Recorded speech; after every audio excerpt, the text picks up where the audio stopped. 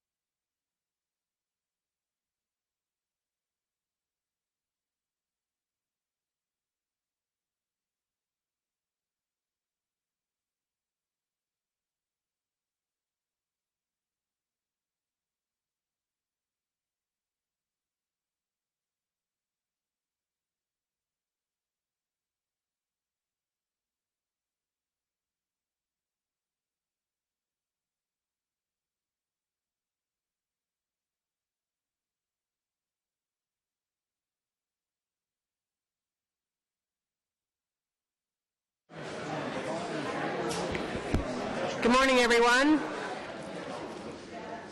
We have quorum, so we're going to start the meeting. This is a public meeting to consider the proposed comprehensive official plan and zoning bylaw amendments listed as items 1 to 4 on today's agenda. For the item listed above, only those who make oral submissions today or written submissions before the amendments are adopted may appeal the matter to the Ontario Municipal Board. In addition, the applicant may appeal the matter to the Ontario Municipal Board if Council does not adopt an amendment within 120 days of receipt of the application for zoning and 180 days for an official plan amendment. A comment sheet is available at the door for anyone wishing to submit written comments on these amendments. And anyone who is in the room that wants to speak to any of the items before us today who has not signed up already, lovely Miss Theriault standing over there with a smile on her face, she will help you out with that. So without further ado, we're going to start our meeting. Any declarations? No. I'm going to proceed with our agenda. Declarations of interest? None. Thank you. Confirmation of minutes? Okay. Are those carried? No. Carried. Oh. Just a minute, please.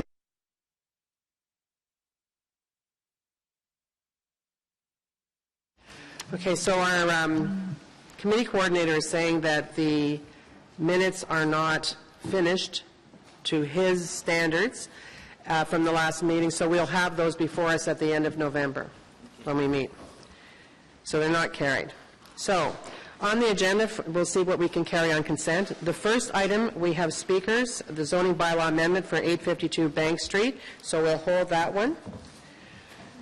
The number 2 is the zoning anomaly for 19 Beechwood and 5901, 5911 Meadow Glen Drive.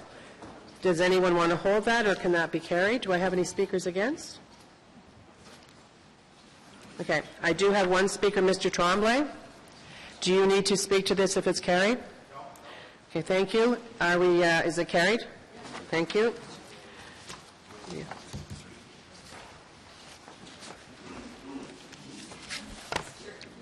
Okay, item 3 is zoning bylaw amendment for part of 3454 Greenbank Road. And we have Julie Carrera, and you are in agreement. If we carry this, you don't need to speak. Thank you. Is it carried? Carried. And we are holding item number 4. We have, which is the official plan and zoning bylaw amendments, 3 and 4 Booth Street. We have a good presentation on this, and we also have a lot of speakers. Just for everyone's interest, before we get going, we are taking a break at 12:30 today until 1:15. So you can judge yourselves accordingly, and we will go right back right now to our deferred item, which is the zoning bylaw amendment for 852 Bank Street. And it was deferred because, Councillor Chernyshenko, you wanted an opportunity to speak with the applicant and the community. You did, and do you have an update for us?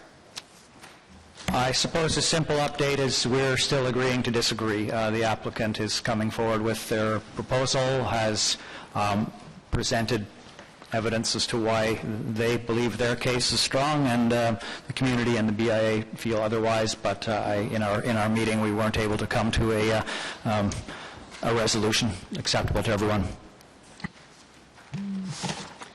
Okay, thank you for that, and thank you for trying. We do have a couple of speakers. I had met Carolyn McKenzie out in the hallway. Carolyn, are you here?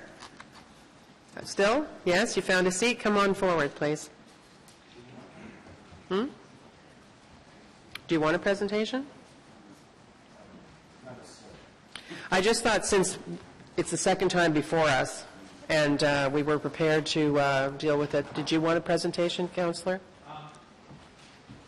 I think it would probably be useful for people to at least see it, assuming we have one with us, to at least see an image of the site. Carolyn, do you have that at least to show the site? Put the slide up that does that, yeah. then. Sorry, I should have asked. I just thought because we were engaged with it because we deferred it immediately last time, I don't think members of the committee ever had a chance to really see it and understand But it. we were prepared the last time, Yep. right? Madam Chairman, sorry. Hang on a second. Okay. We're going to put a slide up there.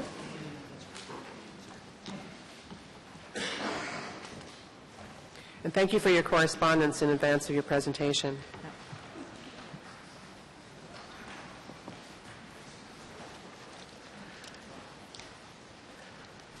And just for everyone's information, the procedure at Planning Committee is we have 5 minutes. You have a maximum of 5 minutes to present your case, and we do monitor that time.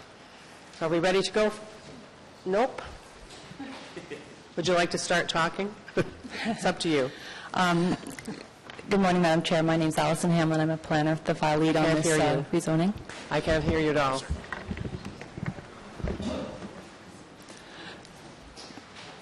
Good morning. My name is Allison Hamlin, and I'm the file lead on this zoning bylaw amendment proposal. So my presentation is very brief. This proposal is to permit the construction of a two-story commercial building, including a restaurant with an outdoor commercial patio on the second floor. This use would replace an existing but not in use. Hang on a minute. I wasn't asking for the full presentation. I was asking for a full, right, a Reader's Digest version, as Councillor. Go ahead. Thank you. Okay, so this is the zoning bylaw map. Area A is the rear of the property. The proposal is to rezone this from R4T to a traditional Main Street zone with an exception, maximum height 15 meters, and a holding symbol. Area B is the area at the front of the property, more towards Bank Street. The proposal would rezone this one from traditional Main Street, maximum height 15 meters, to traditional Main Street with an exception, maximum height 15 meters and a holding symbol. The exceptions are required for performance standards and to permit the second floor commercial patio. Good, thank you. Good? Right? Would you like more, Councillor? It's entirely up to you, unless somebody else wants to have a more in-depth, yeah, we're good? Okay. Thank you. So thank you for your patience. Go ahead, please. I had a very brief slide deck that I had provided the coordinator. I'm not sure if that can be brought up. Sorry?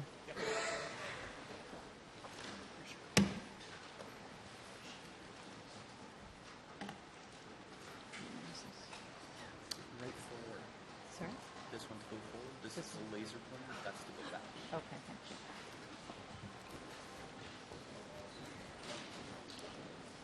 you. Oops. Sorry. Yeah, back. Okay. Okay, thank you very much. I have just a few slides to help situate this. Good morning, ladies and gentlemen. My name is Carolyn McKenzie, and I'm here representing the Glebe Community Association. Earlier in the summer, the GCA wrote to Canderel, the developer, stating that a reasonable amount of parking should be provided for this development, given severe parking pressures already experienced in this area of the neighborhood. I'm here to say that we are not against development of this site. And I want to make it clear that we do not insist on the full provision of parking spaces as per city zoning bylaws. But residents and business owners alike, and the Glebe BIA is unfortunately not able to attend this morning, but I understand they have submitted something to the committee. We've consistently voiced significant concerns about providing absolutely no parking on this site. I'd now like to briefly speak to a few key issues for you to consider. Parking pressures are severe in this area. This is the statement of our own ward councillor, one that reflects the everyday experience of residents and business owners. Parking is a serious problem in this area. This statement is also supported by a comprehensive study funded by the city in 2013 that came to the same conclusion. Parking in this particular location, and I have a map up here showing the location site within the center of the parking issues, is a big problem, and this is precisely where Canderel proposes to develop without providing any on-site parking.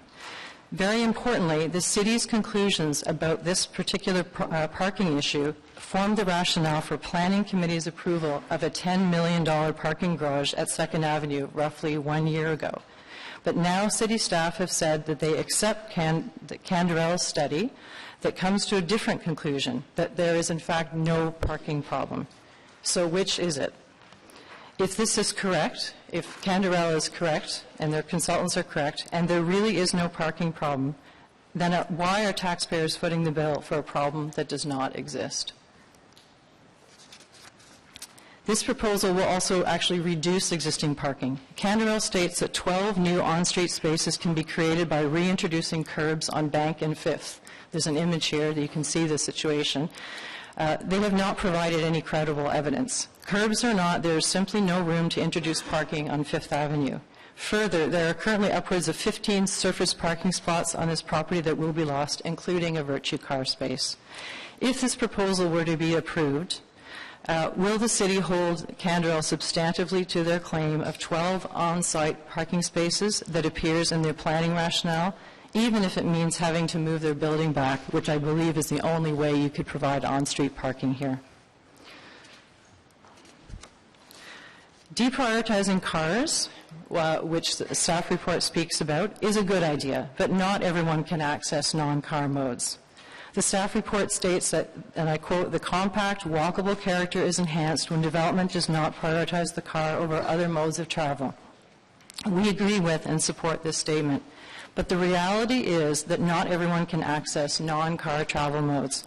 Canderel accepts this too, even if their intent, and I absolutely believe them, is to focus on attracting tenants and clientele that will primarily walk, bike, or bus. We are not trying to prioritize cars in this neighborhood. Nobody is pushing for 40 spaces. But we think it is unreasonable to introduce development that will add to an existing parking problem by proposing absolutely no on-site parking spaces, and in fact reduce the total inventory of parking available. Canderel's argument that their proposal is in keeping with other commercial tenants on Bank Street that do not provide parking ignores the fact that many of these properties either predate car travel or have paid cash in lieu of funds, parking funds. The truth is that some parking will be needed, which again I believe Canderel acknowledges, and it will get pushed onto residential streets that are already above and beyond capacity. Underground parking has in fact proven feasible in similar, I'm not saying the exact same footprints, but in similar similar footprints on Bank Street. And I've got two images. They don't tell the whole story, of course, but there are recent examples on Bank Street of mixed-use developments with single-level underground parking on roughly comparable footprints.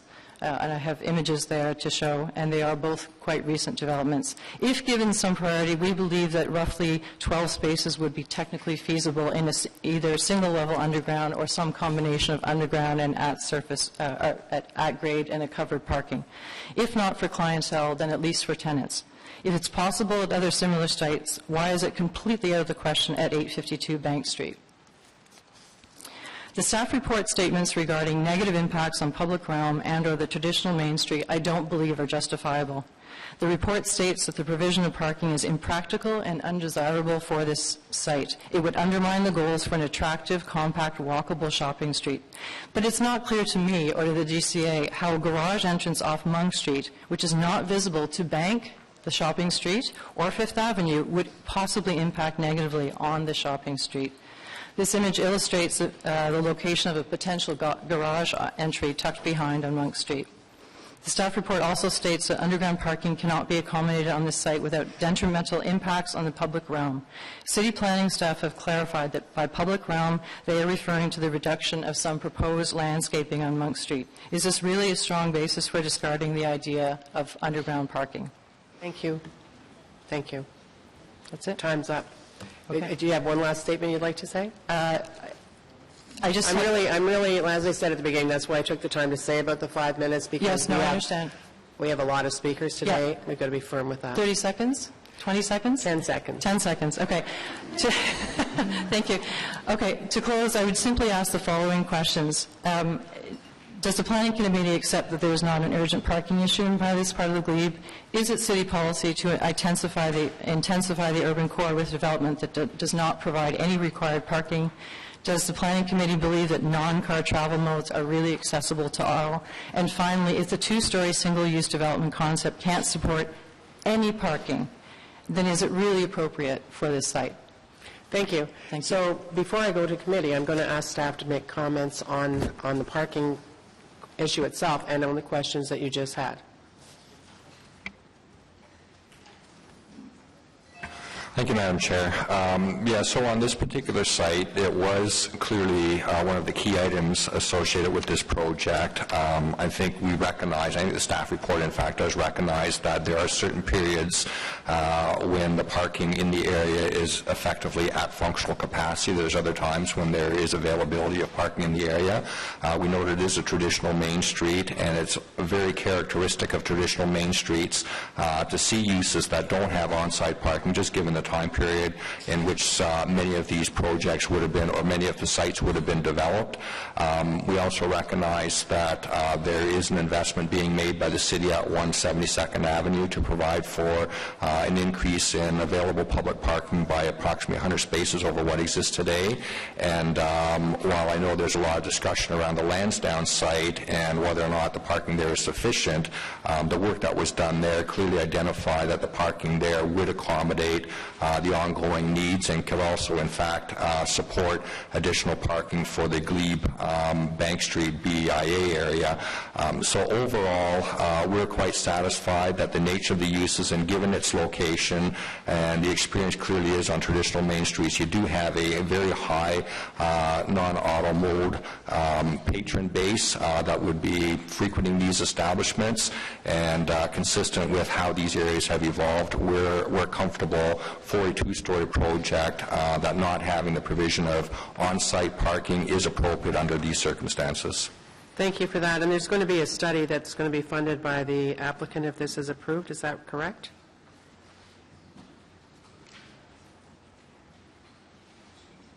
Councillor Chernchenko, is there more? A parking study was already provided as part of this, and the parking study found that there was parking supply within the area that it examined, approximately 1 in 3 parking spaces available within the study area. Okay, thank you. Any questions of Ms. McKenzie from committee? I want to thank you for coming out today and representing yourself and the Glebe BIA. Mr. Peck isn't coming. Is that what you told us at the beginning? Mr. Peck's not in the audience? Yeah, sorry, I'm with the GCA, but the BIA, I understand they had an executive retreat or some such thing. So given the deferral, they're not here, but I also understand that they had made a submission. Yes, we do have that. Fair enough. Well, thanks very much. Thank you. Thank you for your time. Councillor Chernchenko? Yes, please. I think the key issue here, I mean, you see my written comments in the report, which you could find as fairly neutral in the sense that I understand the logic that we don't want every site to have parking, especially small sites. But by the same token, that's the right expression, this is the most parking challenged part of the area. The city's own study, very extensive study done in order to see whether that parking garage needed to be built at all, concluded that we weren't quite yet at capacity for the large area around where the parking garage is coming, but we're approaching it. However, in this particular southern part of the glebe, we already are at capacity, effectively. And that study wasn't even able to factor in the new demands that were coming with Lansdowne. At the same time, the Lansdowne development was justified, or at least the reduced amount of parking at the Lansdowne development was justified based on the idea that there was plenty of parking available. 2,000 spaces comes to mind in the surrounding kilometer or so area. So what I'm worried about is that we're double counting. Everybody is saying there's plenty of supply, but they all seem to be counting on the same spot being available. And we understand that at event time a whole different dynamic happens, but it's really the day-to-day. The event times are relatively rare. I'm having trouble comprehending how the city's large report can conclude that there is not space available in this area, and yet we can accept the applicant's study, which concludes that there is, while also knowing that the Lansdowne development assumed there would be space for clients to come and find there. I think, Madam Chair, I think if we go back to the staff report, it clearly is acknowledged that there are periods of the day and periods of the week when parking is effectively at functional capacity. So I don't think anybody's denying that. It's not at functional capacity on an ongoing, consistent basis, so there is available supply, and I think that's what the consultant's report was indicating. They were also indicating the additional supply that was being introduced into the area that they were satisfied could help to alleviate, sort of particularly during the key periods when the on-street is at functional capacity.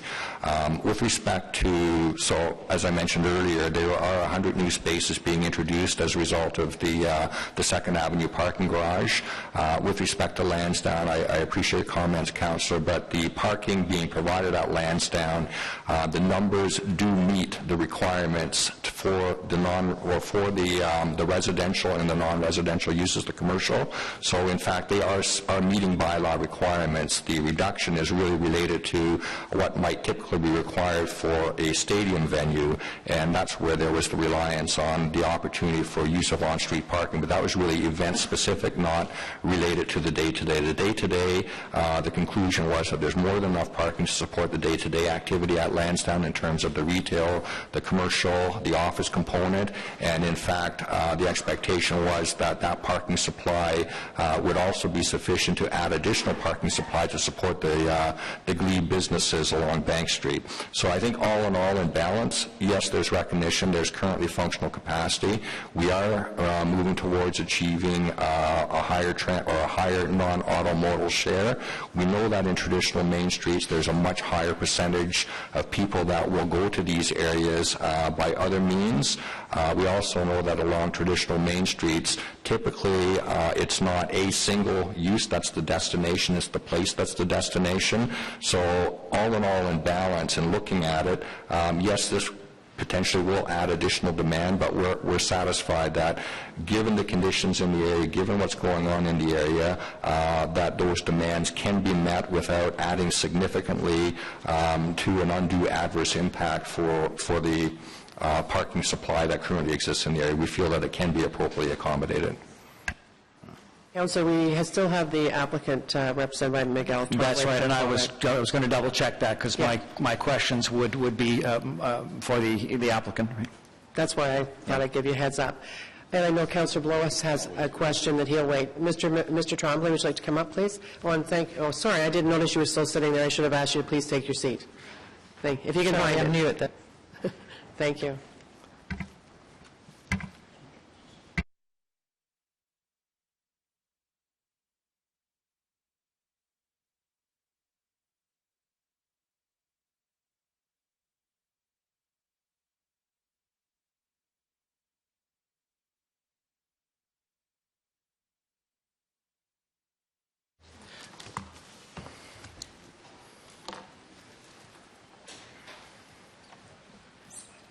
Whenever you're ready, Mr. Tremblay. Good morning, Miguel Tremblay, Foten Consultants, here with Ron Jack, both on behalf of Canderel. Despite the absence of a staff presentation, I'm not going to be revisiting all the aspects of the official plan and those issues, but I do want to bring a few elements to your attention, and then Ron Jack will speak to his version, the Parsons version of the parking study in the neighborhood. The committee should be aware that there was 2 previous public consultations that dealt with the project in a more general approach. There were, of course, concerns at those meetings related to parking, but there was also other concerns related to building design, form, access, loading, garbage. I'd like to say that most of those issues, given that we are now down to a single issue of parking, have been resolved. You'll note that there was community discomfort related to the encroachment of the above-grade patio for the restaurant closer into the residential community to Monk. There was issues of building separation to Monk, which is the street to the rear. The city has elected to waive a right-of-way widening to allow for the building to be shifted. Entrances to the restaurant have been reconfigured to Bank Street. All of those to contribute to community comfort, and I'd like to say that all of those efforts were successful and embraced by Canderel. I'd also like to remind the committee that the district is a traditional Main Street.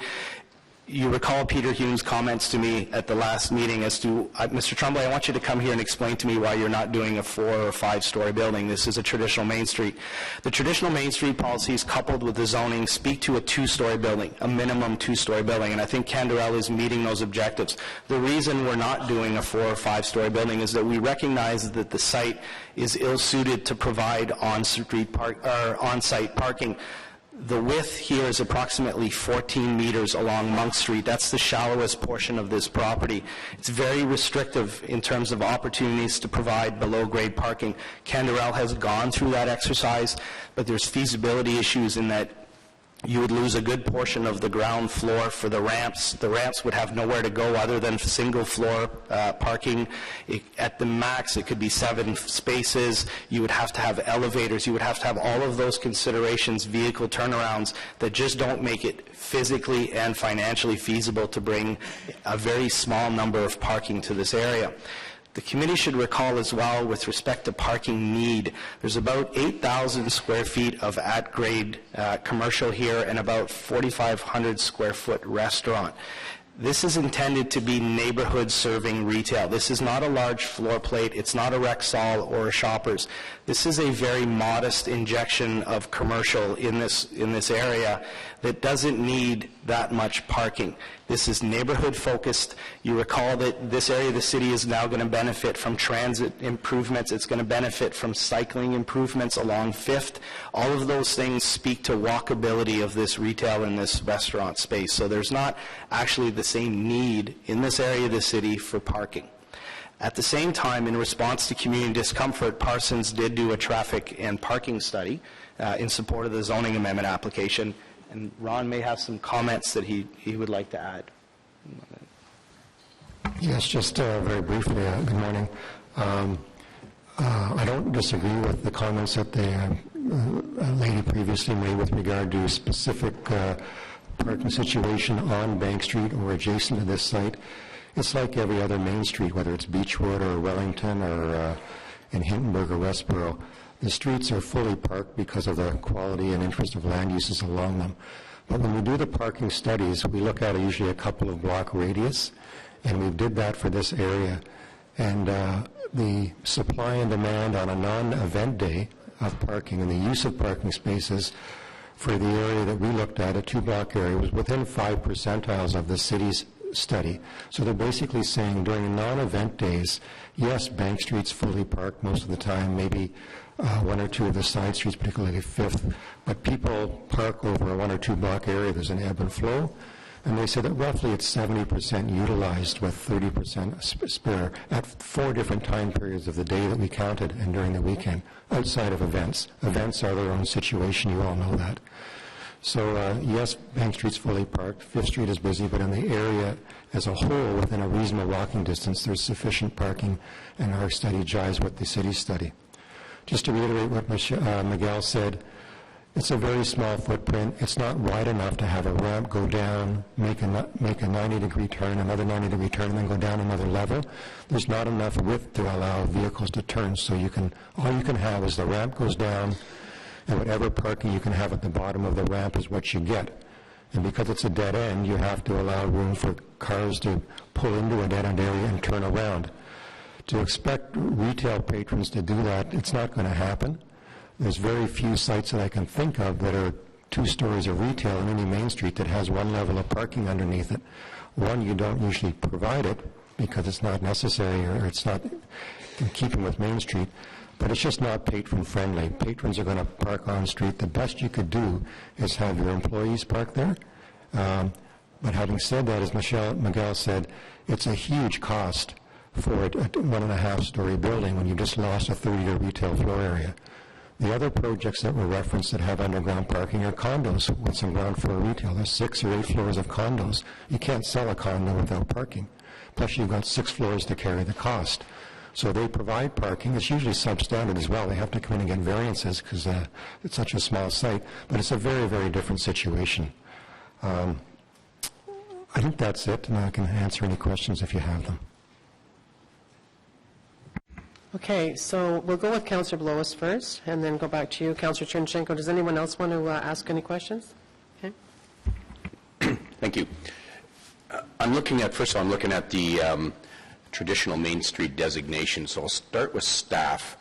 It would have been interesting to have the BIA here because we know how they would normally argue on a development on that particular street. And yet there's almost this cry now about the parking. And I must admit, I share some of that concern because I do think parking is more critical than the parking study gives it credit to. But just to be clear, I mean, we have a site there, and ironically, I got a good look at the site while going to the Panda game the other day, and one of my kids actually lives on Fifth Avenue, bought a house there recently, so I have 2 good perspectives on it as someone who doesn't live in the area. But the Main Street designation is very clear. You're not going to allow parking on the lot in front of the building. That's a given, right? That's correct. Right. So now the parking study that you've done, and I'm concerned a little bit in terms of the timing of your parking study, because you also, I think, did the one for Lansdowne, right? You have the benefit of having done both? We were involved initially in Lansdowne, and then a decision was made that we wouldn't be involved. All right, we made that decision, right? Well, I did. Oh, you did, okay. One of us made the decision. But I'm well aware of the situation as we've worked on the plan for the... But you were, but you were involved initially with the... And subsequently just a different role. Okay. So I share the ward councillor's concern. Are we double counting here? There was a study done for Lansdowne. Are we using the same spaces and saying, we can justify anything in the neighborhood because there are these spaces available, but at some point, you can't keep counting the same spaces. So can you clear that up? Yeah, I think Mr. Smith said it quite well. There's 2 situations that are assessed. One is event times, when you have a football or soccer game or a concert, and I think that's when it was suggested that there is a burden on the spaces in the neighborhood, as there always have been, and that's when the Lansdowne development would have to rely to some extent on the community parking. For day-to-day activities, when there was no event in the stadium or in the hockey arena, there is more than sufficient parking supply because the facility itself has about, I could be wrong, off by 100, but about 1,200 parking spaces. There's 200 or 300 or 400 that are allocated to the residents of Lansdowne and to the businesses, but there's 600 or 800 publicly available parking spaces at all times, day to day, outside of event times. So you add that together with the extra 100 that are being proposed in the new city parking lot, and the increase in public parking supply is sneaking up on 1,000 spaces. So it's 2 very different things. Event days are what they are, and fortunately the shuttle system has been very, very, very successful. And then there's day-to-day. And everyone's saying the same thing day to day. John Smith is, we are. We acknowledge there's hot spots in the glebe, as there are on every main street, but in the whole, the parking supply is satisfactory. You just have to perhaps go an extra block or so to find the spot. Okay, so let me just, now, your staff, because they do the study on behalf of the applicant, your staff vets that information though and looks at it to make sure that it is valid, that the numbers add up, that this isn't just a, and I hate to use the word, a biased report to favor the development? That's correct. I mean, we take in the studies. We will undertake a review of those studies and determine whether or not we're accepting of some of the assumptions and the rationale. And I think the key difference between the parking study that was done for the city to make the case for the Second Street parking garage was really focused on the area where the metered parking directly along Bank Street, immediately adjacent. I think what Mr. Jack is referring to, they looked at a broader area, sort of a two or three block radius of the property, which would extend a little bit further.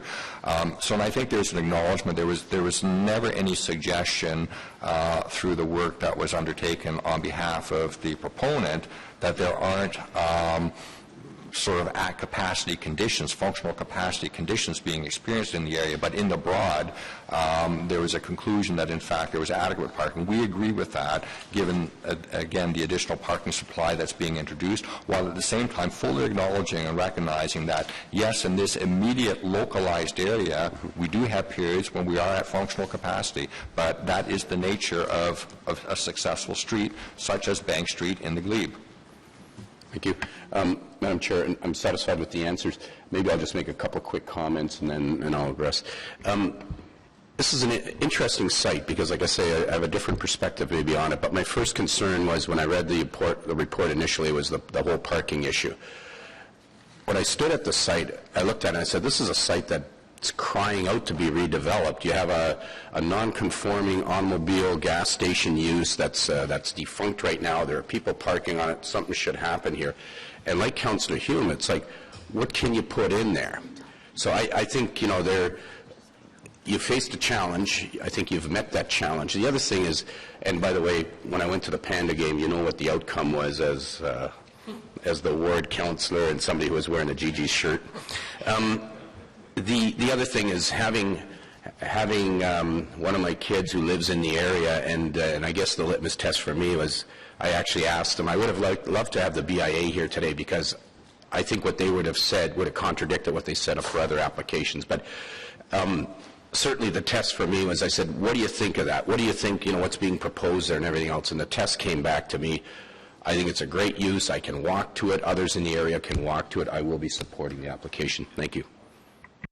Thank you for that thorough report and review of the site. Anyone else? Councillor Chernchenko? Any other questions for the delegation? Thank you. We even managed to slip in the results of the Panda game into that one. Thank you, Councillor Blois. Yes, there are a lot of things that there's broad agreement on. The applicant did respond quite significantly to the majority of the concerns. We still have the outstanding issues of sort of governance of the rules around the patio use, but that's site plan point, and so that's sort of still out there. The use of the site is generally acceptable to people. It really just comes down to, can you accept the rationale for zero parking here, knowing the constraint that's already there, the growing constraint, and how often we seem to be double counting these spaces.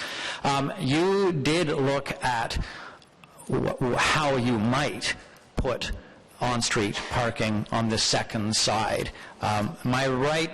This is not something that you're advancing. This is, if you were told you had to, here is how you might do it, rather than pushing to put parking on the second side of Fifth Avenue?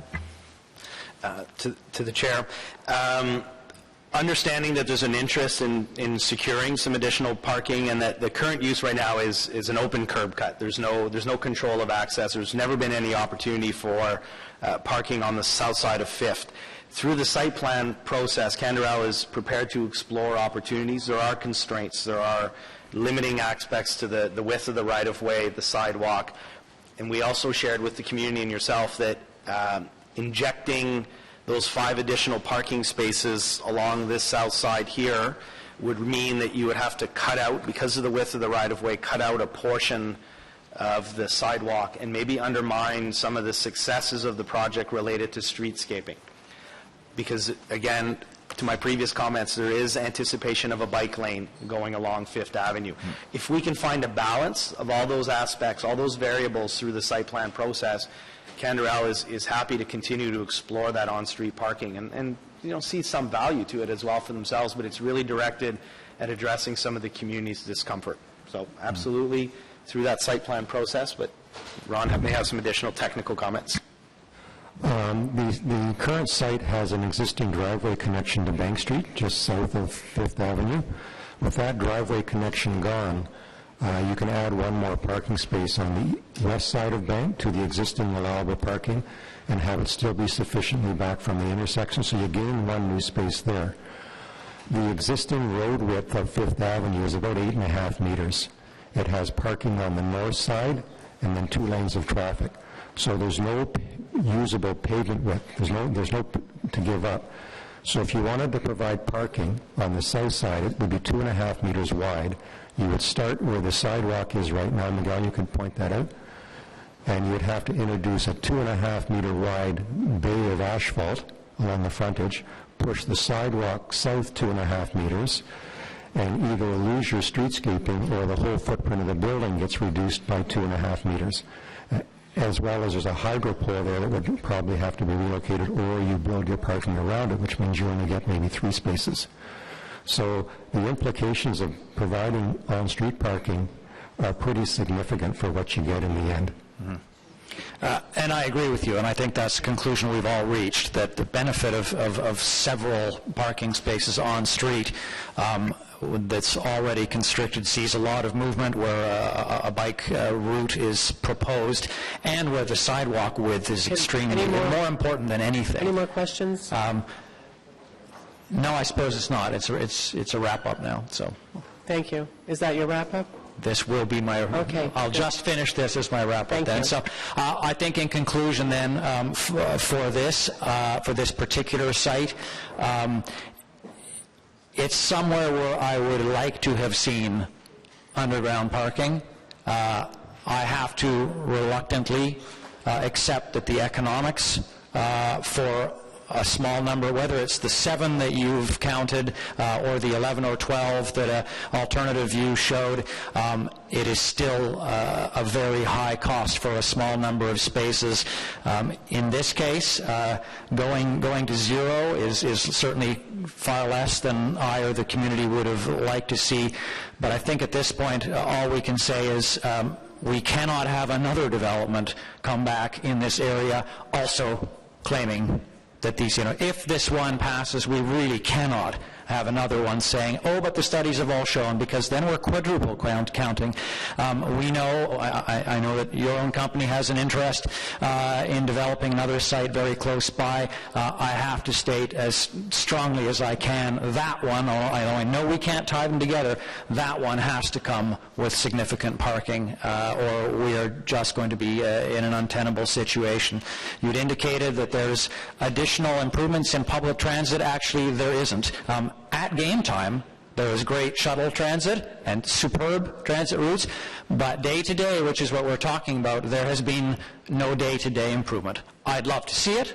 This may be the rationale that we needed to double the frequency of the 1 and 7. That's probably where we need to get to. It isn't there yet. So I think that's what we have to be looking at as the only solution to approving sites such as this with no parking. Thank you. Thank you. Thank you. Anyone have anything to add? So on the item? Carrie? Thank you, Councillor Chernachenko. Thank you to staff. Okay, so we are going to move on to our next held item, which is the official plan and zoning bylaw amendments for 3 and 4 Booth Street, Chaudière and Albert Island. We have a presentation, so everyone get comfortable. It's going to be probably about 25 minutes. It's the staff are going to make, and so I'm personally going to move someplace where I can see it.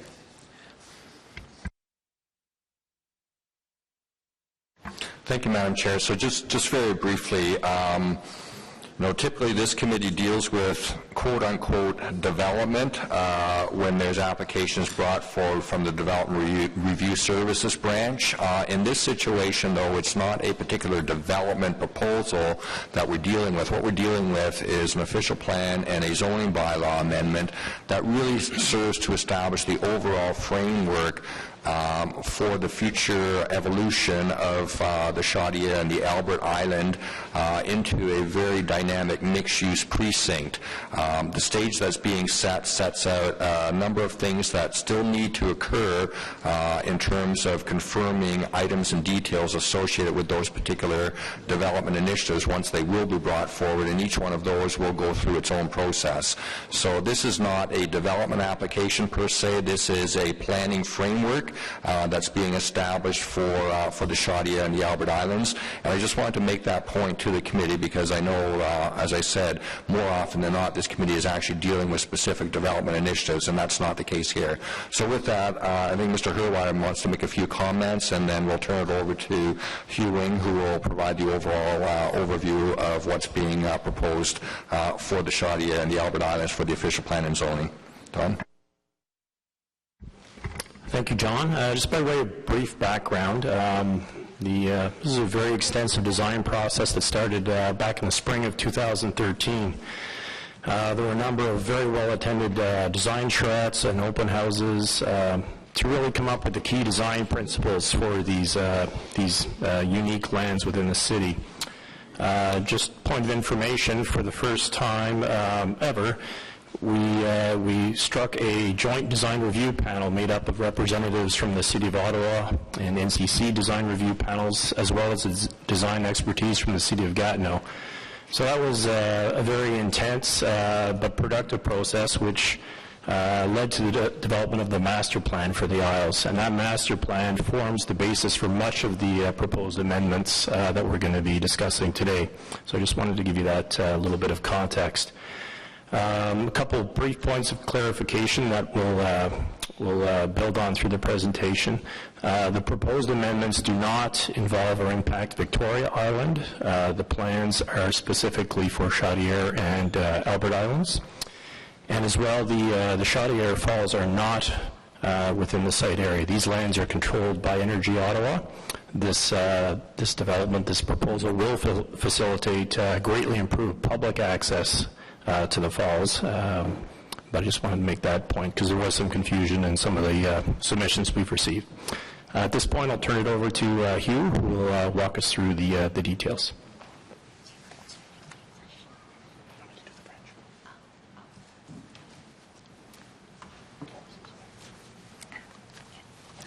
Thank you, Madam Chair.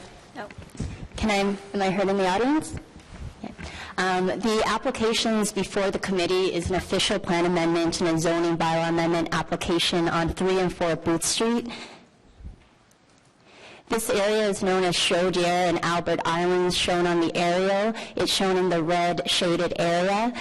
This site is located in the northern core of the city's downtown area. It is just north of the War Museum. It's about 650 meters from Le Breton Flats, Le Breton Station, as well as the future Pimisi LRT station.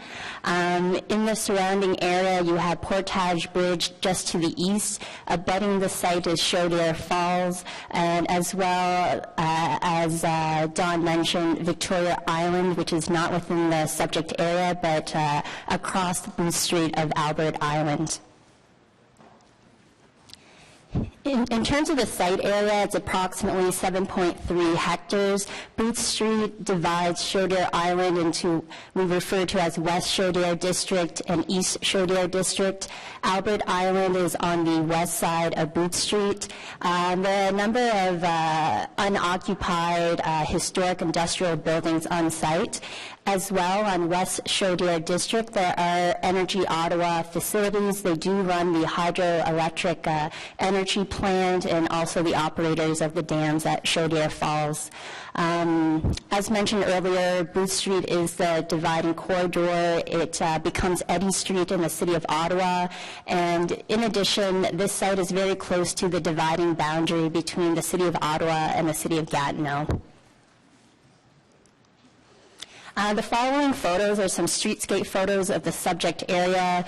This shot shows Shortdale West District, so we're on the west side of Booth Street. The top photo is known as the main mill building. It's a number of buildings that are interconnected. It's currently unoccupied and unused. The photo on the bottom is a hydro plant that is operated by Energy Ottawa and currently in use. Across the street is Shortdale East, so we're now on the east side of Booth Street. The two photos show the same building from two different perspectives. It's known as the board mill building. It used to produce cardboard. It's generally in poor condition, but is currently under review for potential retentions or portions of the building to be reused. Next is Albert Island, so we're just south of Shortdale West. There are two existing buildings on site. They are unoccupied. They're both identified with heritage value, and in terms of the concept plan, being reviewed for retention and adaptive reuse. In the surrounding area, you have the War Museum. We're looking south down Booth Street, so it's just on the right-hand side. On the left-hand side is the LeBreton Flats community, which is next to the Transitway, LeBreton Flats Station, and the future LRT corridor. Looking in the opposite direction down Booth Street, so this is looking north past Shortdale Bridge towards Gatineau. You can see the Portage government buildings. And then to the east, from the Shortdale Bridge, you have Portage Bridge that is close by, and in the distance are the Parliament buildings and the other national buildings along the shoreline. So in terms of the planning context for Shortdale and Albert Islands, they are a designated central area in the city's official plan. That's the light pink area shown on the map on the left-hand side. The star shows where Shortdale and Albert Islands are located. The central area is the city's economic and cultural hub. It's a destination for many visitors and residents in the area. It does encourage and promote intensification. In terms of future development, pedestrian and cycling facilities are to be integrated, as well as in promoting transit use for those traveling into the core area. The site is within a secondary plan area. It's within the central area secondary plan.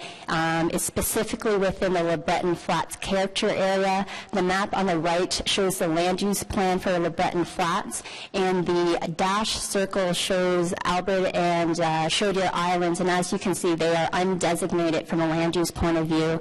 Only the mainland portion of LeBreton Flats has land use designation. So as part of the official plan amendment, it would be a recommendation to designate both the islands, which I will further describe in the presentation. The current zoning for both islands is the same. It's a parks and open space zone, and that's denoted by the O1L symbol. It's also under the permissions of exception 329, which permits additional uses, and in this case it's heavy industrial uses, automobile uses, warehouse, reflective of the previous uses on site. The zone is also subject to holding provisions. In this case, the hold is that for permitted additional uses, it's subject to a secondary planning process. This OPA and this zoning bylaw amendment would be considered a secondary planning process, and in terms of the proposed zoning, the hold will be retained with specific provisions outlined. Before I get into the details of the actual amendment, I just want to do a brief overview on the proposed development itself. This is a rendering showing the development, as a possibility of what it could look like at full build-out. And this proposal is part of a larger development known as the Isles. It occupies the former Domtar lands in both the Ottawa side and the Gatineau side, with approximately one-third of the development being on the Ottawa portion. The proponent, Windmill Development, they undertook a master plan exercise when they were developing the development principles and the concept plans for the Isles. And as Mr. Herwire mentioned, it did go through a joint design review panel that consisted of representatives from the NCC, the City of Ottawa, and the City of Gatineau. Their review and feedback was incorporated into their master plan document, which was submitted as part of the applications to the city. In terms of development, it's divided into 8 districts, with 3 of those districts being in the city of Ottawa, as referenced before, Chaudière West, Chaudière East, and Albert Island districts. The concept plans illustrate the scale of development, the type of mixed uses that are contemplated on the site. On the bottom, on the bottom here is Chaudière Island and Albert Island. This is a land use illustration. The yellow demonstrates residential uses. The blue is general employment office uses. The red, which is difficult to see, but it's typically the ground floor mixed-use building. In terms of the gross floor area on the Ottawa side, it's approximately 100,000 square meters, with 5% of that being retail, 17% being office, and not including approximately 1,200 residential units. In terms of the concept plan for the islands, there is a concurrent site plan application that has been submitted. And in terms of the application process, it's a 2-stage site plan application where we're currently reviewing the stage 1. And a stage 1 application reviews the overall concept, provides the development directions. It will outline the servicing conditions and the phasing of the stage 2 applications, which would be the detailed site plan applications that may come in building by building or by development block. In terms of the principles for this development, it's really about retaining the industrial buildings on site, adaptively reusing them where it is possible, having a mix of land uses, including a detailed public realm plan. In the top rendering, you can see that there are dedicated parks proposed at the tips of the islands, known as West End Park and East End Park, that there will be public access around the island and to the waterfront to increase the view corridors of Parliament and other national symbols and of the landscapes along the Ottawa River, as well as Chaudière Falls. Included in the plan is to ensure that this site has good connections on site, so pedestrian facilities, cycling facilities, and also ensuring that it's connected to the city's overall network, particularly along Booth Street and to the downtown Gatineau portion, as well as creating a connection at the western tips of Chaudière West and Albert Island to the multi-use pathway near the War Museum. The official plan amendment is to amend the Central Area Secondary Plan. A new section was created in the Le Breton Flats chapter that's specifically for Chaudière and Albert Islands. It outlines the vision and the development principles that it's expected for the redevelopment of these islands as they transform over the number of years and into the future. There are specific policies on land use, heritage preservation, urban design, the building profile, and as well as transportation planning. 2 new schedules were created in the amendment, the first being providing land use designation on the islands. That's the top map.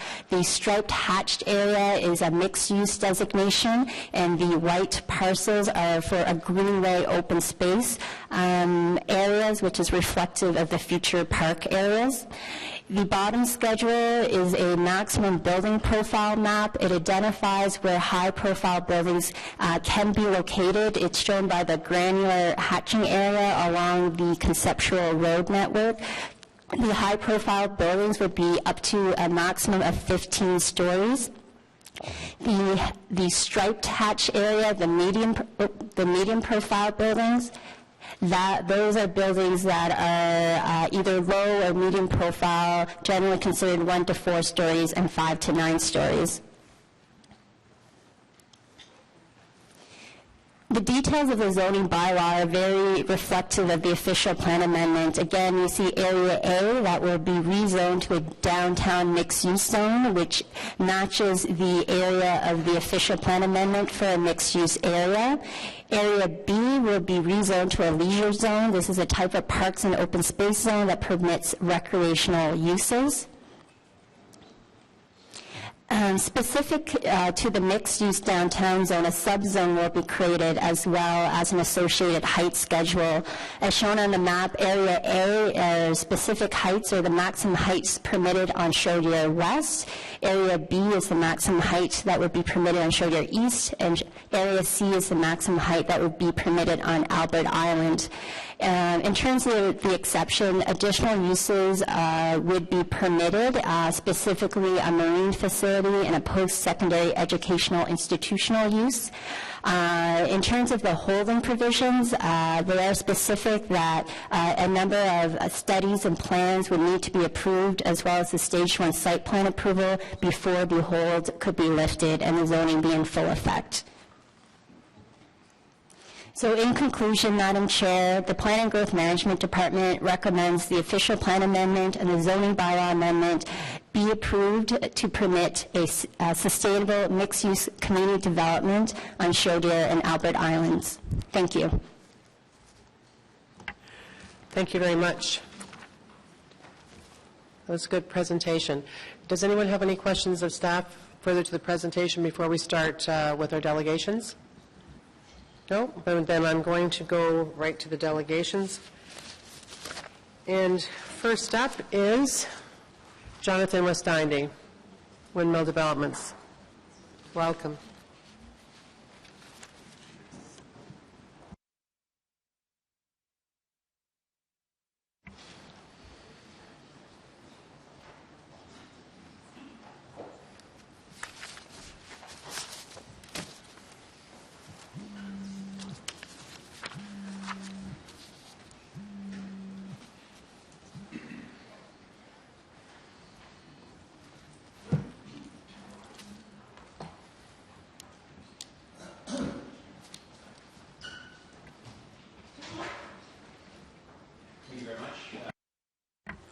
Thank you very much, Hugh, for turning on for a good presentation, and to members of the Planning Committee. And really, I just want to take the opportunity to summarize a bit our process that we've taken to get here, and just emphasize a few things that were already said. I'll make it as quick as I can.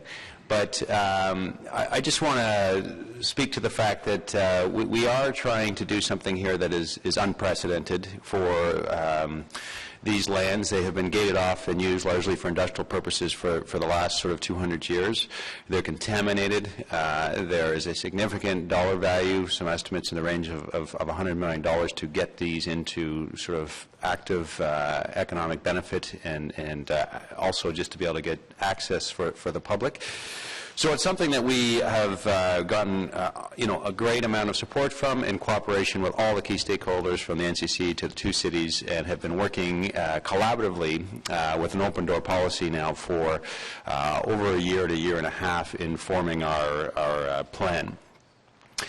Our goal here is to not only take what is a locked-up industrial contaminated site that has no public access at the moment, and our goal is to turn this into the world's most sustainable community by using what is called the One Planet Living Framework, which would be one of a select few in the world that actually would be designated under this plan. And we're not just saying that. We've had to write a One Planet Action Plan, which is available on our website and speaks to a 20-year plan of how we would develop and meet these goals to meet that objective. It's already been identified also by the Clinton Climate Initiative as one of 8 target city examples under its initiatives for demonstrate exemplary sustainable development.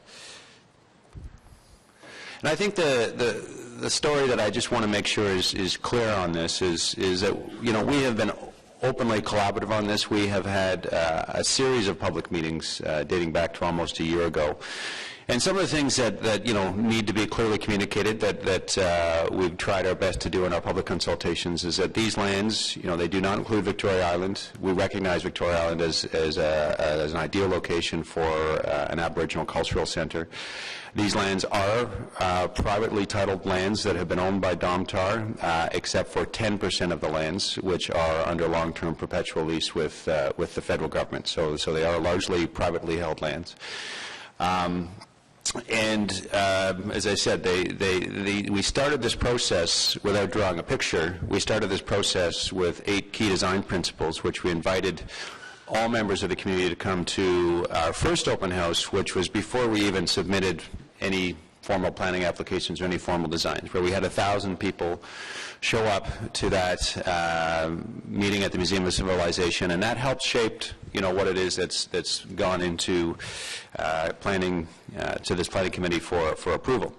And more importantly to that, we've worked very hard to create something that we think is in harmony with the various groups. And this is a long list of groups that we have gone out of our way to further reach out to, meet with in person, try and ensure that what we're putting together is aligned with what it is that would be ideal to sort of find the right compromise of the vision that's required to rehabilitate this site with the key things that people are looking for on the site.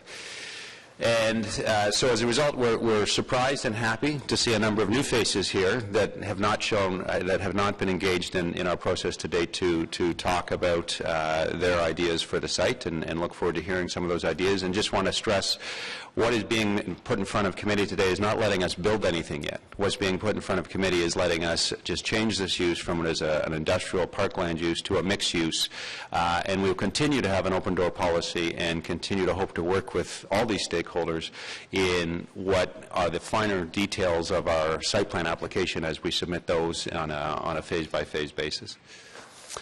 In particular, where we have been able to have active dialogue, and we continue to have dialogue, we've been working with the Algonquins of Ontario identifying these 6 key initiatives, which is recognizing this as traditional territory. And this has always been one of our key development principles, is sort of to celebrate the history of this site. So that recognizes all history of this site. Ensuring access to the Chaudière Falls. So as much as there will be some development on this site, we are naturalizing this site. We are providing much more green space than what currently exists, and it is our goal to make this something that is really a fully accessible place for all people, and to come see the magic of what this is.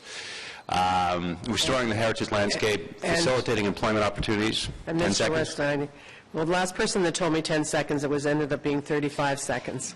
So 10 seconds, I'm counting. So these key things that we're working on with the Algonquins of Ontario, and really just a thank you to everyone, and particularly staff of Ottawa and the people at this table. It's been a lot of work put in by everyone, and we look forward to continuing to work in seeing this vision succeed. Thank you very much. Yep. Okay, and we have a question right off the top from Councillor Blois. Anyone else? Please signal your Councillor Holmes next. Thank you. I may be your safety valve to get some of your additional comments in by asking you questions. So the chair might give you some latitude here as you're responding. First of all, I think it's a pretty exciting project you've put before us. And as someone, one of the pictures, Ms. Wing, when you showed one of the pictures, it's actually my old office on the Gatineau side looking down at this site every day. Not that I looked out of the window all the time as a public servant, but some familiarity with the site from above somewhere. First of all, your consultation, how many people showed up at your consultation? That picture showed like a pretty jammed crowd, and usually when that many people show up, it's either extreme interest or extreme opposition. So, and that particular one, which was the Museum of Civilization about a year ago, we had 1,000 people show up, and from all the comments and elements that we got back, it was largely supportive. But again, it's important to say that was also something that we presented our 8 design principles, which then led us to help shape what this is. And then we had our public meeting in for the City of Ottawa at the War Museum in June, and that was attended by about 500 people. And again, incorporating those comments, but from the feedback we got, there was really no strong opposition that was coming out of those meetings. So some of the feedback you had, obviously people have different, everybody's got different ideas. If I drive over that bridge, I have maybe a different vision than you do, but I'm not putting my money where my mouth is at this point, right? So some of the ideas that were fed into you, were you able to accommodate some of them or somehow build them into the ideas that you have and the vision that you have? Yeah, again, the key elements from Big Picture were, one, to make sure that this was truly a publicly accessible site, and that there was green space, there was access to the falls, and that what was developed was not something that continued to be some sort of gated off entity. So that's what we've done. And to the extent that it is a true mix of uses, The other thing there is that's important is the public access, bike paths, pedestrian paths through there. They're not great at the moment. So even to the extent no development happens, getting across the Eddy Street Bridge, all those sorts of things are all areas that can be improved by this development.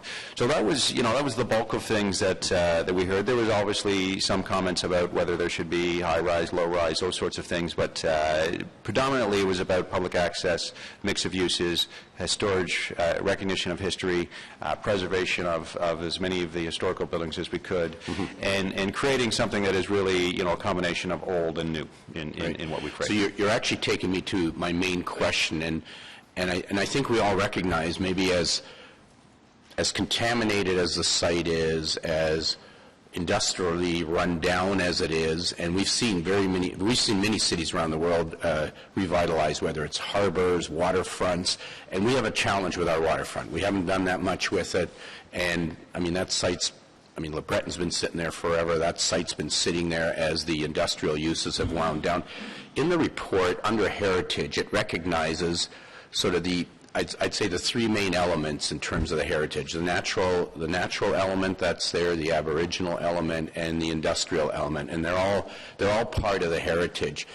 Can you just clarify a little bit how you're building that into it? Because you indicate, or the report indicates, that it is recognized, that will be accommodated, and that will be highlighted. So on the, obviously the building heritage is the easiest one to start with in the sense of we'll be preserving a number of the buildings on site. We're looking to preserve 5 and elements. To those that we can't preserve, then it's about preserving partial ruins and other elements so that they're not lost. And to the extent in those buildings there are magnificent, industrial historic facts or artifacts, we will try and make that part of our public realm and part of the area. So that deals with sort of the industrial and heritage and industrial buildings. On the First Nations and Aboriginal front, then again, the intent is to sort of fully celebrate that history, create a viewing platform at the falls, which is a key thing that is available to all, but primarily celebrating also the First Nations history. And then we're looking at concepts like, and this is where we're working to have these included in our more detailed site plans. But the idea, for example, that the Pimisi station is a First Nations themed station. The public pathway from there through to the falls, having a character to it and a recognition to it of First Nations history, and also from there trying to create a connection from the falls through to what will be on Victoria Island one day, hopefully a First Nations or an Aboriginal cultural center. So really trying to tie those elements together. Some of the other things, as I said, that we've been working with the Algonquins of Ontario on are dealing with employment, so that there's involvement of the First Nations in the actual development of this site, investment opportunity, in recognizing some of those things. But it's those are elements that are continuing to be defined, that are very much embedded in what will be the public realm primarily. Okay. And we continue to work with those stakeholders to define that. So, and I'll just wind up here. So as presenters come forward, there should be an opportunity maybe to draw what they're presenting into what you're trying to accommodate or what you're trying to build into the community spaces.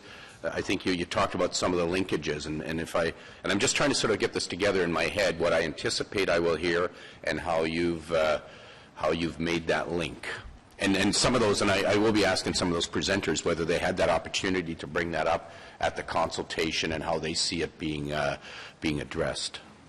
So, yes, the intent is, we've always had an open door policy on this. We continue to and to work with the various different stakeholders to shape that final vision.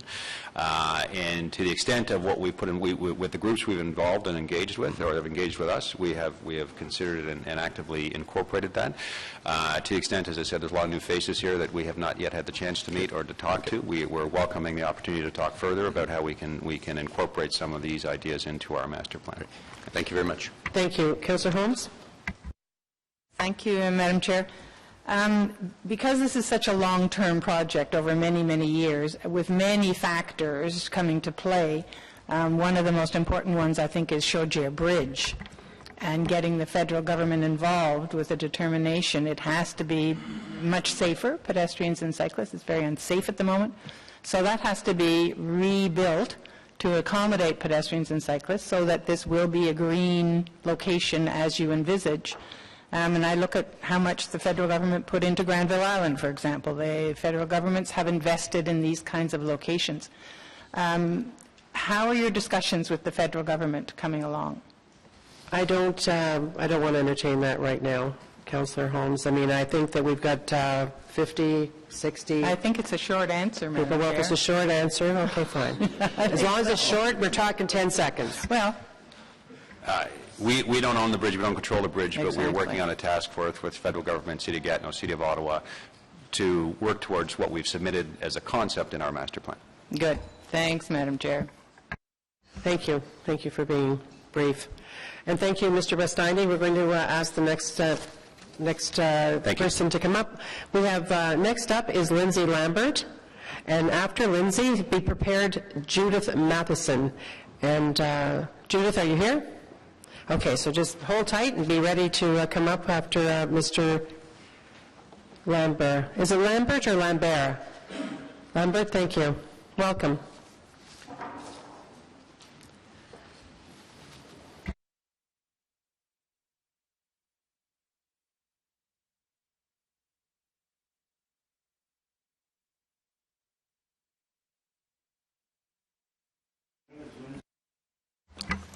Okay. I'm used to working without microphones. But I don't support the rezoning of this. It should stay as parkland and green space. One thing I will say is now Chaudière Falls, Chaudière Island, Albert Island, and Victoria Island are not divisible. They're one and the same thing. These are sacred to the Anishinaabe people and a major meeting place. The Chaudière Falls are a cathedral. The islands are a meeting place. They were a seat of governance and communications that have been used for 5,000 years, and that's the archaeological record. The British Army built Barracks Hill on what's the site of the now Parliament buildings, so largely to keep an eye on what the Indians were up to down below. But this is unceded Algonquin territory. The Royal Proclamation of 1763 prohibited the settlement of Aboriginal lands unless they were first ceded to or purchased by the Crown, and then you dealt with the Crown. This didn't happen here. People were simply pushed aside. And they've been petitioning for their title ever since. The Supreme Court recognizes this. The City of Ottawa recognizes this as unceded Algonquin territory. Algonquin spiritual leader William Commanda had a vision for the area, which isn't unique to him. But he wanted freeing the Chaudière Falls, renaturalizing Chaudière Island as parkland, which is something the NCC wanted at one time too, and then an Aboriginal healing and peace center on Victoria Island. Like William Commanda was presented with the key to the City of Ottawa for his environmental and peace initiatives. He was also appointed an officer of the Order of Canada. Do these honors mean nothing? Are you going to just present him with the key and said that'll make us feel good, you go back to your reserve and you're now invisible to us? I guess the vision needs to be realized. The area of the islands and the falls there isn't even Ottawa's. It's Crown land, which the federal government is supposed to administer on behalf of all Canadians. E.B. Eddy was given a lease at the beginning of the last century to harness the waters for lumber and pulp and paper production at a time when that was figured to be for the greater public good. Like they sold the lease to Domtar, and this is sort of a perpetual lease, $100 a year. It's a token payment. They sold the lease to Domtar. Domtar ended that industrial use when it closed the mills in 2007. The lease should have ended at that point. However, Domtar is now in the process of selling the lease to Windmill for millions, so that Windmill can pay the Canadian government, you and me, $100 a year. Like, even apart from the issue of sacred space and all that, I'm angry at the Canadian taxpayer that this could happen. The leases should, at the very least, considering it's an entirely different purpose, be reissued at a real market rate. But Well, but this is such an important area. It's like the whole thing is sacred to the Anishinaabe people. And the Anishinaabe are not just the Algonquins in this area. The Anishinaabe are on 3 provinces. But the whole notion, the falls, as I said, are sacred space. They're a cathedral. Like all kinds of little churches get heritage designations, but this great cathedral of the falls doesn't. But unlike religious buildings, which are exclusionary by nature, this is one that everybody can be part of and be inspired by. There's a poet, William Sanger Lett, in 1870s wrote, "Go, atheists, stand on its brink, and for a moment pause and think, while gazing on this mighty link in grand old creation's chain." You talk in the material I received with the notice about how we need to give Ottawa greater prominence in the world and development. But the Freed Chaudière Falls have far more value, and the naturalization of that space has far more value for tourism and commerce and putting Ottawa on the map internationally than they ever will. Just the way they are now. Ottawa might not be Canada's capital if it weren't for the falls. Thank you, sir. The wife of the governor general. Thank you, sir. Here, I appreciate you coming out today. Does anyone have any question for Mr. Lambert? No. Here, I will invoke Algonquin protocol. Thank you, Mr. Lambert. I was very clear on what we were going to do at the beginning. The same rules will invoke apply. Algonquin protocol. 5 minutes, and you've spoken 5 minutes. Does anyone have any questions for Mr. Lambert? No, thank you for coming today. I'm going to ask Judith Matheson to come out next, please. Judith Matheson, please come forward.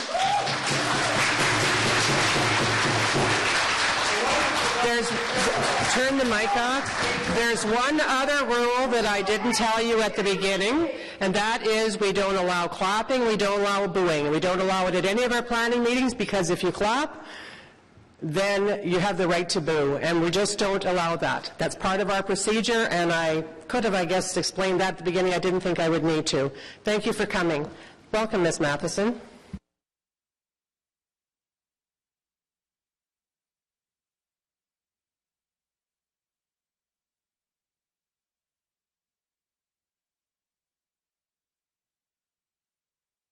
As a spiritual director, I'm conscious of time and the power of listening. So I'm going to read this very quickly. I'm a student of the late grandfather William Commanda, and as a concerned Canadian, I am speaking as a private citizen on what for me is a deep moral, ethical, and spiritual issue. I am thankful for this opportunity to speak on sacred, unceded Algonquin land. And with this presentation, I would like to express my opposition to this rezoning, and my concern that if this council approves these plans and it does go to the OMB, that it is said that up to 75 to 80% of the board's decisions are said to go through in favor to developers. That was in an article of Centretown News in September 26. I'm concerned about the process that Windmill Development has used in consulting with the Algonquin people and their leaders. I do not feel attention was fully given to have their voices being fully heard, nor to many citizens like myself. I draw your attention to the West Quebec Post that has a headline of September 5, after years of division, historic first meeting of Algonquin Nation chiefs to discuss recent Supreme Court decision. I would ask, have all the 8 chiefs of the Algonquin Nation listed in this article been interviewed? I leave a photo with all of their pictures. I would ask that you also see the West Quebec Post article of September 19 on the petition to protect Ottawa River tabled in the House of Commons by Paul Dewar. According to Paul Dewar, MP, roughly 500 million litres of raw sewage is dumped out of our city storm pipes into the Ottawa River every year. It will cost $65 million each from provincial and federal governments to action the 3rd phase of the Ottawa River Plan. The bigger vision of grandfather William Commanda was to free the Ring Dam from the Chaudière Falls so the falls could be freed to cleanse the land, those of all those islands and waterfronts and the waters of our rivers, lakes, and oceans naturally. Water is vital to our own health and to Mother Earth, our planet, our one home. I agree with Romola Bambadou. We are in deep need for a new vision to shine light into an ever more challenging global future.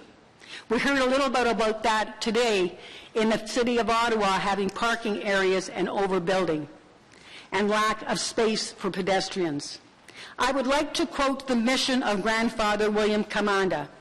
It is to vitalize and celebrate a strong, unified, Indigenous presence in the sacred heart of the country, inspiring passion for environmental stewardship and peace building, consistent with the deep understanding of the central ancestral prayer of the land, Jinawatak, we are all connected, thereby ensuring a sustainable future for future generations. For the 7 generations from me as a grandmother is why I'm speaking here today.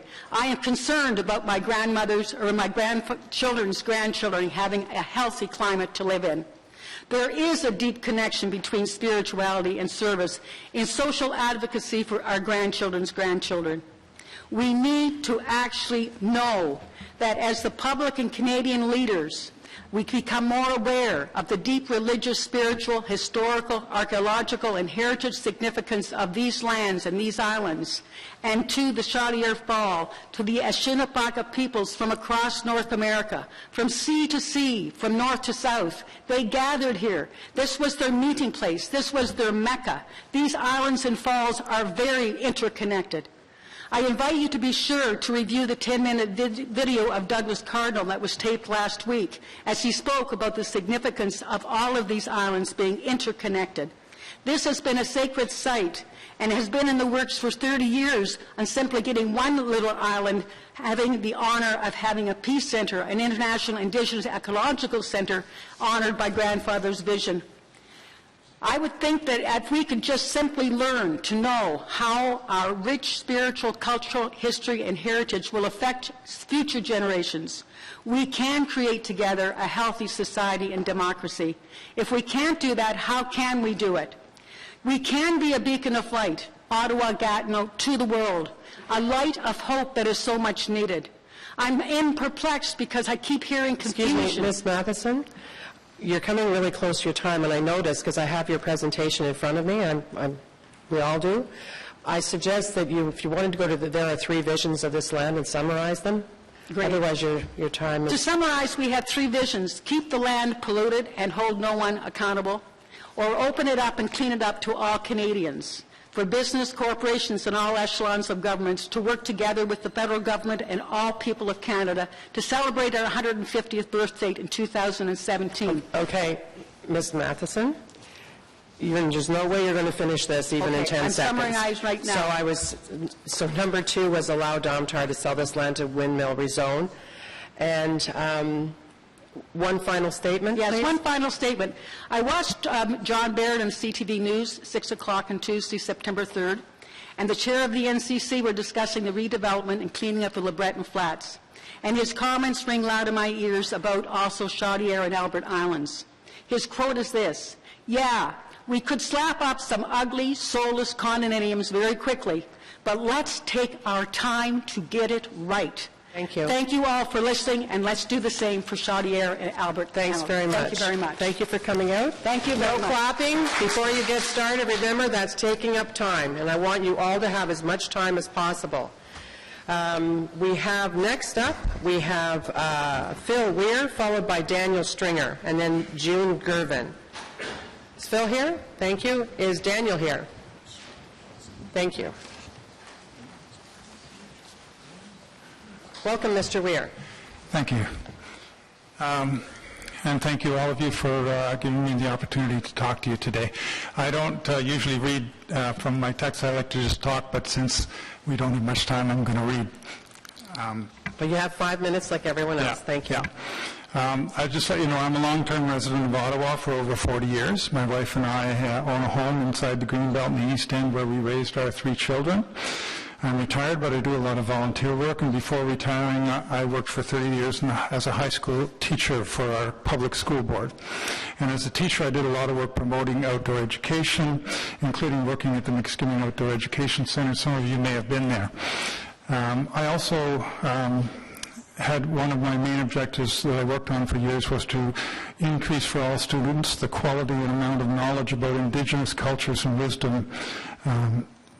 Unfortunately, that particular wish hasn't come true yet. We still do very little in our education systems to share the Indigenous worldview. After retiring, through one of my major interests, the Ottawa River, I came to meet Algonquin Elder William Commander and many of the people who share his views, and I have personally always greatly valued what is called this Indigenous worldview. And I've tried throughout my life to learn more. This is not a romantic notion, it's a way of living, of seeing the world. And most people like me, meaning white people, don't understand much about this. Part of this is because they haven't had the opportunity to learn, and part of it is because of things I don't like to think about. But I want to say that although I'm a sixth-generation Canadian, and my original family moved here to Ontario in 1832, I still consider myself a newcomer. I know whose property this was, and I know what the values were like before industry and commerce and government came to this area.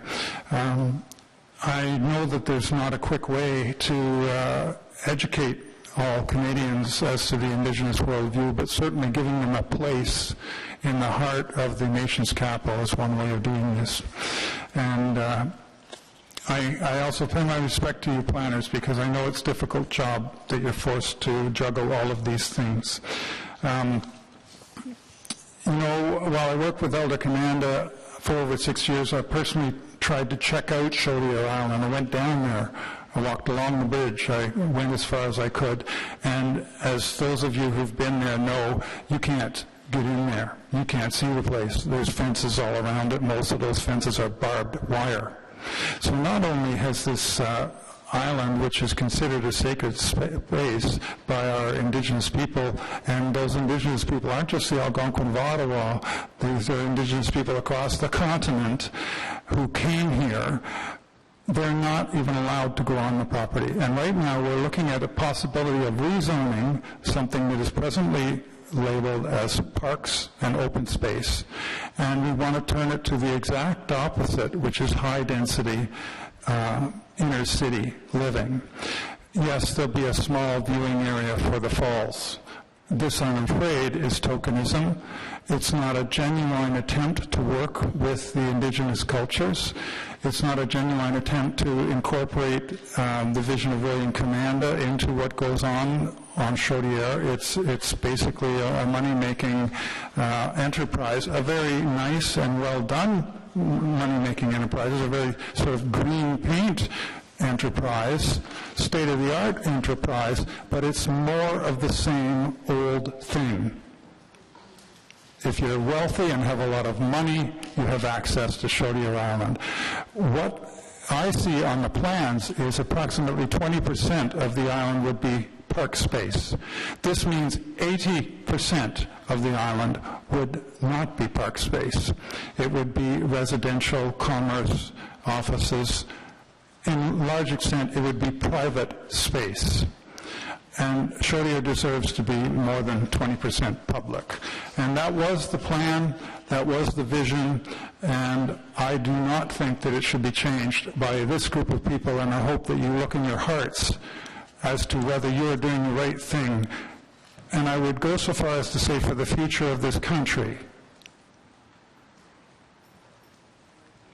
if these bylaws are changed and the master plan is changed. The alternative has not been viewed properly. I don't know if Douglas Cardinal has had the opportunity to present to this group what the plans are that he has, that are, again, the next generation of William Commander's plans for the islands. And when we say the islands, we're talking about all of the islands. Thank you, So just in conclusion, I'd ask you to look into your hearts and understand there's a lot of people in this country that are not listened to. Thank you very much. And we need to listen. Does anyone have any questions for Mr. Weir? No, thank you for coming out today.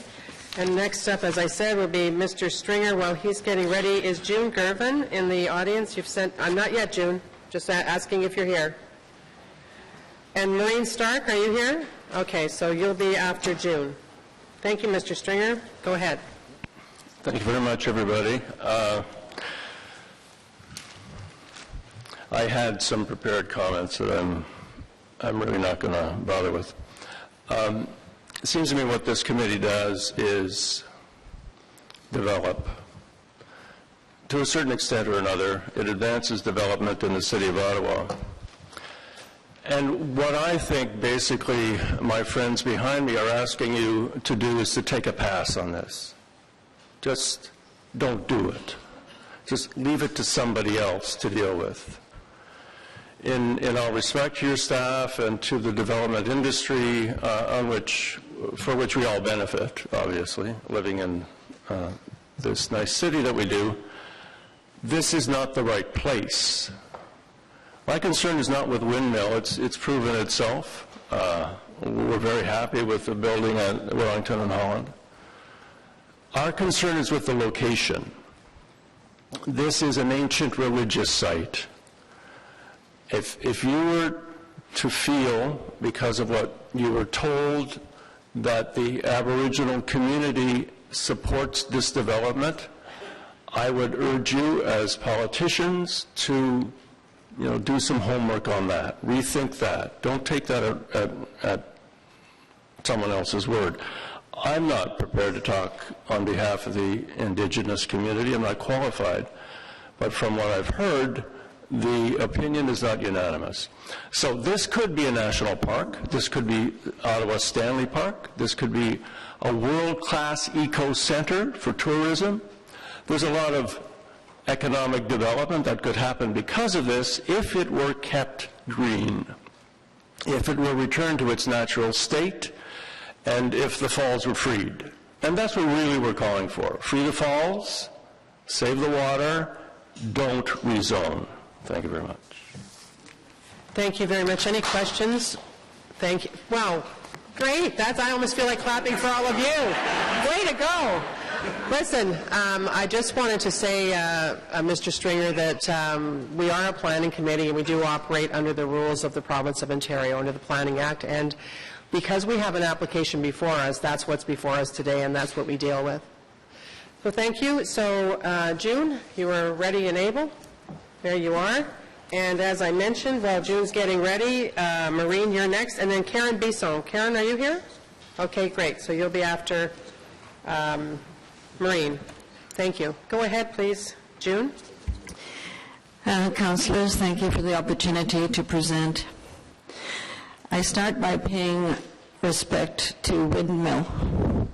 I just wish their plan were at a different place.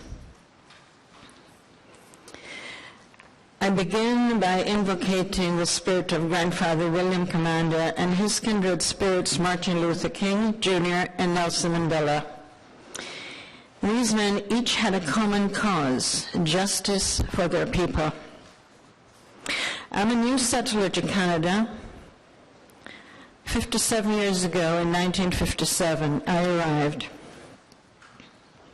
I came from Jamaica, where the Taino people were pretty well exterminated in the genocide that swept the Americas after the First Peoples welcomed Christopher Columbus. I have ancestry in the Taino people. In Jamaica, we descendant children of the enslaved Africans honored the Tainos with an image of a male and female Taino on our coat of arms.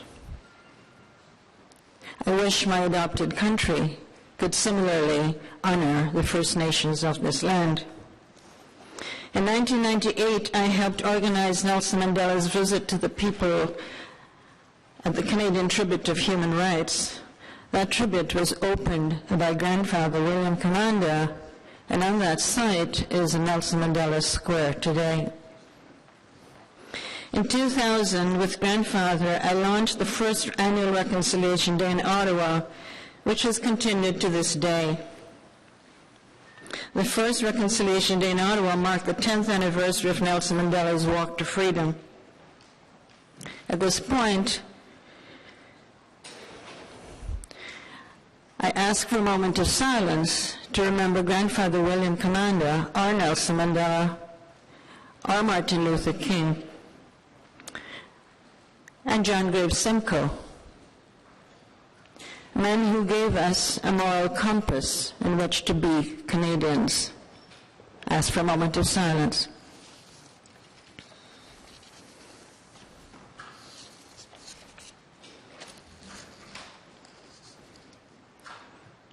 Thank you.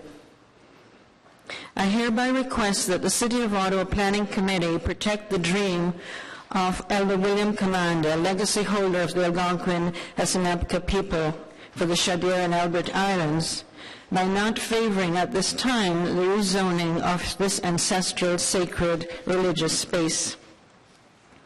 I ask that the committee take into consideration that the City of Ottawa paid public tribute to the dream of Elder William Commander, acknowledged his plan for the Chaudière and Albert Islands, and endorsed his proposal. Elder William Commander was not able to realize his vision during his lifetime.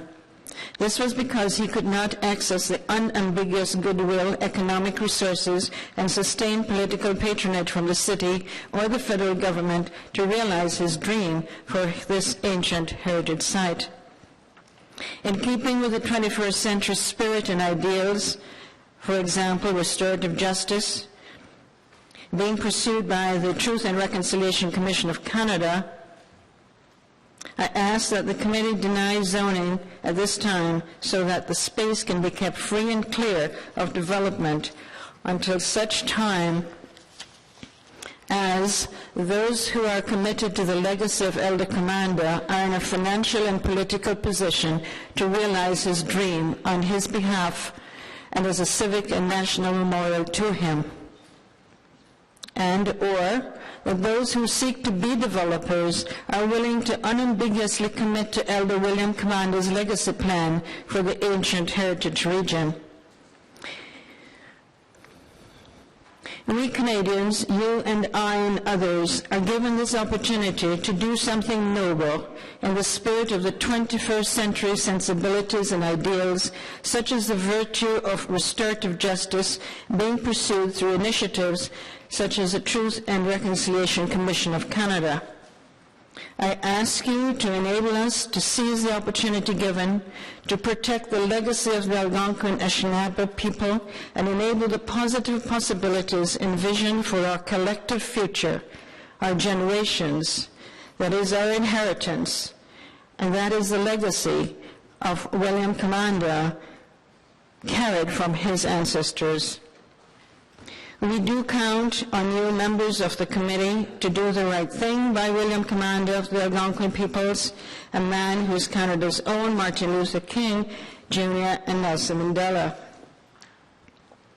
And in closing, I leave you with a quote from J.R.R. Tolkien's Lord of the Ring, when Gandalf turns to Frodo and says, "All you have to do is to decide what to do with the time given."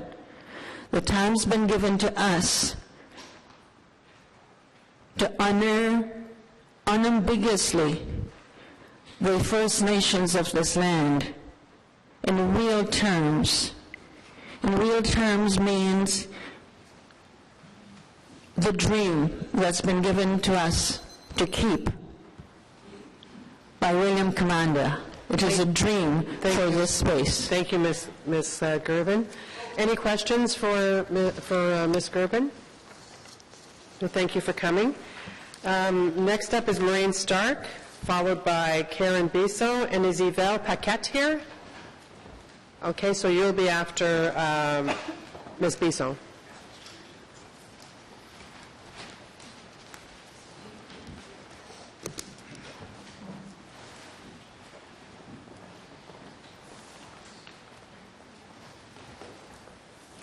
Welcome. Thank you. Can you hear me all right? Thank you.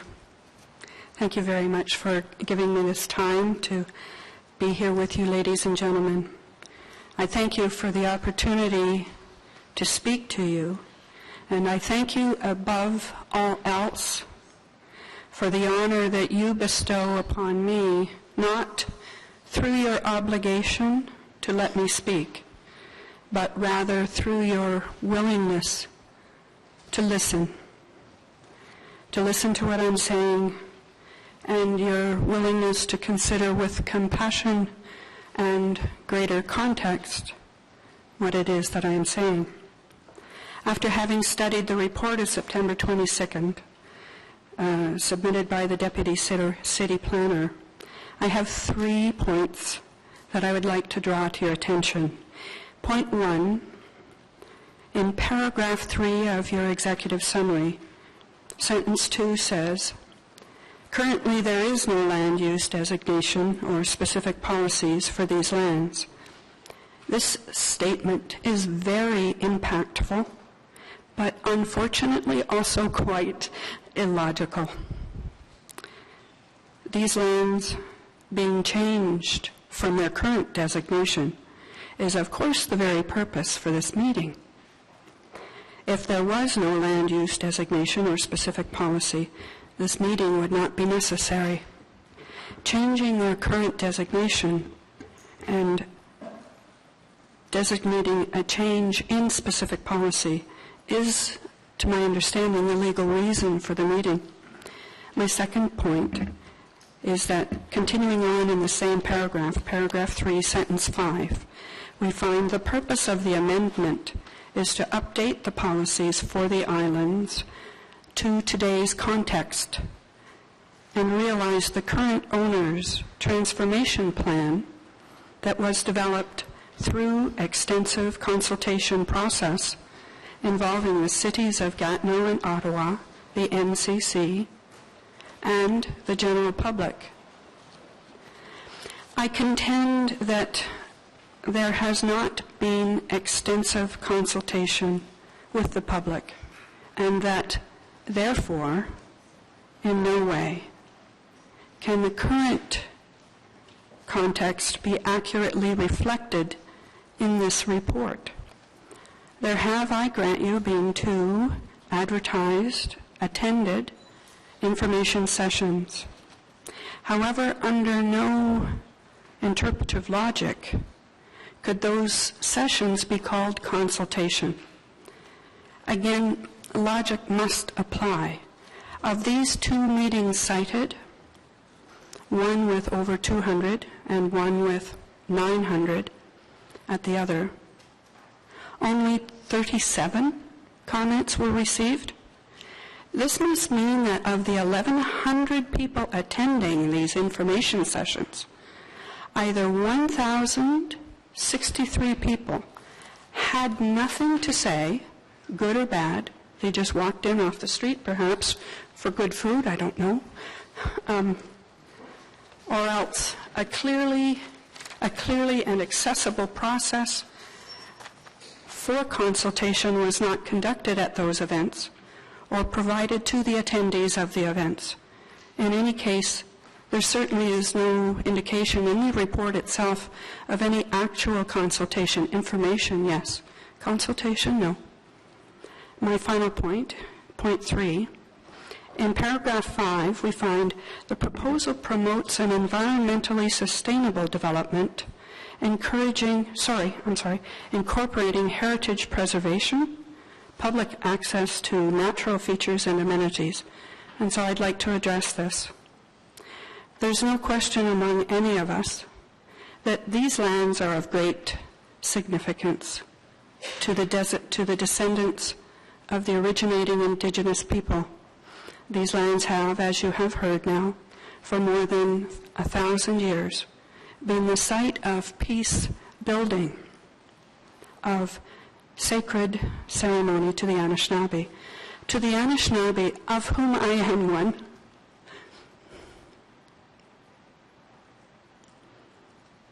this area, now commonly known as Gatineau, Ottawa, and these Kettle Islands, which are being referred to as the Chaudière and Albert Islands and the Chaudière Falls, carry to me the same significance as Jerusalem and the Temple Wall would to the Jewish people. Thank you. Thank you very much. And I just wanted to say that and Councillor Willis has a question.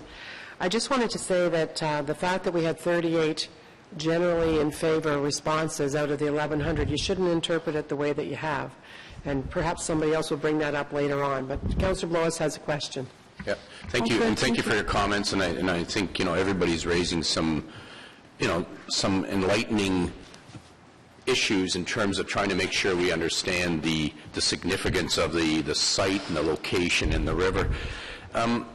You talked about the consultation process, and I think you probably heard me ask earlier to the applicant about the consultation and the number of participants. So my first question to you is, were you part of those consultations? Like today is part of the consultation too, but there's a starting point, and you had a starting point with 900 to 1,000 people.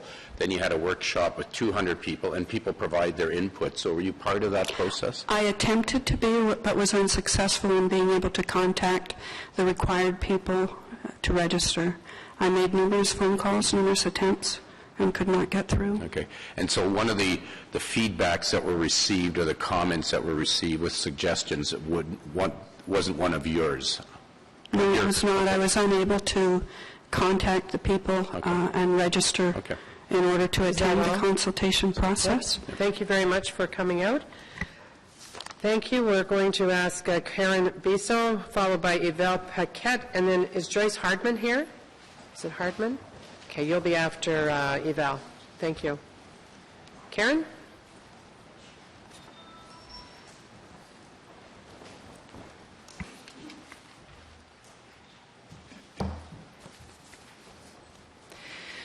Good morning. My name is Karen Bisson. I am Métis. I was born and have lived in Ottawa my whole life. I'm a member of the Circle of All Nations organization and have been working with Algonquin Elder William Commanda and his partner Ramola for nearly 15 years. I've been involved with many of their projects, including the design of their book, Learning from a Kindergarten Dropout, and I also maintain the asanobka.com website. Grandfather William gifted me with this eagle feather about 10 years ago for this work. I'm here today in opposition to the proposed official plan and zoning bylaw amendments for 3 and 4 Booth Street. I want to start off by pointing out that while Windmill has been organizing meetings for the last year and a half, Grandfather William has been organizing meetings for a couple of decades now. I have attended many, many, many of them over the years. Thousands of people have attended. This is nothing new, okay? Many people are puzzled by this opposition, and some are even outraged at what appears to be more Aboriginal people asking for more land, more than Victoria Island, the land upon which the National Indigenous Centre is earmarked to be built. What I don't think they fully understand is that the Chaudière Falls has been a sacred place for Aboriginal people for many thousands of years. Chaudière Island, dry ground upon which to view this magnificent site, was where the people held their ceremonies. It too is sacred land. The core of the issue at stake here is that Chaudière Falls and the island have been inaccessible to Native people during its occupation by industry over the past 2 centuries. Now badly polluted, Chaudière Island has recently been discarded by this industry, and the land is set to be sold off to the highest bidder. This is the first opportunity the Aboriginal people have had to gain access to the site in over 200 years, and they're ready to reclaim what is rightfully theirs. This is unceded Algonquin territory, and moreover, it is a sacred site. The Aboriginal people want to see it restored to its natural order, in keeping with Elder William Commanda's vision, a vision he began vocalizing decades ago, a vision that clearly included the Chaudière Island and the falls. I was here at City Hall in 2006 with those who supported William Commanda's case against replacing a 99-year-old hydro turbine at Chaudière Falls. I believe that one of the reasons we were unsuccessful was because many people simply did not understand the importance of William's vision and, moreover, were unaware of the ancient history of the Chaudière Falls. This deficiency is still an issue and is one of the critical reasons why this rezoning should not take place. Canadians have the right to know and fully understand the beating pulse that exists in the heart of their nation's capital. They have the right to know that this is an ancient sacred place of power, that it is also the very reason why the nation's capital is here, and that this place of power has global impact that needs to be understood and protected. The falls may currently be decrepit and covered over by man-made concrete, and the land may have been poisoned with the industry of nearly 2,000 years, but don't judge a book by its cover. For many years, I watched William try to explain the critical importance of this location and of restoring the falls and island to their natural order. Phrases such as a reconciliation with Mother Earth and purifying the lifeblood of our mother and as above, so below, and we are all related seem to make many people's eyes glaze over with skepticism. But modern men and women of science are coming to understand that the Indigenous people have a deep, deep understanding of the science and mechanics of nature. While William's people may speak a language that is difficult to understand, it is imperative that we try. We cannot rush into handing this land over for development. Just what is it that we are blindly trying to give away? We must try to understand what the Aboriginal people are asking for and why. William never said the falls and island were just for the native people either. He said it belonged to all the people, and as such he believed the entire island should be turned into protected parkland and restored as much as possible to its original nature. The blueprint for William's vision has been described at length in his book, in hundreds of articles and countless gatherings over the years. William put his proverbial flag William put his people's proverbial flag in the ground of this sacred place many, many years ago. This vision was endorsed by the University of Ottawa when William was given an honorary doctorate, by the Aboriginal Achievement Committee when he was given a Lifetime Achievement Award, by the Queen when he was given the Order of Canada, and by the city when he was given the key to the City of Ottawa, and by countless other organizations who have stepped forward to acknowledge the national treasure that was Algonquin elder William Commanda. I ask of you what William asked of you. Think big. Think much bigger than a few condos and stores. Think of what restoring this land would mean to the Aboriginal people of Turtle Island and to all Canadians. Think of the growth, the education, the environmental impact of such a gesture. Think of the healing that would occur on so many levels, spiritual, physical, and environmental. And think of the global impact. If you must think dollars, then think of tourist dollars and the high level of attraction of a restored Sacred Falls, ceremonial grounds, and city park. Can the current developers promise this much? I think not. But I will tell you what I was told by Romola yesterday. She asked me to remember grandfather's way when I came here, his way of peace, forgiveness, and harmonization. She prayed that we would all remember this, and so I ask for your help. Help us to restore balance to this sacred place. Help us to give it back to the people, all the people. Romola also asked me to share just a brief two-paragraph message, if that's okay. No, sorry, because that'll take you and make an unfair situation with everybody else. That's, but I do want to tell you that, what we are, we're confined today, our role really is confined to the issues of land use. And so while we appreciate the fact that so many of you have come out today, we only can deal with the issues as they are related to land use. So I just wanted to let you know that and others in the audience. Thank you very much for coming out. I just wanted to point out, though, that the rezoning, we're asking just to remain as parkland. We don't want to be rezoned for multiple use. We are hearing that. All right. Thank you very much. Yvelle Paquette, please come forward. Joyce, you'll be next. And is Chris Coyle in the audience? He has submitted, we do have something from Chris. Welcome. Thank you, Madam Chair. Can I be heard? Am I too loud? You're actually perfect. Thank you. I would like to acknowledge we are on unceded Algonquin territory, and I also wish to say thank you to the Algonquin people. I'm here today representing a few people. I'm just going to name them. I think some are here today.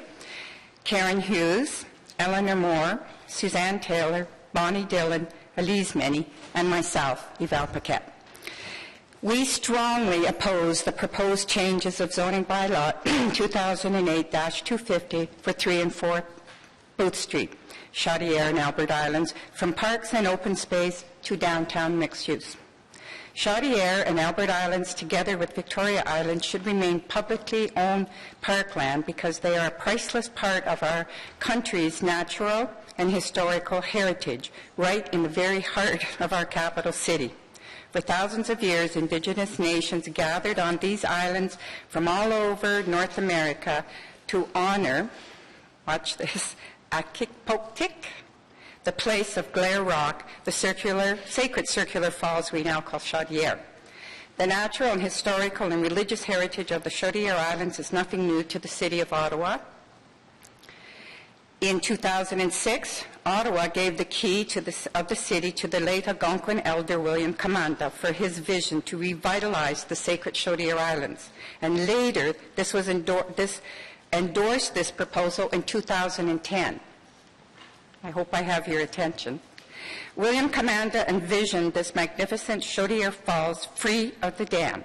He saw the islands as a place of reconciliation and healing at the heart of our country, healing of Indigenous people, healing of our relationship between all people, and healing of our relationship with Mother Earth.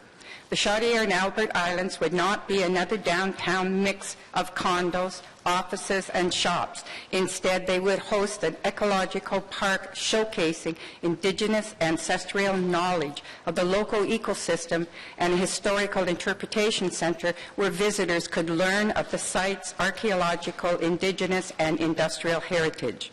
Renowned architect Douglas Cardinal has created a brilliant concept for the islands that brings to life Elder Commanda's vision for peace and for bridging of world cultures.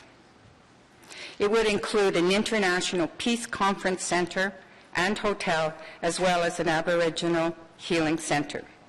There are 5 points that are in the document I think you all found on your shared drive. I'm not going to explain them. I'm just going to list these points. The case for designating Chaudière Islands as a National Historical Site is based on, 1, geological history and ancient Paleolithic peoples, an amazing natural treasure, ecological significance. This is the part where the eels are crushed in the turbines. Religious significance, and a place of peace and intercultural exchange. That was number 5. Protecting Chaudière Islands is crucial to all Canadians in helping to rebuild the broken relationship between Canada and Indigenous people. We urgently need a deep reconciliation in the wake of Canada's colonial dispossession and abuses of First Peoples. As we learn from Indigenous traditional knowledge about our deep interconnectedness with nature, many Canadians now realize that our healthy living is inextricably linked to the well-being of Indigenous peoples. Jean Piggott, National Capital Commission Chair in the 1970s, wanted Indigenous people to be recognized in the capital as a founding nation, along with the French and the English.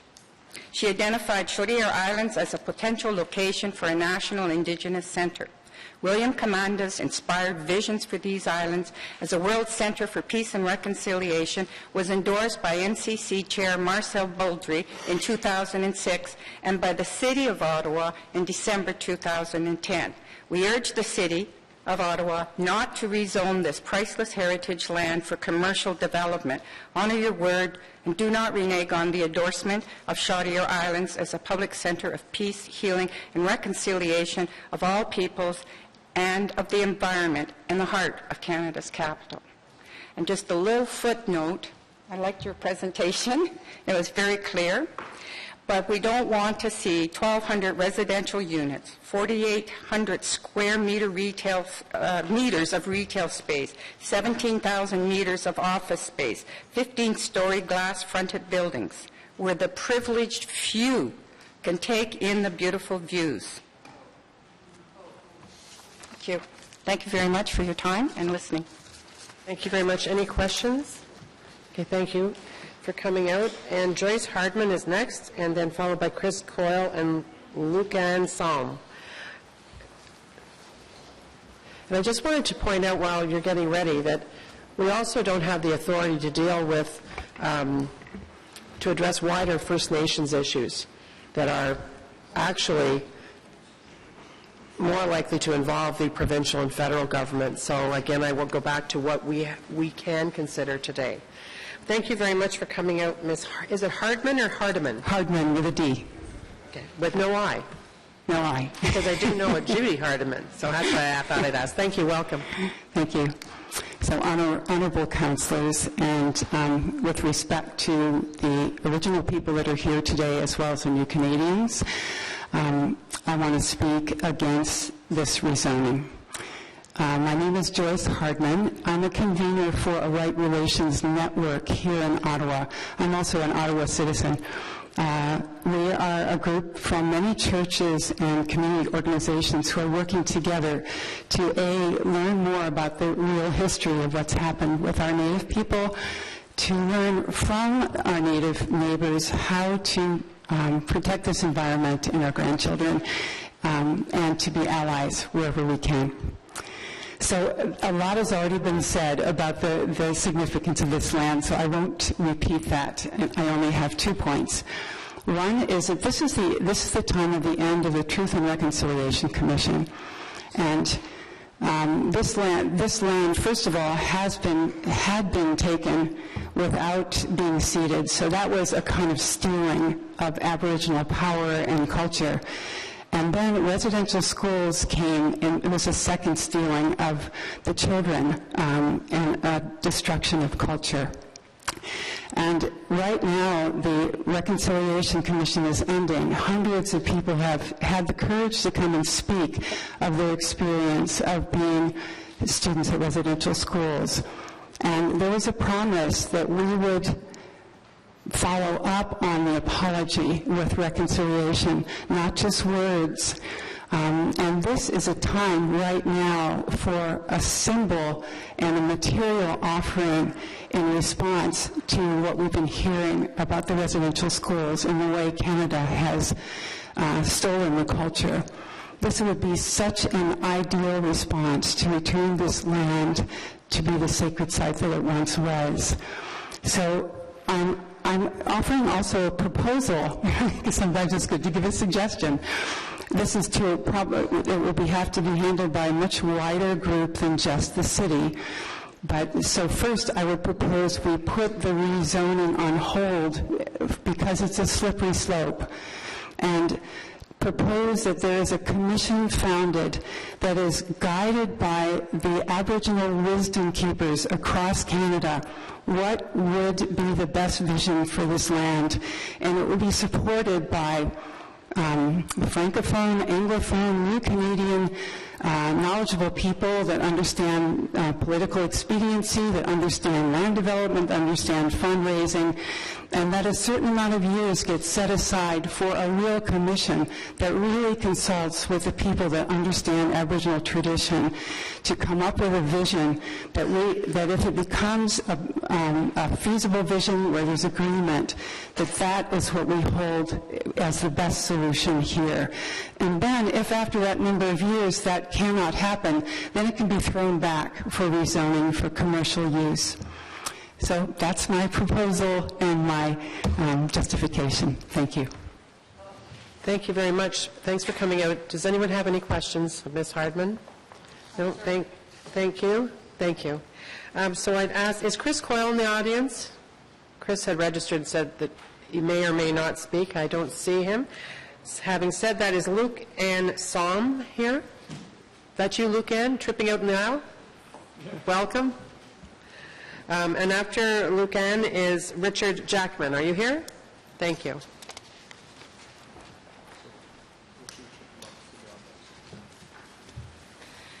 Hello, thank you for giving me the opportunity to speak.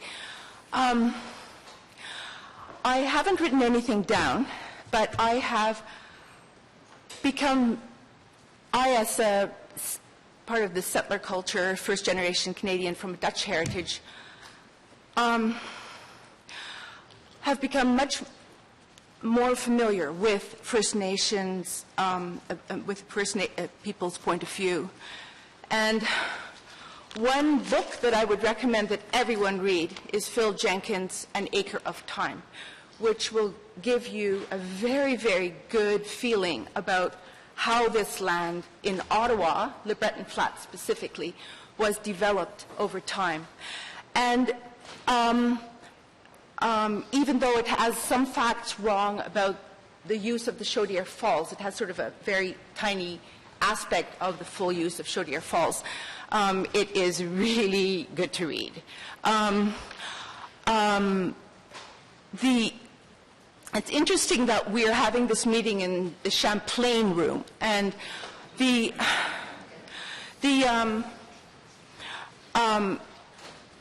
French under Champlain developed a really good relationship with the Algonquin, and it was generally understood that no settlement would happen along the Ottawa River. And I'll just run through time a bit. When Philemon Wright came,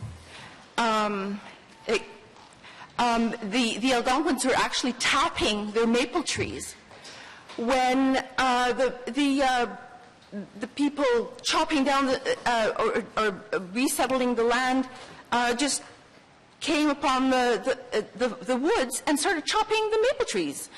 And William Commanda has a wonderful little article about this event in a blog that he has on the Asnabka site, I believe. And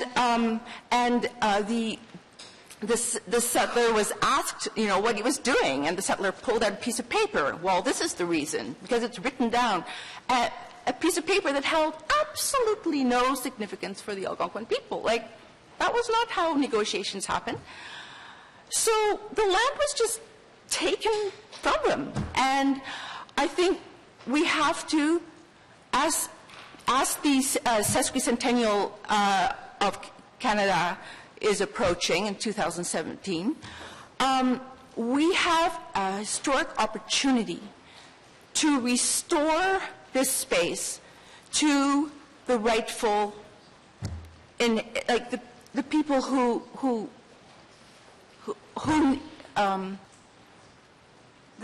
to the people, the first people, and I know that it might seem really boring to listen to this, but I feel so embarrassed that the settler community, of which I am, does not recognize the importance of letting the first people have a voice here. They should be equals around the political table. They are intelligent, beautiful people with so much to offer. And we're missing that voice right now. We're missing it. And we need it. And the whole world is watching, frankly. This issue is gaining the news is spreading about this area. And there are organizations all over the planet who would be willing and loving to support this vision of William Commanda's right here. And I think it is really important to recognize what is happening and the Native people are confident. They know their heritage, and we need to recognize that. Thank you.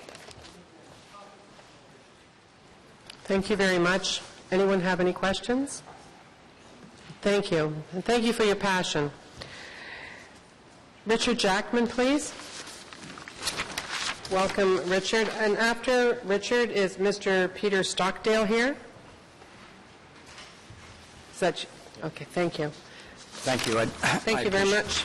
I appreciate being heard here today, and I'd like, Madam Chair Lady, to give me the finger at 4 minutes, if you wouldn't mind, just so that I know. I will tell you when you've got 1 minute. I'll give you 1 minute. I'll just go like this. Thank you. And if you're much. not looking at me, I'll tell you. All right. Before I begin, I have a question, and that is whether or not the agreement, I understand there's agreement between the NCC and Windmill, is available to the public. Does anybody know that? Just so you know, and I haven't had to mention this, that's not the way we operate here, like that you come forward and ask questions. However, I will... I'm just curious because it leads into... because I don't think it is public, and this isn't why I'll tell you what I'll do. We'll ask staff to comment on that after you've done your presentation. Thank you very much. The perspective from my seat is that, and this is only my perspective, is that what we're doing here today is possibly endorsing or attempting to endorse something that has been the subject of not a consultative process. It was done in the privacy of certain rooms, etc., involving a private developer and the NCC. Okay. And as a consequence... Okay, because you don't know that, and because we don't accept defaming or words, so I would stay clear of that and deal with the land use. All right, and I'm not attempting to defame... That's a lot of hearsay you're talking about, and it's only that, and I'm not interested in hearing it. Thank you. And I do want to say to Windmill, I am happy and glad that they are in this process, because this is somewhat daunting, and frankly, that we wouldn't be here if it wasn't for them. So I am not standing on one side or the other than what I'd like to briefly address today is the concept of vision. I would suggest it's different than planning. As I'm sitting in the back listening to the other applications, I'm thinking, oh my goodness, I want to come and talk about vision. I want to talk about William Comanda's vision and Elijah Harper's vision. And we're talking about zoning, density, parking, and it somehow isn't congruous. I do understand that that is the purpose of this particular panel, and I appreciate that. But I met... first of all, I met Elijah Harper in 1995 when he was working on a project called the Sacred Assembly, which took place. This was Elijah's vision. And the vision was that people from around the world should have a place where they could go and talk about peace and peace processes, which, as far as I'm concerned, other than what we think of as the UN, it doesn't really exist. And the first event took place in Hull. It was attended by thousands and thousands of people from around the world, and it was highly successful. I joined Elijah for the next 2 years and worked with him for the second Sacred Assembly, which was held in Manitoba on the Saugeen Reserve. After that, I met William Comanda and was asked to facilitate an event which was the last public event in the building that's located on Victoria Island, or Asanabka, in 1998, and it was called Elders Without Borders. And with a motley crew of volunteers working 10 months in a building that should have been it was condemned, I'm sure, but we cleaned it up the best we could. Elders, First Nation elders, came from all over the world. And for a week, they sat, and the public was invited to it, and we sat there and we discussed various subject matters.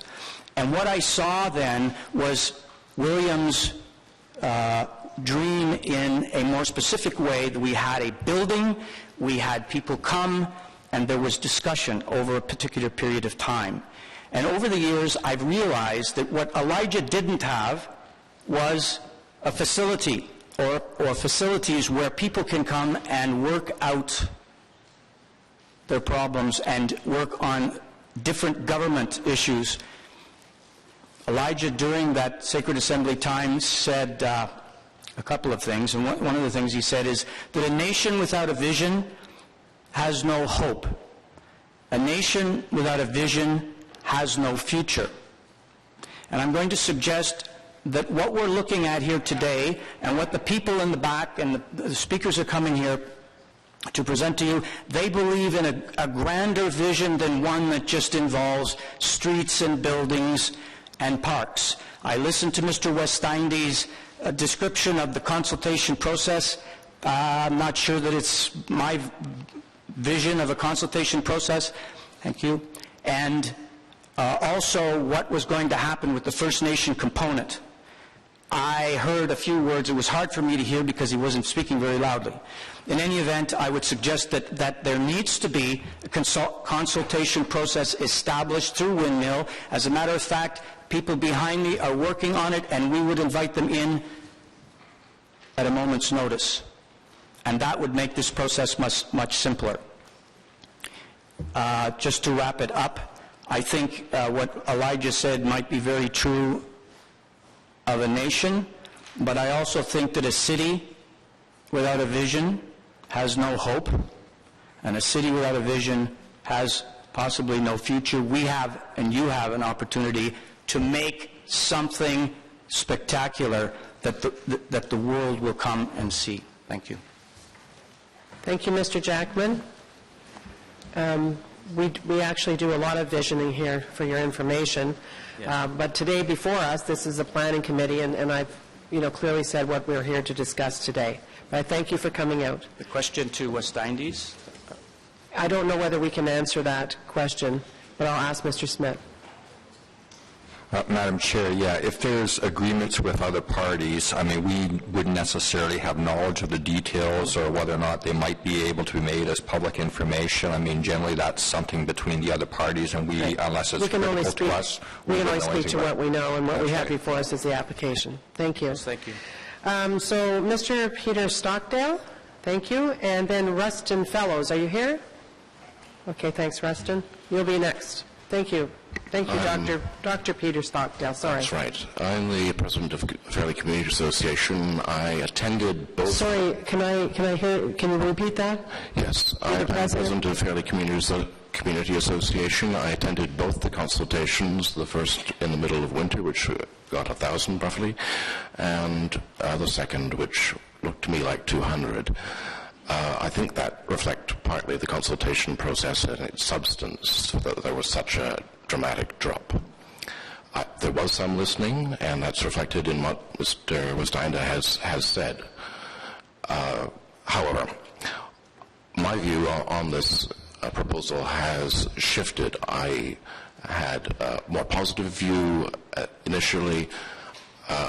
It's much less positive now, partly because of the consultation process, but especially with regard to Chaudière Island. In having a deeper understanding of what was being proposed by Grandfather Commanda, I see really, from a planning perspective, there's a huge opportunity which we're going to lose for generations here, and that is to have a central park in Ottawa, a central park which will unite both sides of the river and also unite with the vision of Aboriginal people. What we will be getting is some condos and a little bit of green space. And we're also losing the opportunity to restore what has been Ottawa's #1 tourist site, which is much more compelling in many ways than any other thing we've put in front of the public before, and which was, in its time, before the Ring Dam was put up, the #2 to Niagara Falls only. So we're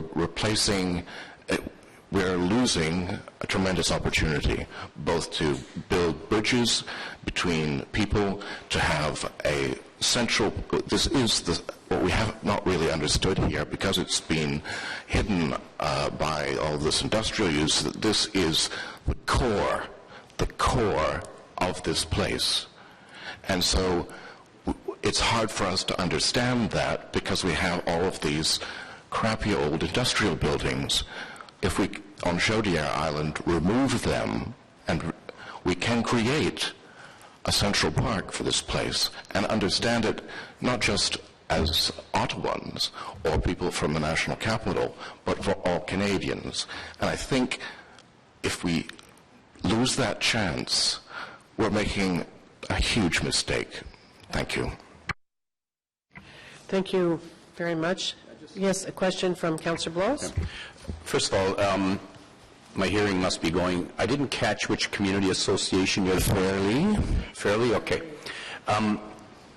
And I'm glad you attended the consultations. Now, I'm looking at the map that's in, or the picture that's up here, not the one about what it could be, but here, and what you see there really is what I think you described as the, industrial, sort of remnants of an industrial era, contamination, everything else. So the real challenge before us is the transformation. Exactly. Right? And what it will be at the end. And I think you have obviously a different vision than what the proponent has in this case. In the meantime, there is an island, Victoria Island, which is waiting and begging for something to happen, something public to happen. It's actually set aside for that. And I'm not talking about the old mill that's been burned out. I'm surprised there isn't more focus on Victoria Island here in terms of, doing something there because I don't think anybody has the resources here to deal with this in terms of what the proponent is saying. I realize you have resource constraints with regard to redevelopment. Certainly. We don't have resource constraints because we don't own these islands. We could say no today, we could say, yeah, let's move forward on what's before us, or just shut the door and leave it the way it is, back at whatever picture was up there a few seconds ago. Right. Well, I think this proposal on not regarding Victoria Island, it's with regard to Chaudière, right? And the command division, as I understand it, is with regard to Chaudière, is to restore that area as a park, as green space, as natural land, and so Victoria Island has a series of other proposals that go with that. That's another kettle of fish, if you want to put it that way. But it wouldn't. If those proposals were implemented, it wouldn't have the effect of creating a central park for this place. It wouldn't have the effect of restoring that focus on the falls as such. Victoria Island is downriver. Right. But I guess the point I'm trying to make, and what I'm trying to remind myself of, is what is it that can happen here? And I know you have a certain vision for what can happen to turn this from the industrial wasteland that it is right now. And if you look at that one photo, you can see where the industrial parking was for all the transport trucks and everything else. So somebody put a vision before us. We can say yes or no to it. Okay. If we say no to it, how do you propose to, and I think the applicant mentioned there's $100 million worth in rehabilitation required because of the contamination and everything else. Where is that $100 million going to come from to rehabilitate the site? I think if we look at the Supreme Court decisions that are coming down now, there's going to be a tremendous amount of pressure, not just on this government, that is yourselves, but other levels of government to come to accommodations with Aboriginal people. And if it is understood as part of an accommodation with Aboriginal people, then money will flow. And I think there will also be shifts with regard to how do we deal with the environment over the next couple of years. I think that's pretty clear. Yeah. And so that would be my answer to that question. It probably wasn't a fair question of you either, because thank you for coming forward, but it's a good question. Thank you very much, sir. You're welcome. I'm losing track of my list. Rustin Fellows, followed by Leah Snyder. Leah, are you here? Is that you, Leah? Okay, you might as well come and sit beside Rustin if you want. And after Leah, and thank you for your correspondence, is Suzanne Kipchu. Thank you. Rustin. I'm a fourth-year student at Carleton University. Speak up.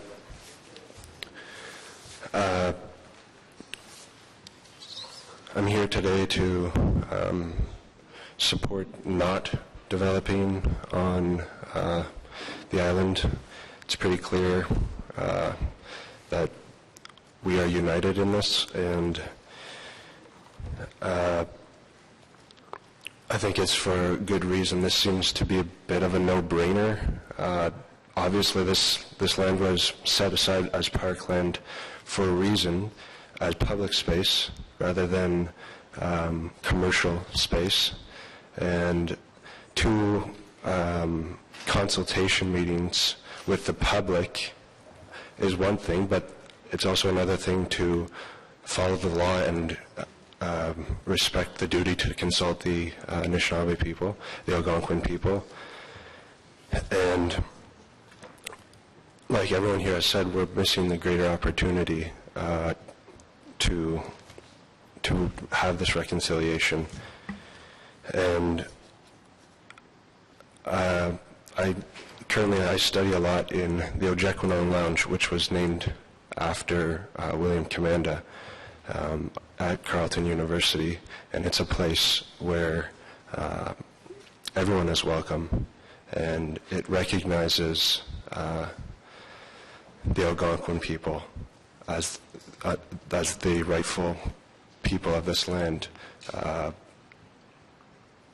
and good things are happening there.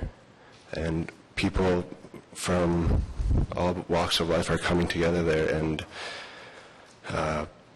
these are the types of things that I see people expressing as important to them. And condos don't really seem to show really the rest of the world what we're about. They're an eco-friendly village or an eco-friendly community is one thing, but condominiums, doesn't really seem like something we should necessarily be too proud to share with the rest of the world. I think we can do a bit better.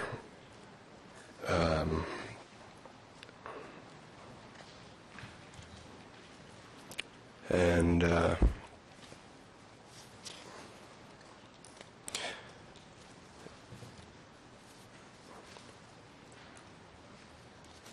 I think as a city, it's clear that this goes beyond just a rezoning permit, and as a city we should be responsible to the other groups, responsible in the fact that this is something much larger than that. Mm-hmm. Thank you very much. Thanks for coming out. Does anyone have any questions for Rustin? Councillor Blois wants to ask a question. I got to. At the beginning, you mentioned keep this as parkland, and I know you're referring to the reference in the background document that talks about the zoning. But have you been to this site? Have you seen the site? I've seen the site, and it's not a park right now.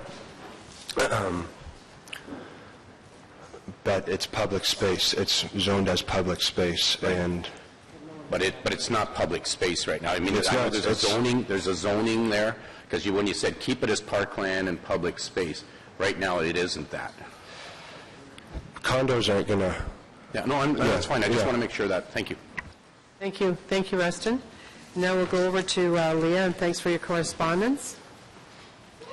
And Suzanne, keep two. Suzanne?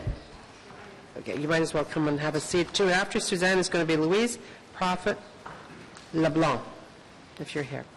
So you can sit beside Leah. Is it Leah or Leah? Either. Either. Welcome. Thank you. Hi, my name is Leah Snyder, and I was not able to make it to Windmills consultations, but I thank you for this opportunity to speak today. I feel that we're at a really unique and beautiful moment in history as we come up to Canada's birthday with the celebration, and we can consider what are the legacy projects that we would like to build that will symbolize this time. I find that the Windmills project is a good one. I especially support the emphasis on sustainability practices, but I feel with William Commanda's vision for the Centre of Peace, we have an opportunity to present something to the world that demonstrates Canada's commitment to conflict resolution, restoration, and reconciliation. As a sacred location with important environmental significance, there is a possibility of applying for the Chaudière site to be added to the World Heritage Site list. This would certainly be an incredible opportunity to designate a space in Ottawa as a UNESCO Heritage Site. I recently relocated to Ottawa from Toronto because I truly believe something important is happening here at this time in the lead up to 2017 that will positively mark the future of Canada. This is why I support the Centre for Peace and William Commanda's vision to create a place for the world to come to celebrate goodness of who we are as human beings. His vision wasn't just for the Anishinaabe peoples, but for all peoples, a place of welcoming and convening. It's important to keep the islands of Chaudière, Albert, and Assiniboia together as a whole to be a space that is recognized as sacred and safe from other types of development. Other types of development would drastically shift the meaning of this space. Zoning the area to allow for these types of development would stop a tremendous movement from happening. The waters will again flow in a very different way. The symbolism of creating an environment for peace that radiates to the landscapes dotted by the Museum of History, the National Gallery of Canada, the Parliament buildings, and the Memorial Museum is an incredible symbol. Thank you and merci to the City of Ottawa for this opportunity to speak, and I would like to say miigwech to the Algonquin peoples for their strength of vision and for being responsible and passionate custodians of this land. You have provided a site of welcome and safety for thousands of years, and again, miigwech. Thank you. Thank you very much. Well said. Anyone have any questions? Councillor Blows? Thank you very much for coming out today. See, Suzanne Kipchu and Louise, are you here, Louise? Louise Prophet LeBlanc? No? How about Trevor Hache? Yeah, come on up, Trevor, and please go ahead, Suzanne. Kwe, Suzanne Kiptu Nadishtakas, Kitchasiparini Kwe, Makwadodam. I'm Métis from Quebec, and I am of Algonquin, French, and Irish ancestry. The Asinabka Anishinaabeg Islands that you refer to as the Chaudière and Albert Islands is a sacred site. I need to explain to the non-Indigenous government officials and the developers in the room what that means exactly. This is a place that is historically, culturally, geographically, and spiritually or religiously significant. It has been used since time immemorial as a meeting place, a place of ceremony, a place of prayer, a place of union. Now, it may appear to you as terra nullius, or empty or unused land. You may look at this with dollar signs in your eyes, but in spite of the contamination of the soil due to past industrial waste, this is our church, our synagogue, our temple, our mosque. For it is one small leftover area of unceded territory where the land meets the water and the water meets the air, and where sacred fire has burned there for many, many thousands of years. Earth, air, water, and fire, the four elements of our medicine wheel. The Anishinaabeg are not the only Indigenous people of this wide nation that hold the age-old responsibility to understand, then celebrate the natural elements, but to protect them as well. This is our original agreement with our Creator. In February 2013, Stephen Harper announced the establishment of the Office of Religious Freedom. This office is, and I quote, to promote human rights and encourage protection of religious minorities around the world, with activities centered on situations where there is evidence of violations of the right to freedom of religion, violations that include systemic discrimination. The mandate continues by stating that Canada will speak out against the discrimination of those who simply wish to practice their faith in safety and security. In advancing freedom of religion as a foreign policy goal, the Office of Religious Freedom will draw upon the Canadian experience of pluralism that is grounded in our multicultural and multi-faith society. Through this office, Canada is taking action against violations of freedom of religion and attacks on places of worship around the world. Unquote. The Anishinaabe, the Haudenosaunee, and the many others in the National Capital Region and beyond who are First Nation, Inuit, or Métis are faith-based communities. Indigenous peoples may be a religious minority, but we are an important part of Canada's multi-faith society. We deserve a designated place of worship, and that place in this world is Asinabka in the Chaudière Falls. The Canadian Council of Religious Freedom has a domestic mandate and vision, and I quote from that, public and private organizations formally and in practice recognize the central role of the expression and practice of traditional faith in all areas of life.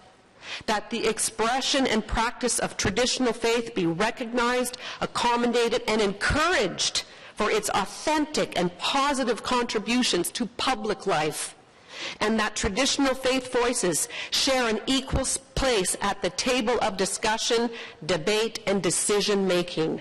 If this development attacks this place of worship on unceded First Nation territory, whereby the nation, the provinces, the city, the NCC, and the developers have known about our claim, they are violating this country's policies by denying us our religious rights and freedoms. For us in Nabka and Chaudière Falls, combination of land, water, and air, honored by our sacred fire, is, as I said, our church, our synagogue, our temple, our mosque, and we simply want to practice our faith in safety and security, not in the midst of more urban sprawl and a plaque that says, "This was once Anishinaabeg sacred site."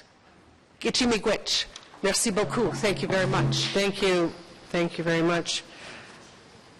Although I do have to point out, it was very well said, what you said, and I certainly recognize your passion.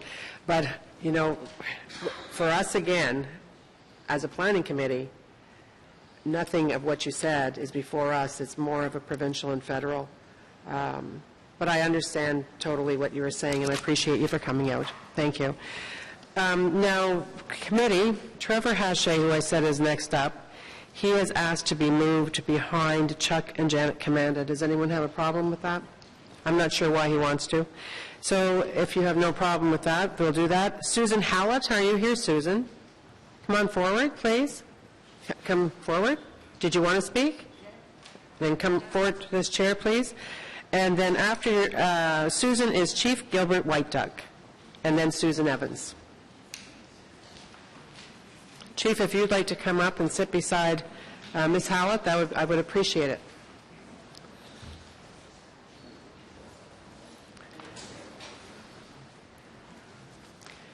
Welcome. Speak right into the mic, Thank please. you for giving me this chance to speak. I protest the development as... Okay, I know, because you have a very soft voice, so okay. There you go. Yeah, can you hear now? Yes, okay. I protest the development. I'm in favor of Commanda's vision of freeing the falls, cleaning up the site, considering the Chaudière as an entire district, not piecemeal. All islands belong to what is called the Chaudière district. Too many people have had their hands in the pie, and at this point, I'm suggesting that an ethicist be called in, so Margaret Somerville from McGill University, because it's a moral decision at this point, not a legal one. I'd like to read something, how the falls were described 100 and so years ago. In an American book called America's Wonderlands, they put one Canadian thing in, and that was the falls. The Chaudière Falls, which are famous alike for their size and grandeur, a more entrancing sight can hardly be found in any part of North America. The rainbow formed in the kettle and the spray generated could be seen 10 kilometers away.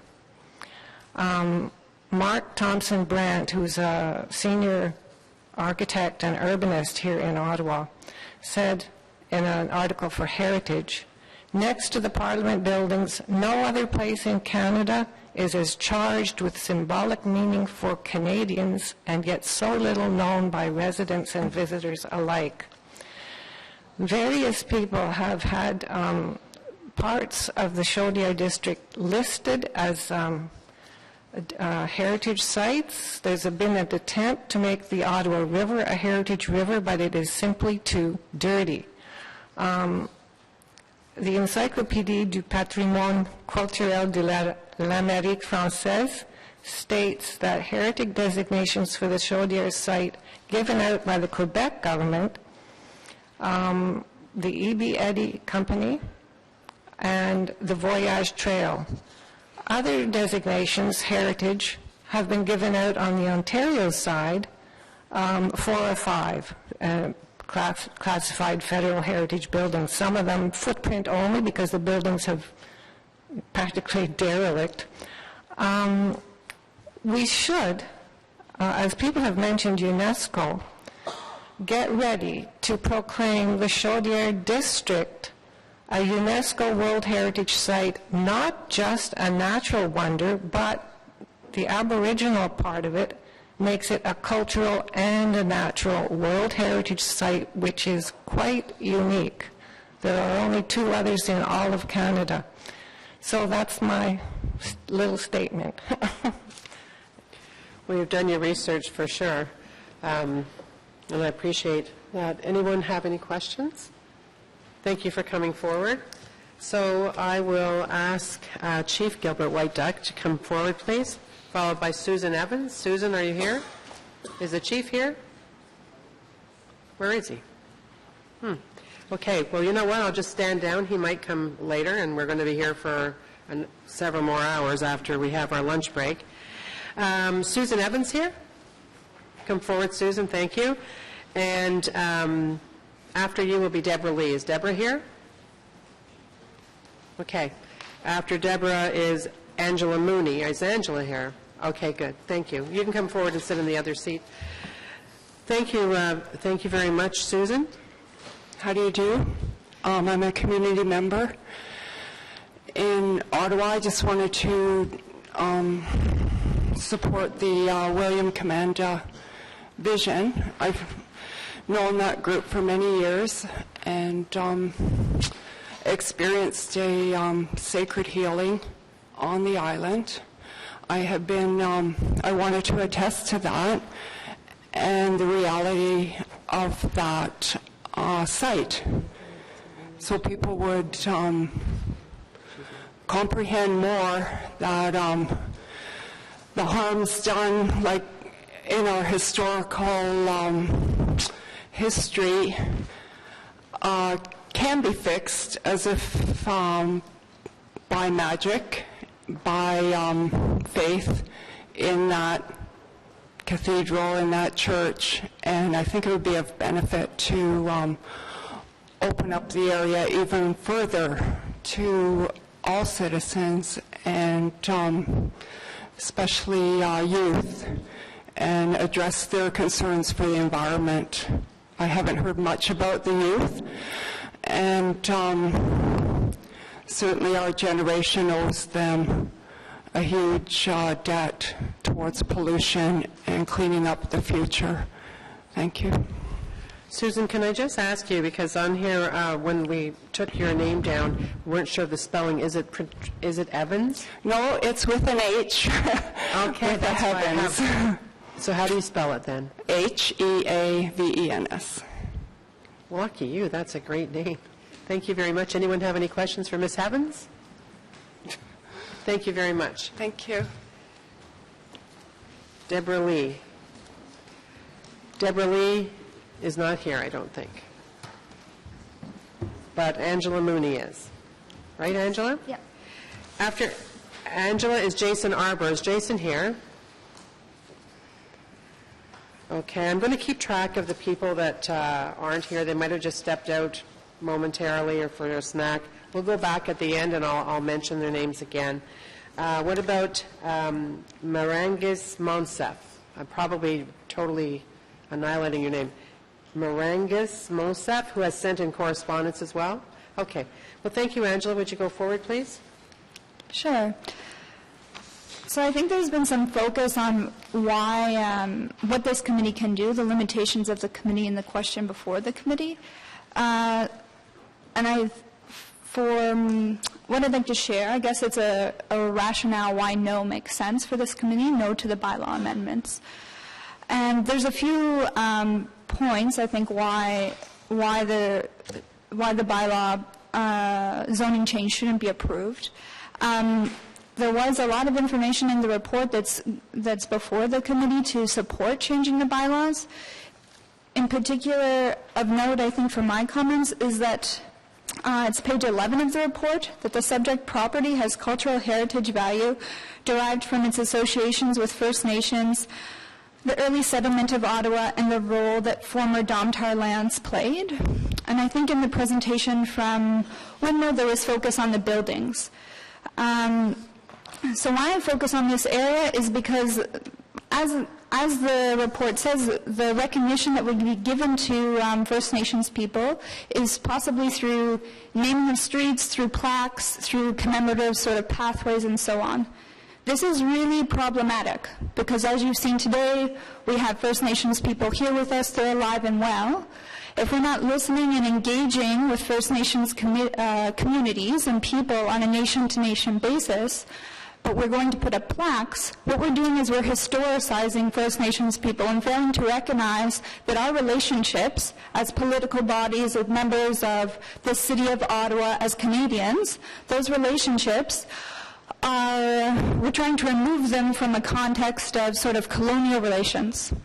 So if we're not removing these relationships from a colonial exchange, which has, been the basis of Canada, then we're continuing those colonial relations. So even though it's a zoning question that's before the committee to decide whether to change the zoning to high-density living from parks, the information in the report informing that decision is based on what appears to be a historicization of Indigenous people, and that's problematic.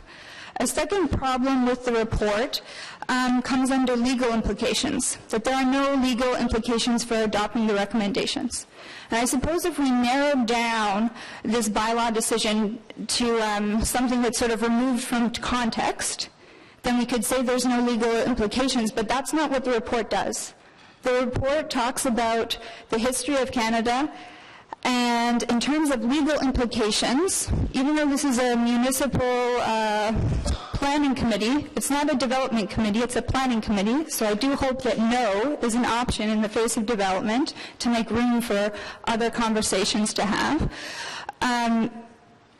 This committee has its authority back to the province has its authority back to the federal government has a constitution, and we have treaty relationships that provide the basis for our legitimacy as a country, as people being here.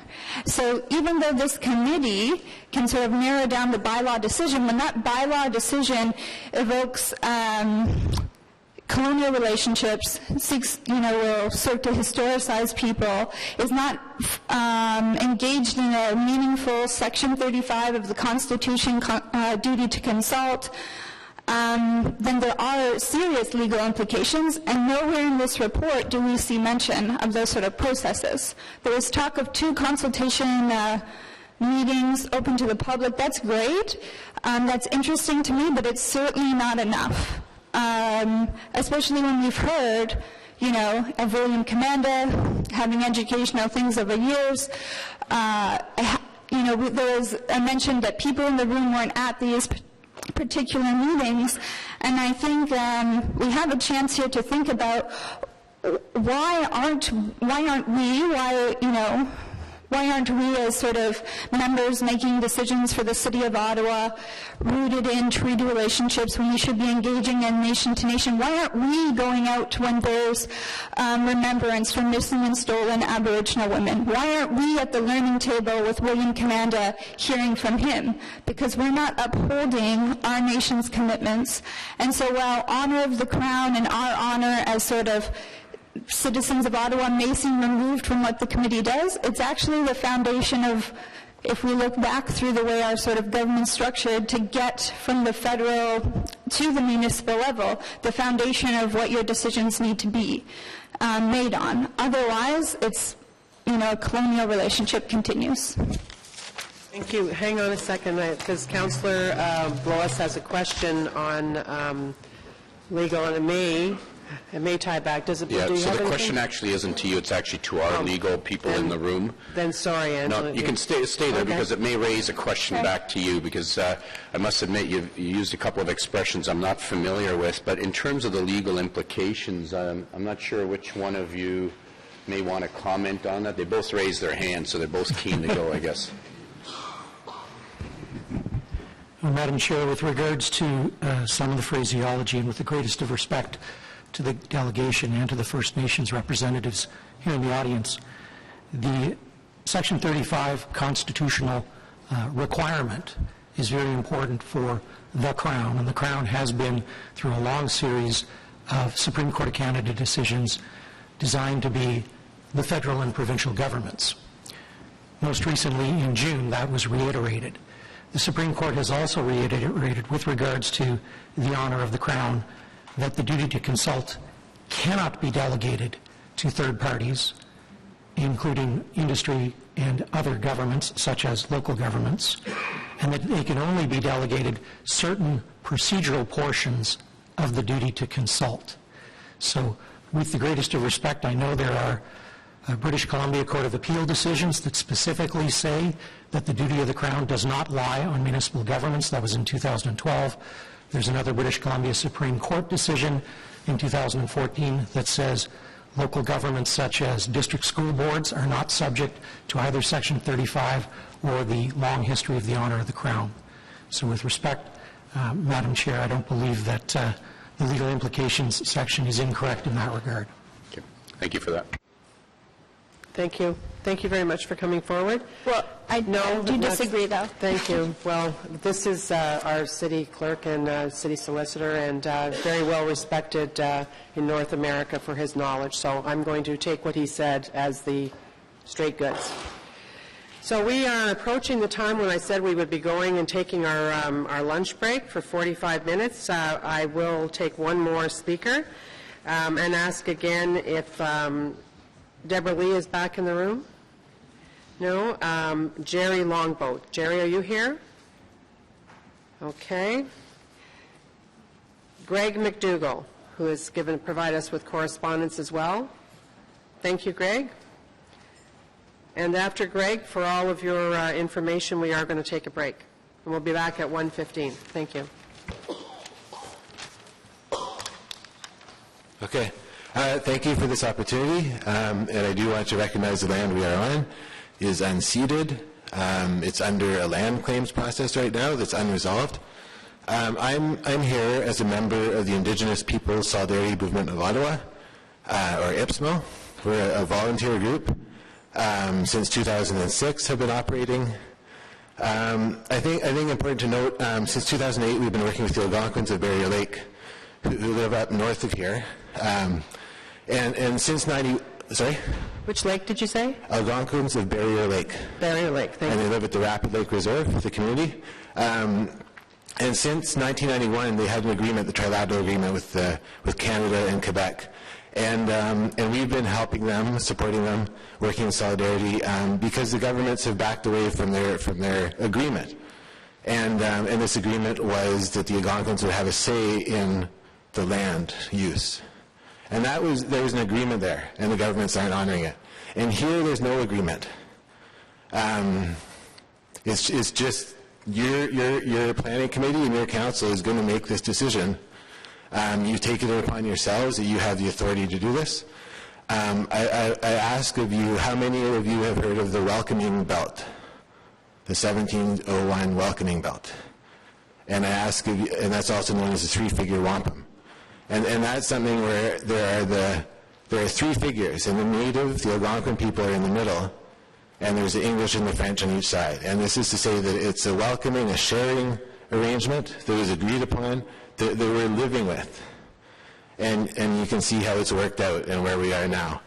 And this is where the Algonquin people had the leadership and a say in what happens. So I think it's important that whether you think you're legally obliged or not, that you actually do listen and take direction.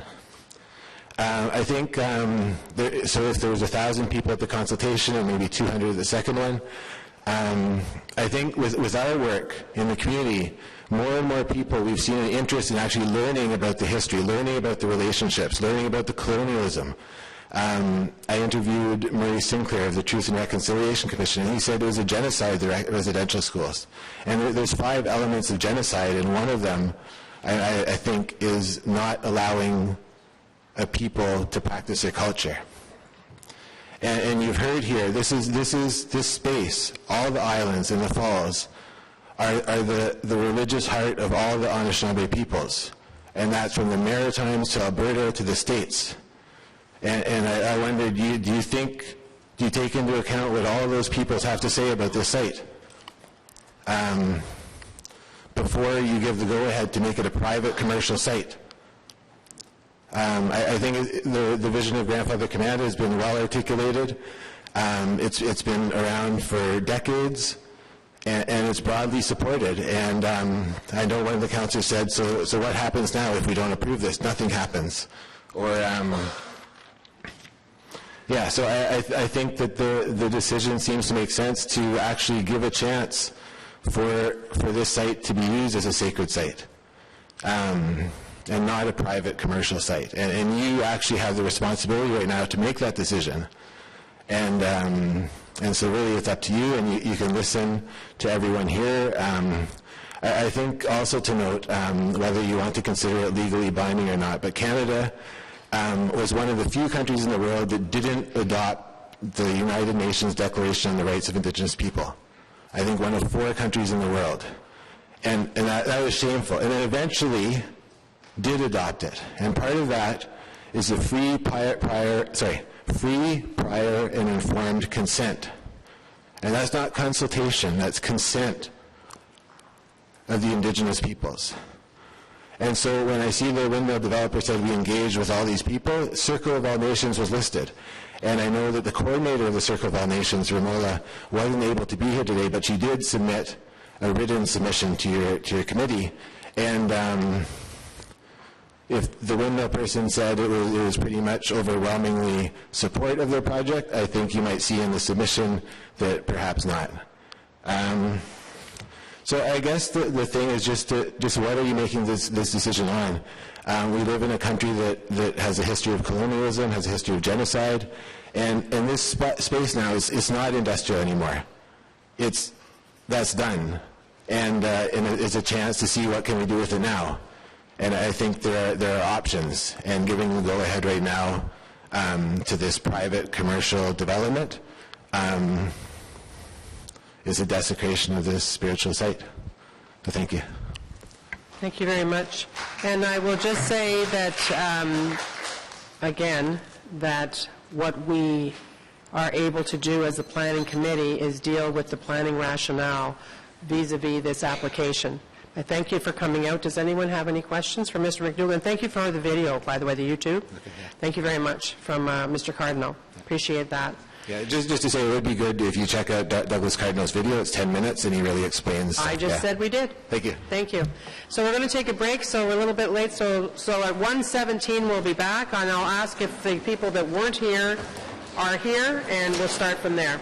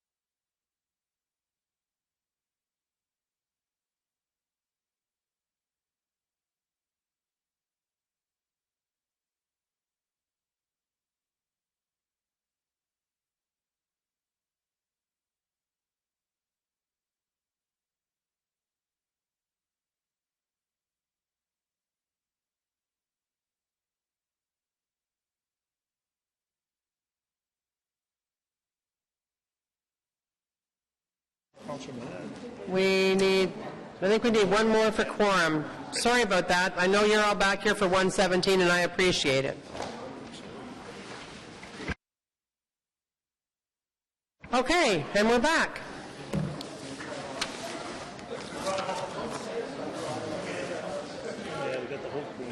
Okay. Were you lads all at the same place? I'm just asking. Pulled pork sandwiches. Caitlin gave me that tip. Oh, good. Thank you. Oh, gosh. Okay.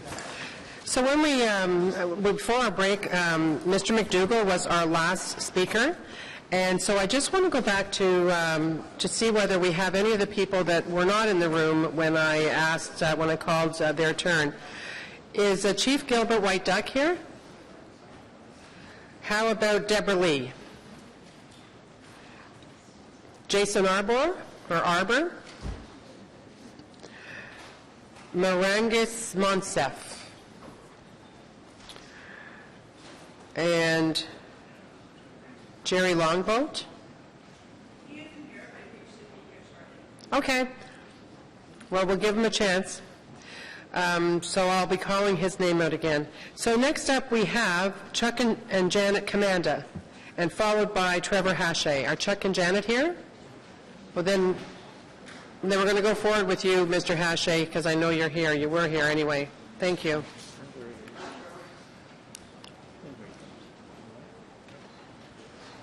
Who's that guy?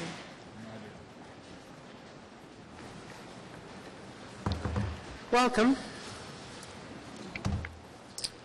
Good afternoon, members of the committee. Just to be clear, earlier when I asked to be brought down on the speakers list, it was out of respect for the fact that Chief Kirby White Duck was to speak after me, as well as Ms. Commanda, so I wanted to show respect and allow them to speak first. I hope that they'll still be allowed the opportunity to speak today. If they come, certainly. Thank you. So I want to begin by recognizing that we are, of course, on unceded Algonquin territory, and that my house in Canada South is unceded Algonquin territory. City Hall is unceded Algonquin territory, and probably every one of the houses of the city councillors on this committee. There is a huge land claim going on right now that is unresolved, and in general, all levels of government need to do much, much more, including the City of Ottawa, to right historic and present-day wrongs that have been done to the first people of Canada. So I wonder why, for example, meetings at City Hall never begin by recognizing that we are on unceded Algonquin territory. That might be one important step, a little step, but an important step forward. I'm speaking today as an individual citizen. I do live in Canada South. Just a bit of background, I have spent time in the past on the blockade of a uranium mine in eastern Ontario, which was led by Algonquins, supported by settlers. I helped organize a picket line in front of Premier McGuinty's office to oppose a heavy-handed police response to a protest in Tyendinaga. And I participated in events that I helped organize on Parliament Hill to protest against the federal government's inaction on climate change, which grandfather William Commanda was a guest speaker at. And though I speak to you today as an individual citizen of the City of Ottawa, I do work for a community organization, a nonprofit that has been working with Windmill over the past few months to ensure that the complete mixed-use community that is being proposed for that site is a safe place for pedestrians and cyclists, and for those who choose not to use a private automobile. And I'm glad that Windmill is committed to creating narrow streets designed first and foremost for pedestrians and cyclists, as well as to ensure that there's a healthy local food available in that mixed-use community if it goes forward.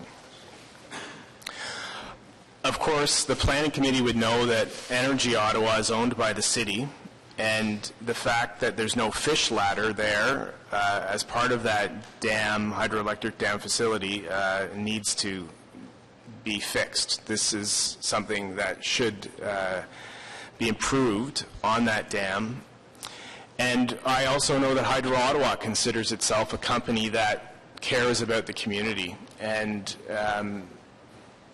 there are lots of needed improvements in that area where that dam is to allow Algonquins and the public at large to have more access to that great waterfall. So it's great that Windmill was planning to improve the access if this development were to go forward. I think much more needs to be done by Hydro Ottawa. And since the City of Ottawa essentially owns that company, I would urge members of this committee to push for that type of improvement.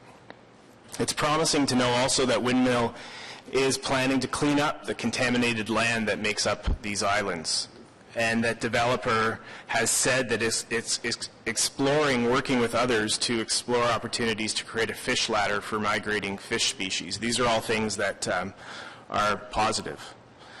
I wonder, since we do recognize, or at least some of us do, that there have been these historical wrongs and these many needed improvements, whether the City of Ottawa and specifically the Planning Committee would ever entertain the following suggestion, which is that the city implement a 1 to 3% levy on all development that would be applied to the priorities of the Algonquin community, so that things like William Comanda's vision for Asanaka, also known as Victoria Island, could be fully realized. I understand that the architect Douglas Cardinal has plans that would cost many millions of dollars to build a peace center.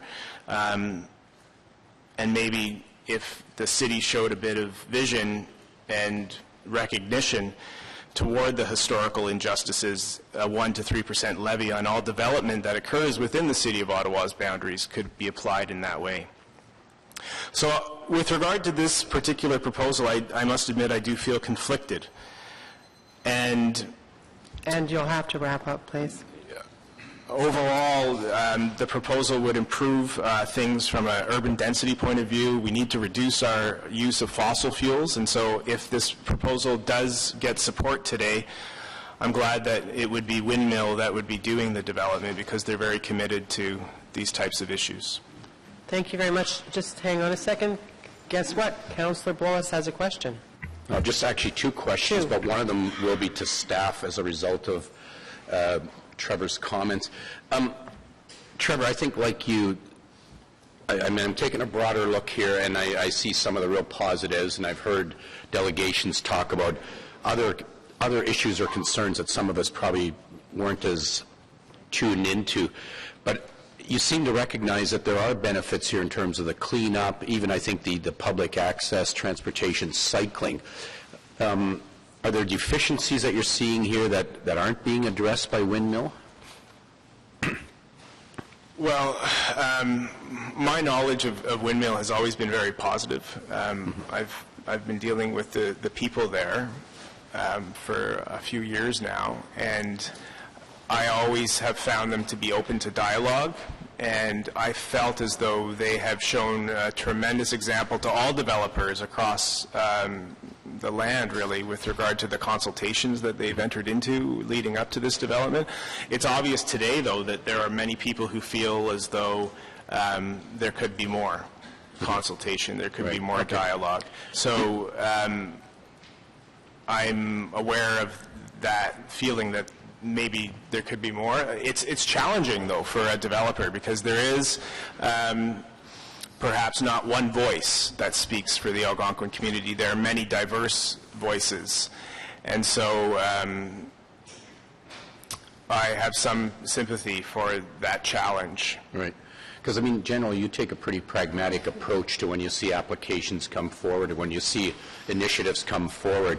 And when I hear you being sort of conflicted, I guess was the word you used. I mean, I can see there are obviously some benefits, but you see some negatives too. Now, to staff, when Trevor talked about the Algonquin interest in the lands, the unceded lands, and I'm looking at the official plan, had a chance over the lunch hour just to look at how the official plan applies to applications, and there's very clear, it talks about the Algonquin Aboriginal interest, it talks about us recognizing the lands within the boundaries of the City of Ottawa that lie within the historic Algonquin territory as part of current treaty negotiations with federal, provincial crowns, and that the plan, our official plan, will respond to directions from the federal, provincial crowns. I just want to ensure that that test, that litmus test, is being applied to this application. And I know I may be comparing apples and oranges because we're talking about different lands than what we're referencing normally in our official plan. I would say yes. I think you have to recognize that when you're dealing with private landowners, we can't force that. We can encourage it, and I think Windmill has definitely taken that sort of responsibility on, and they, in fact, as we've heard, have been engaging with the Algonquin. That really is more specific to a direction where we're dealing with our own projects, and as you know, when we're dealing with our own projects, examples being Lansdowne and the Confederation line, that is very much part and parcel of the considerations that we have in engaging in dialogue with the Algonquins of Ontario specifically, and seeing how some of those projects can move forward that are respectful of, acknowledging of, and in certain instances how we might be able to reflect the history and the culture of the Algonquin as part of those projects moving forward. So I would say yes. Okay, because even in the report that you and your staff prepared, you talk about the discussions that are taking place with the Algonquin, but not necessarily specific to this particular application from the way I read that. Now, it's interesting that in the official plan, two of the points that jump out, one of them is the protection of water quality, ameliorization and utilization of the Ottawa River, Rideau River, and other water courses. And of course, that's something very dear to my colleague's heart, because he was the one that stuck his nose in the sewage treatment plant, which actually got well, he did actually literally, and came back, and that started the Ottawa River Action Plan, even though he won't take credit for it. But the other one is, under the policies party, is utilization of islands in the Ottawa and Rideau Rivers. So certainly our official plan has a direct reference to what we're doing here today. Am I correct in that, or am I misreading this? No, you're correct in that, and I think part of what we're trying to do here is recognizing that in this situation, these islands, I mean, originally the anticipation was that they would be acquired by the NCC, hence when the LeBreton secondary plan was prepared, they were never really looked at, because that was always the assumption that would happen. That didn't happen, so we're trying to now bring the secondary plan up to speed to recognize the current conditions, but it's all within the framework of the various things that we have to look at. And I think that last point you made about the, where we had anticipation with the NCC, I think is a good reminder for all of us, because we tend to forget over time that some of the, there's a long-term history that some of us may not always have in the back of our mind, but there's even more recent history in terms of interaction between governments. So thank you for that, and thank you for raising that. Thank you. Anyone else? Good, thank you. Okay. Any chance that Chuck and Janet Commanda came in while we had Mr. Hache here? All right. Larry McDermott. We have correspondence from Larry that I'm sure we've all read. Thank you for coming forward. After Larry is Mary Duncan here. Okay, Mary, why don't you come up and sit in this seat while you're waiting? Thank you. Could you, Quay, would you turn that on? Oh. You're on now. Okay. Just like magic. Okay. My name is Larry McDermott. As the paper that I submitted pointed out, I had the privilege and honor of working with Elder Commanda for decades, for a long period of time. And I witnessed the development of his vision. I'm going to come back to that. I want to talk about the fact that I'm a recovering politician. I served 28 years in municipal government, and I also served as the first rural chair of the Federation of Canadian Municipalities. I served on the provincial, the Royal Commission for Land Use Planning Reform. I petitioned, now this will really date me, then Minister Claude Bennett in the Bill Davis government for the first Rural Planning Board. All the time I was marrying and balancing my Algonquin culture with the needs of my community in Lanark County. But as a rural chair, I was involved in working on the national infrastructure funds. And in doing so, I worked very closely with big city mayors, which of course meant that I worked with the then Ottawa City Mayor as well as several others. I was the only one on the FCM board who sat on a big city mayor's committee, that being the Aboriginal Committee. So I just wanted to share a little bit of that experience. I guess I also sat on the Eastern Ontario Smart Growth panel. And I'm currently executive director of an Aboriginal organization called Plenty Canada.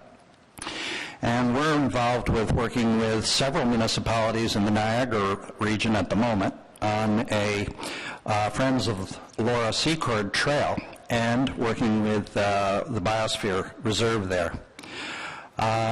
So where I'm going with this is, I'm going to touch one other thing. I also served as for 5 years with FCM as a member of the judges panel for Canadian Sustainable Communities.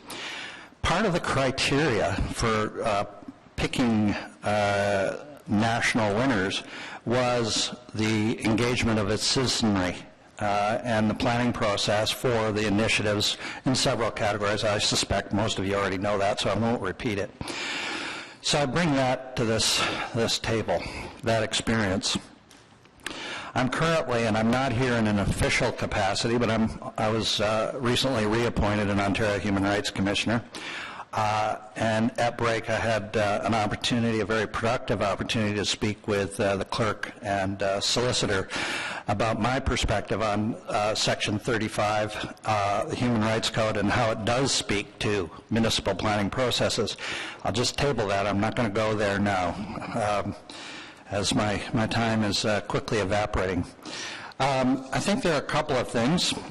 One thing, I did attend the Windmill public information session, I cannot call it consultation, on December 12th.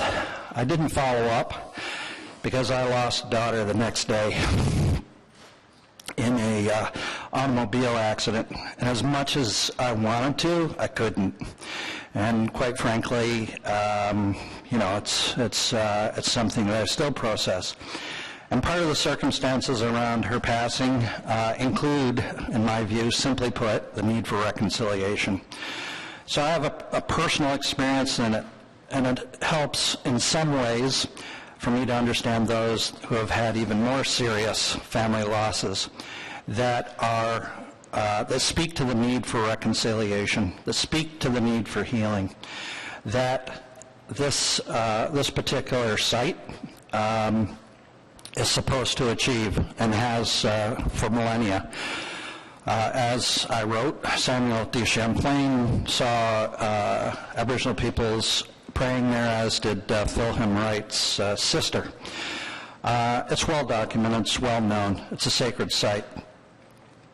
And there's an opportunity here, and when I think of the Friends of the Laura Secord Trail, which is actually speaking to areas where voices aren't heard as often as they should be, that of the role of women, African Canadians, Indigenous, and the environment in shaping the Canada we know today. When I look at the vision for this site, it's even far more dynamic and far more important, not only to the City of Ottawa, but to all who share this great land we call Canada and our role in the world. And Mr. McDermott, I've given you the 10 seconds. I'm done. My 5 minutes is up. You've done so many things that you told us about that ate up your time quite easily. So perhaps Councillor Blois would like to ask you a question about to give you an extra minute, which we'll watch the time. Okay. I thought I had 30 more seconds. What else would you like to tell us in the next 30 seconds or so? I had the privilege of traveling with Nelson Mandela. And there's a strong international connection to this vision. And Nelson and William unveiled the human rights statue on Elgin Street here in the city. So we have some amazing history that we share. And I use we liberally here. I'm saying not only the city, but the outlying areas, the Ottawa Valley. And I sit on the UNESCO Sectoral Commission for Natural Sciences, which deals with human rights planning. And I look at the opportunity, but the responsibility as well. And rights flow from responsibilities. And the responsibility we have as the Anishinaabe people is to remind us all that we need to care for the land, because all our children are dependent on the decisions we make collectively. And so that's where Indigenous rights are important to everyone, not just Indigenous peoples. And that's what this center is supposed to do, help us engage in that discussion and understanding, and that's a significant purpose of reconciliation. Thank you very much. Okay. Mary Duncan, and is Sarah McLean and Neil Shanakapo here? Okay, so just hang on, because are you by yourself, sir? Okay, then come up and sit in that chair. Thank you. Thank you, Mary. Thank you very much. Excuse me, I'm recuperating from an illness, and forgive me if I have gravel in my throat. I'm a retired community health nurse, and I retired from Toronto to Ottawa in 1999. So I've been living here and voting here ever since. I feel for the dilemma that you as a committee find yourselves in. I think you're this filling in a sandwich and being squeezed from two sides, and it must be somewhat uncomfortable. As I understand your mandate, you have the authority to only accept or reject this proposal, and I respectfully recommend that you reject it, which in my understanding would leave the islands designated as parkland. They're not parkland right now, they're not usable as parkland right now, but if they were left in that designation, it would appear to me that that would then give the broader community, including the senior levels of government, to revisit the decision that was made to allow development. I am profoundly objecting to the development, not the way a windmill has done their proposal, because I think it's an outstanding proposal. As I understand it, Ottawa has the largest acreage of any city in the country, and surely there's another place in this vast landmass called Ottawa that such a development could be incorporated, but not here, because it violates the nature of the site, the inherent nature of the site. As a public health nurse, as a community health nurse, I learned in freshman year that the foundational doctrine in our profession is at least do no wrong. At least do no wrong. And I submit that this is a principle that this committee should take as its motto as well. That's the substance of my, I've never met William Commanda. I have read some of his writings. I have spoken with some of his descendants. I subscribe to the philosophy and the vision that he articulated, and I think that if the senior levels of government were compelled to look at it, that they would agree as well. And another thought that at lunch popped into my mind, flowing from one or two of the comments earlier, the Supreme Court, recent Supreme Court decisions on unceded territory, disputes over unceded territory, would suggest to me that proceeding with this proposal to develop these lands, these islands, would probably result in a long, drawn-out struggle that would not be one that you would want to brag about in your CV later on, that nor the whole city would brag about, because I suspect, I believe that probably the Anishinaabe people will protest this because the site is so crucial to their culture that I have the feeling that it's not going to be allowed to just be perpetually taken away from them. Thank you very much, Ms. Duncan. Any questions?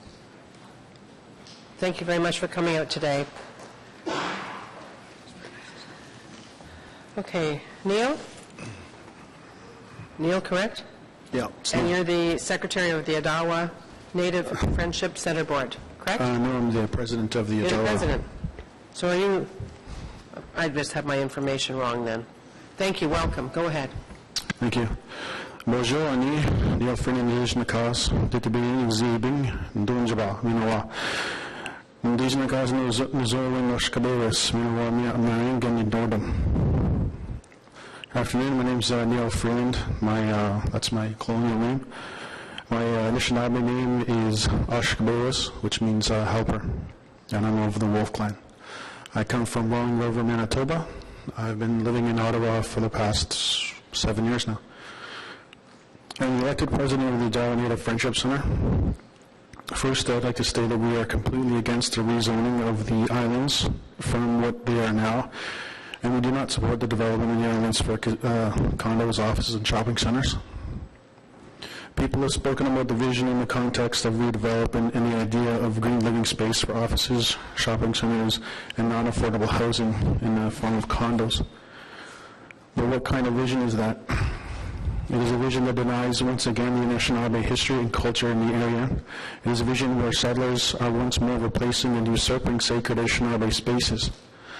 It is a vision where you will say loudly and clearly that you stand against the Anishinaabe people. That being said, people here today have spoken of another vision, one where you stand with the Anishinaabe people, one where you support our traditional sacred spaces, thereby support a vision, an ideal of harmony and balance between our peoples, where you join us in taking care of the land for us and for our children and for our children's children. There has been talk of what the community can and cannot address. Granted, the greater issues between our peoples, land claims and treaties are beyond your scope. We understand that, all of us sitting here. I believe and I hope that you will stand firmly on the side of reconciliation and a future relationship with the Aboriginal people as one of seeking balance and harmony by denying the rezoning of the islands. I do believe the islands could be transformed or returned to parkland, just not for Aboriginal people, but for all people. My people have a history of sharing our spaces. We shared our spaces with you.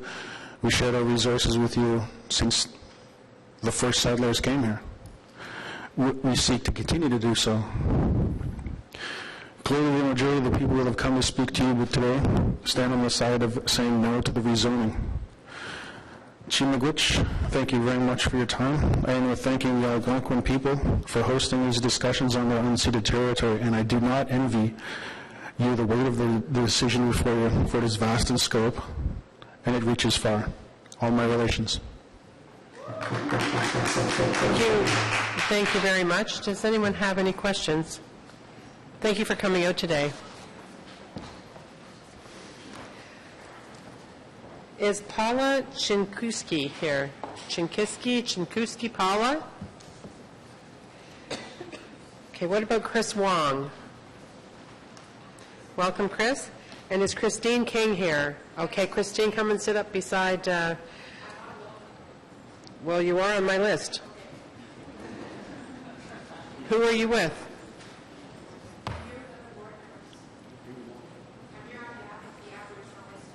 Okay, then as you see, we only have 2 chairs there. So just sit where you are for now then, okay? And we'll hear from Chris. Thank you, Chris. All right. Jimmy Glitch for having me be here today to speak. Could you project your voice more into the mic? Thank you. Okay, sure. My name is Christopher Wong. I'm a board member of the Ottawa Native Friendship Center. I'm from the Chippewas and Nawash unceded First Nation. I've been living in Ottawa now for about 20 years. I came here to do my schooling, and I stayed and have a couple of children here.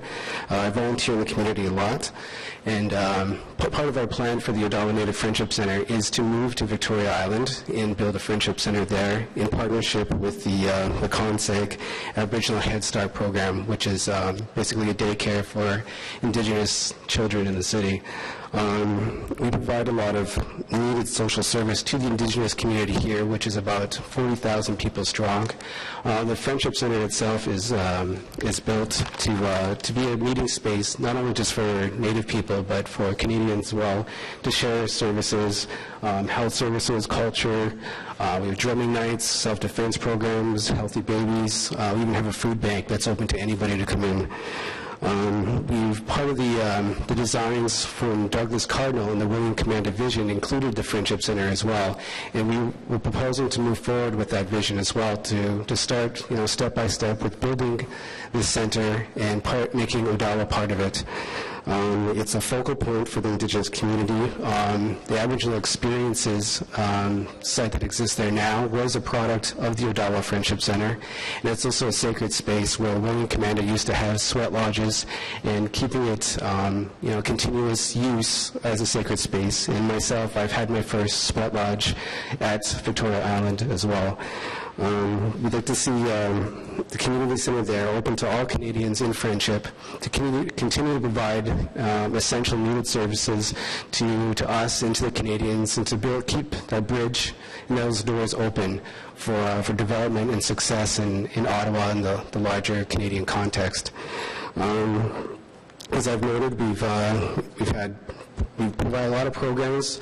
We also provide cultural services as well. The site is still used today. There's a Asinabka Film and Media Arts Festival on the site right now that takes place every year. It brings together Native and non-Native people to explore Indigenous film and art and history, to keep that discussion going, and we'd like to be part of that discussion regarding the use of the space. And also, we want to bring in Makasong Head Start. They need a home. We'd like to have it under one roof. And they also provide a safe space for the growth of our children.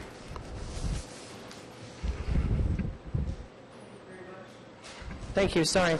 Thank you very much for coming out. Any questions? Any comments? Thank you very much. Okay. Thank you very much. Thank you.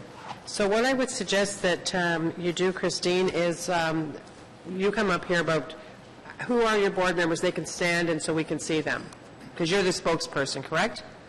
So would you ask, can these board members that are here with Christine stand up so we can recognize you? Perfect. Well, we have room for that. I thought you were talking about, like, a lot of people.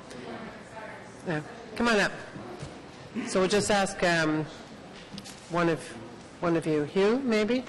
Thank you so much. Just sit. Hugh, perhaps you can come and sit in this last chair over here for a few minutes. We're good.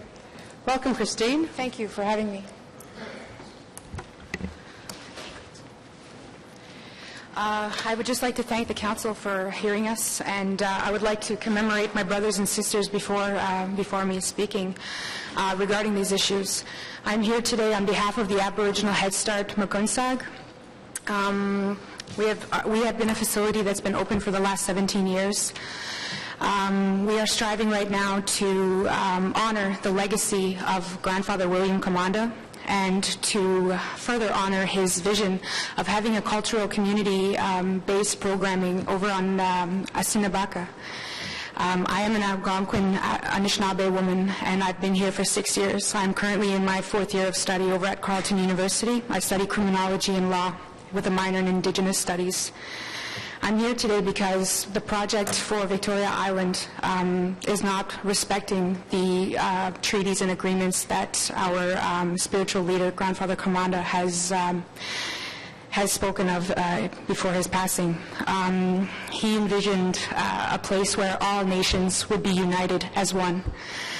His focus was peace and friendship and rehabilitation, and really understanding that our people, the Anishinaabe people, are in a great deficit, and we rely on the community greatly to support us during these very difficult times. Right now, we stand in solidarity with everyone that has spoken before us in recognizing those needs, that the Anishinaabe community needs to be respected And we are not closing the doors on development proposals or anything. We're actually, inviting those type of agreements between Indigenous and non-Indigenous peoples. All we are demanding is respect. We demand that we are respected in the decisions, the negotiations, and we would like to have our say in those different things. I stand here, or I sit before you, advocating for our future generations. It is them that will carry on this legacy, and our facility focuses on preserving that culture and allowing urbanized Anishinaabe children to have that culture and to have that liaison within an urban setting. We submitted a proposal in October 2012. However, we were unable to proceed on with that proposal for 150 Middle Street. I will leave you a copy which can be tabled for a future time. Basically what we want is to have our heart of our core services at one location, available to all nations. And it is not just for the Anishinaabe, but for all directions of life to come together and really celebrate what peace and friendship is really all about. Canada has been shaped from genocides of the people and my ancestors, which is why I am here today before you, to honor that, to remind you of the peace and friendship treaties that were made before me. And as a future leader, I want to ensure that my voice was heard today. We are representing the Aboriginal Head Start, the future, and they are the ones, our future generations, our future leaders, our future decision makers, the ones that will handle us. How will we teach them the ways, the proper ways, and keeping up that tradition and honoring our traditions before us and everything that was taught before us? I'm here to make sure that our opinions and our views are respected and that our future generations are spoken for, and ensure that they will have facilities to be able to continue on as our children have led on. Thank you very much. Does anyone have any questions? I appreciate you coming out today representing your board and with some of your members. And I think that we are hearing the common theme from all that are here. We are standing in solidarity, which is why the message is it's not repetitious, because each of us come with a different perspective. Right. And I'm not saying that it is, but it's the understanding that we're getting from all of you. Absolutely. I just would go back, though, and say that as a planning committee, we must deal with planning issues as they relate to this application. So I thank you very much for coming out. We actually submitted our proposal in October 2012, and we were being pushed to have our programming because there's 40,000 Aboriginal families here, and we needed to reach out to those services and to ensure that our programming will continue on. To expand, to grow, and as an Indigenous woman that grew up on the reserve, the importance of having these kind of facilities are impeccable. I moved here from my reserve to come to go to school and to educate myself on how to present myself, how to speak to people sitting in a committee like you, how to represent the people. I have to live in two perfect worlds. I have to honor my people, but then I also have to honor your ways for you to correctly understand me. Can I just make a suggestion to you that, when you finish school, you think about running for political office? Thank you. I think that that's where you really could make a difference, and I don't know where you'll end up living in our great city or whether... I plan to go back home where I belong. There you go. And you know what? Then maybe you want to run at a higher level.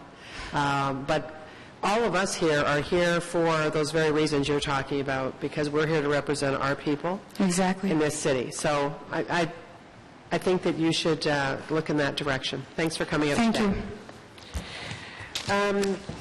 Evelyn Commanda DeWash. I hope I didn't ruin that name, too. Evelyn Commanda DeWash. Pardon me, Evelyn? Sure, she's welcome to come up. After Evelyn, we have Biola Smith. Oh, that's the sister. So there you go. Come on up.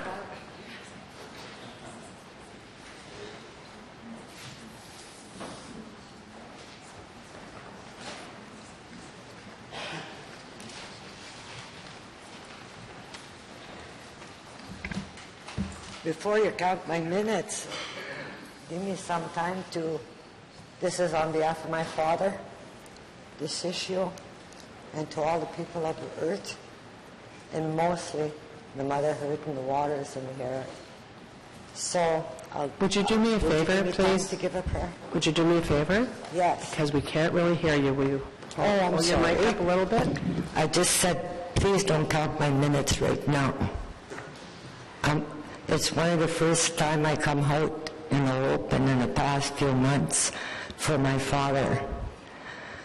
And there are many, I also have many decisions also to run for my father as probably the decisions that you have to make.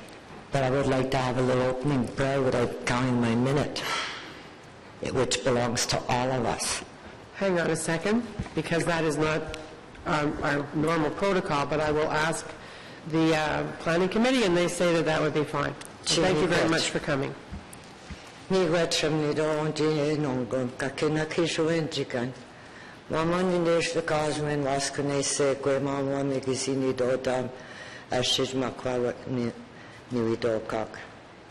Mama kakina gego nongam kakina kinawaki dependan nawa kokum sak me shomstag na nodnen nakak.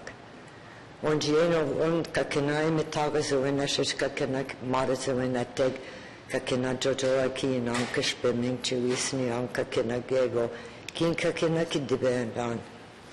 Kira wama nawaj kokum sak bugden mishnankam nogam. Mieni gweden und jivina watching this totawad kakina I take kakina nideno mi nido. I thank Creator for all that He created. We don't own nothing. He owns everything of all life and to all people in the motherhood. And I also call my ancestors in to have some pity and help us out to walk on the earth of them today. And it's very hard, you know, a native of a language to explain anything in English. It's the same thing with I don't even know how I'm saying this because I don't even know what to say.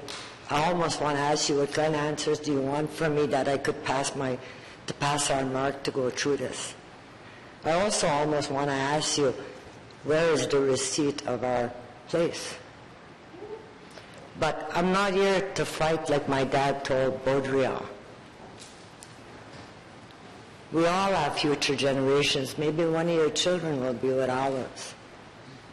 Believe me, I have a little Polish in my great-grandchildren. I have a little Mohawk. I'm interrelated to all my community. Not one human being is better than another human being. When things happen in your past, something happens and you surrender at that time, sometimes too late. We all have issues across the world there now. The world problem right now is the earth. There's killing, dying children every day because of Mother Earth. The Parliament is going through a time, and so far they're going crazy themselves. I've been there 3 months ago outside with Alberta women and out west. Indian acts are another issue with us. My father never signed nothing to any government, and he was very self-sufficient, and he was also an activist at one time. But he was also, our house was full with all the people of the earth in my house since I was a little girl. My parents adopted everybody.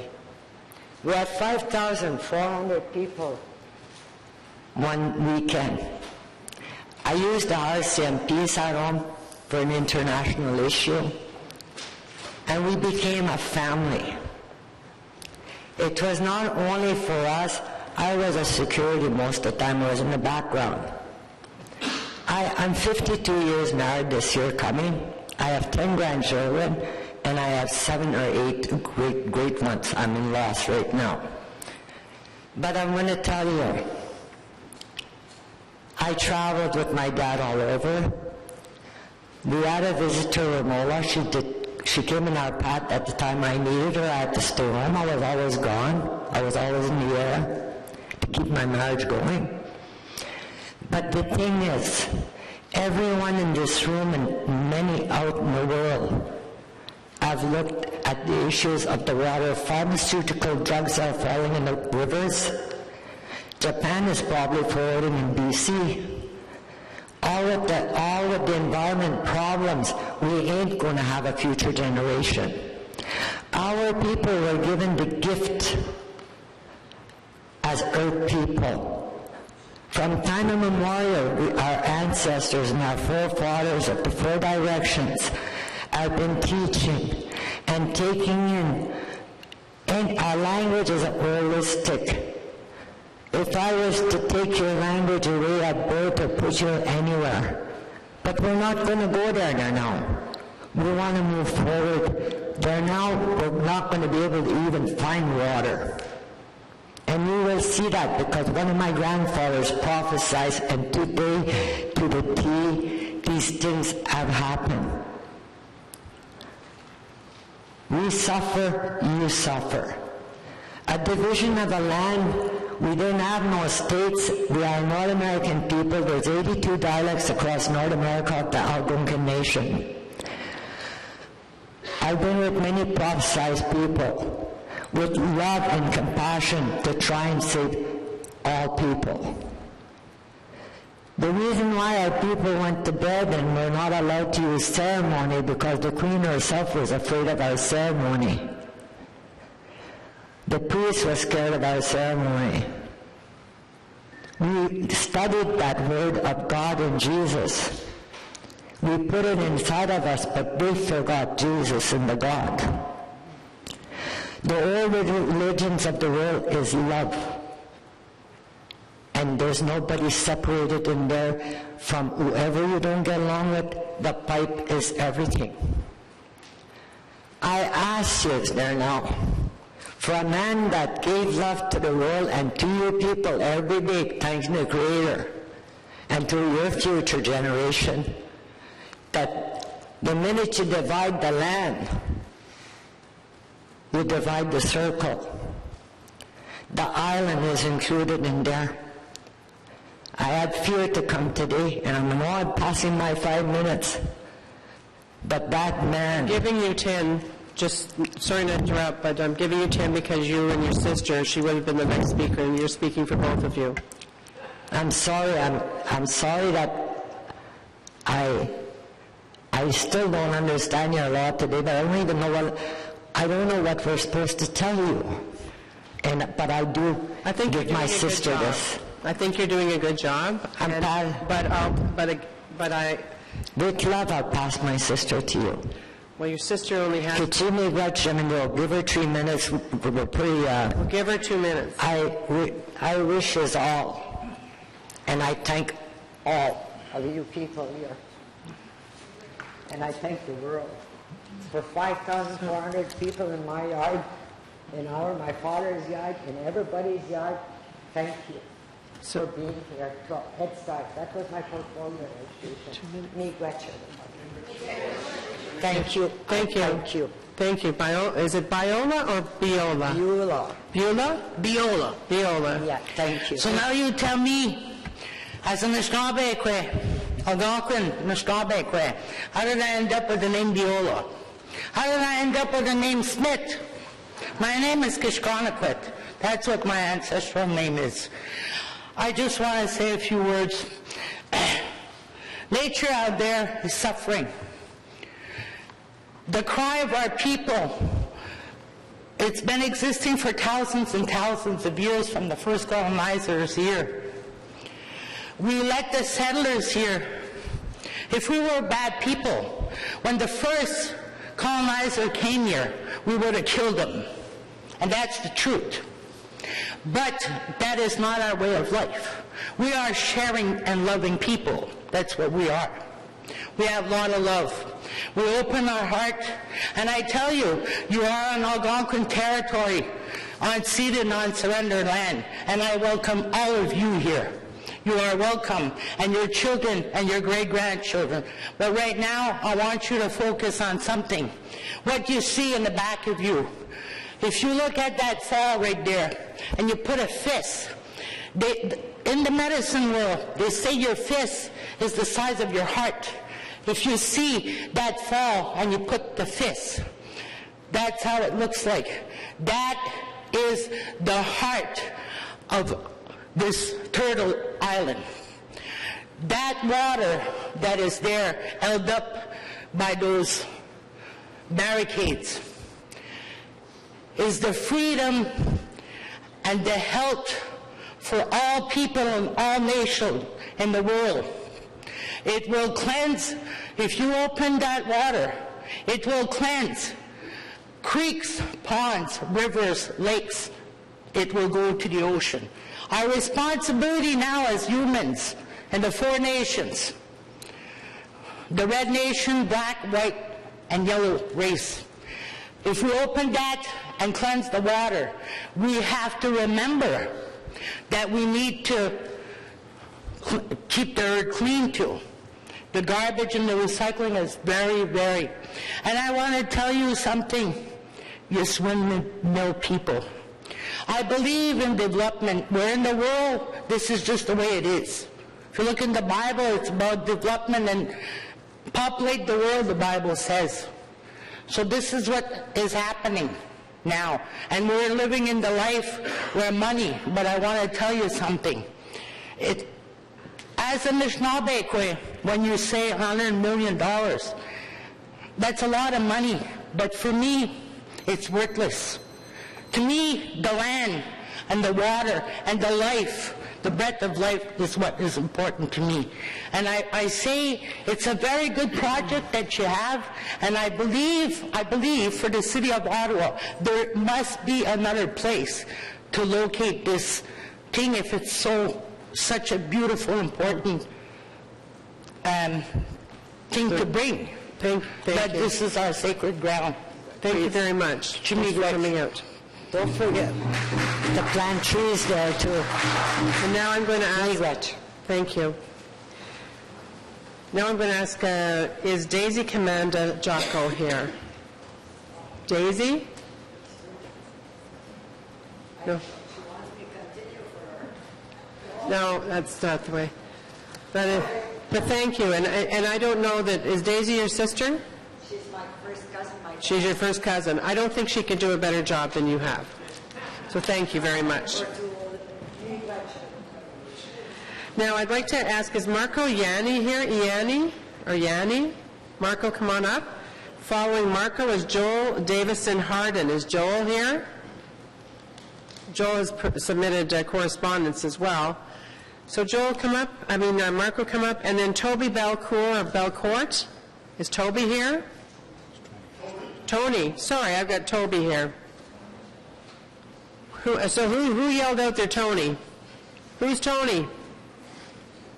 Come on up and sit in the chair beside Marco, please. No, come on up now, please. Well, then you may miss your turn. Come on. Marco? Yep. Go ahead. Thank you. So about 3 years ago, I started working for Douglas Cardinal. He's the architect of the Museum of Civilization and one of the people that are responsible for the creation of the Indigenous Center, the actual architecture of it. And 3 years ago, I knew nothing of First Nations, the First Nation culture, the spirituality of it, and he got me interested in it. And one day we had to build a sweat lodge for him because not only is he an architect, he's an elder, he's a pipe carrier. And I was curious, so I went and I helped him. And I sweated with him. And that first experience for me was just incredible. I saw how much, my mind was really polluted. And it kind of gave me a wake-up call. that I needed some help, some guidance. And from that day forward, I started sweating every weekend. And through those experiences and some others, and from what I've been told from other elders and from experiences that I had myself, I can say that spiritual world, that spiritual energy is real. It's not fake, and it is there. And this brings me to speak a little bit about the islands themselves and the vision for the Indigenous Centre. Although it is admirable on behalf of Windmill to include the Indigenous Centre in their master plan, but in order for a place like that to really function to its fullest, the land needs to be pristine and it needs to be renaturalized, because it is a power center. It has all this energy embedded in it, which makes me also want to say that it's not about creating, from an architectural point of view, it's not about creating neighborhoods that, like some other speakers have been saying, are already there. This is not site-specific. What we need to do is cherish the history of that land and reconcile between First Nations, the French, and the English. And it's in a very, very symbolic area of the country. It's between those two cultures. And there's no better way, in my opinion, to really celebrate that. And I think that will resonate throughout the whole world. It'll be something so amazing that everyone is going to want to talk about and replicate. Also, the sustainable movement is a very honorable one, but there's no better way to be green than to basically just renaturalize that area. So that's all I'd like to say. Thank you. Thank you. Any questions? No? Thank you for coming. Tony, I still have Toby written down here. You don't look like a Toby either, so I'm glad to hear Tony. Tony Belcourt or Belcourt? Either way. Either way. After Tony is Sylvia Hardy. Is Sylvia here? Okay.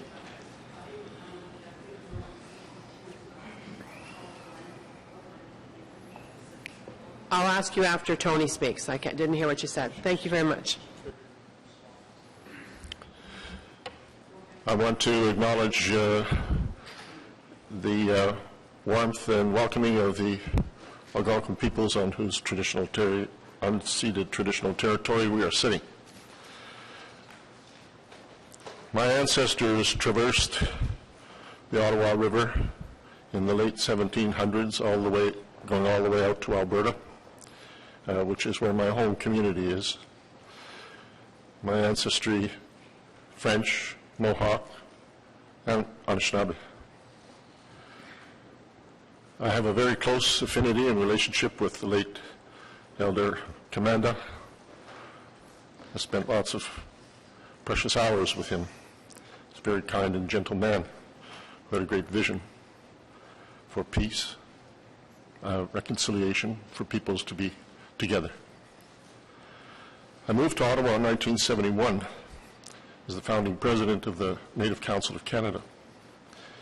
In 1981, the Métis, I am a Métis person from the historic Métis Nation in Canada, we were recognized as one of the 3 Aboriginal peoples in Canada's Constitution that states that the existing treaty and Aboriginal rights of the Aboriginal peoples are hereby recognized and affirmed. It states that for Aboriginal peoples are the Indians, the Inuit, and the Métis peoples. In 1993, I was the founding president of the Métis Nation of Ontario, a province that has antagonized and had systemic discrimination against the Métis people ever since the days of Louis Riel. In 2008, we were called to the legislature, and the Premier of Ontario announced that the Government of Ontario would officially recognize the Métis Nation, that it would no longer say that the Métis did not exist in this province. We won a Supreme Court decision in 2003 from Sault Ste. Marie, Ontario, that the existing Aboriginal treaty rights of the Métis people were never extinguished. They're still existing. When you stated a few times that the Planning Committee was not going to be dealing with our issues, that that's not what you do, and you just recently said you have to deal with our people. Well, Catherine Hobbs is my councillor. I hope she sees me as one of her people.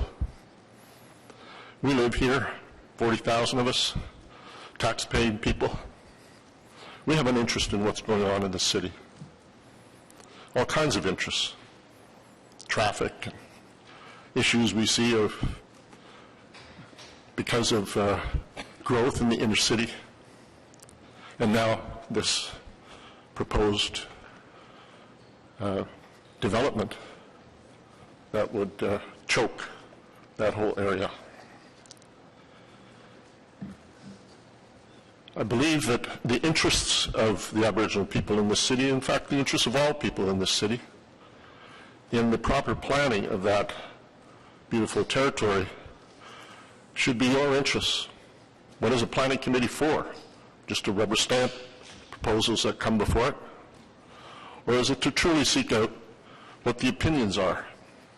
You're hearing opinions that we wish this committee to consider, I hope you will, delaying any decision or tabling any decision on this proposal, that these staff people and others consult with people in the city. I want to also remind you that you have a legal obligation. In 2004, in the Haida and Taku cases, the Supreme Court of Canada set out a new legal framework, the Crown's duty to consult and accommodate. This duty flows from the honor of the Crown and in Section 35 of the Constitution Act 1982. This new duty requires governments to consult Indian, Inuit, and Métis peoples and accommodate their interests wherever a Crown actor considers conduct that might adversely affect Aboriginal rights or interests. The duty applies when the Crown has real or constructive knowledge of the potential existence of Aboriginal rights or title that may be at risk from a course of action being contemplated by a Crown.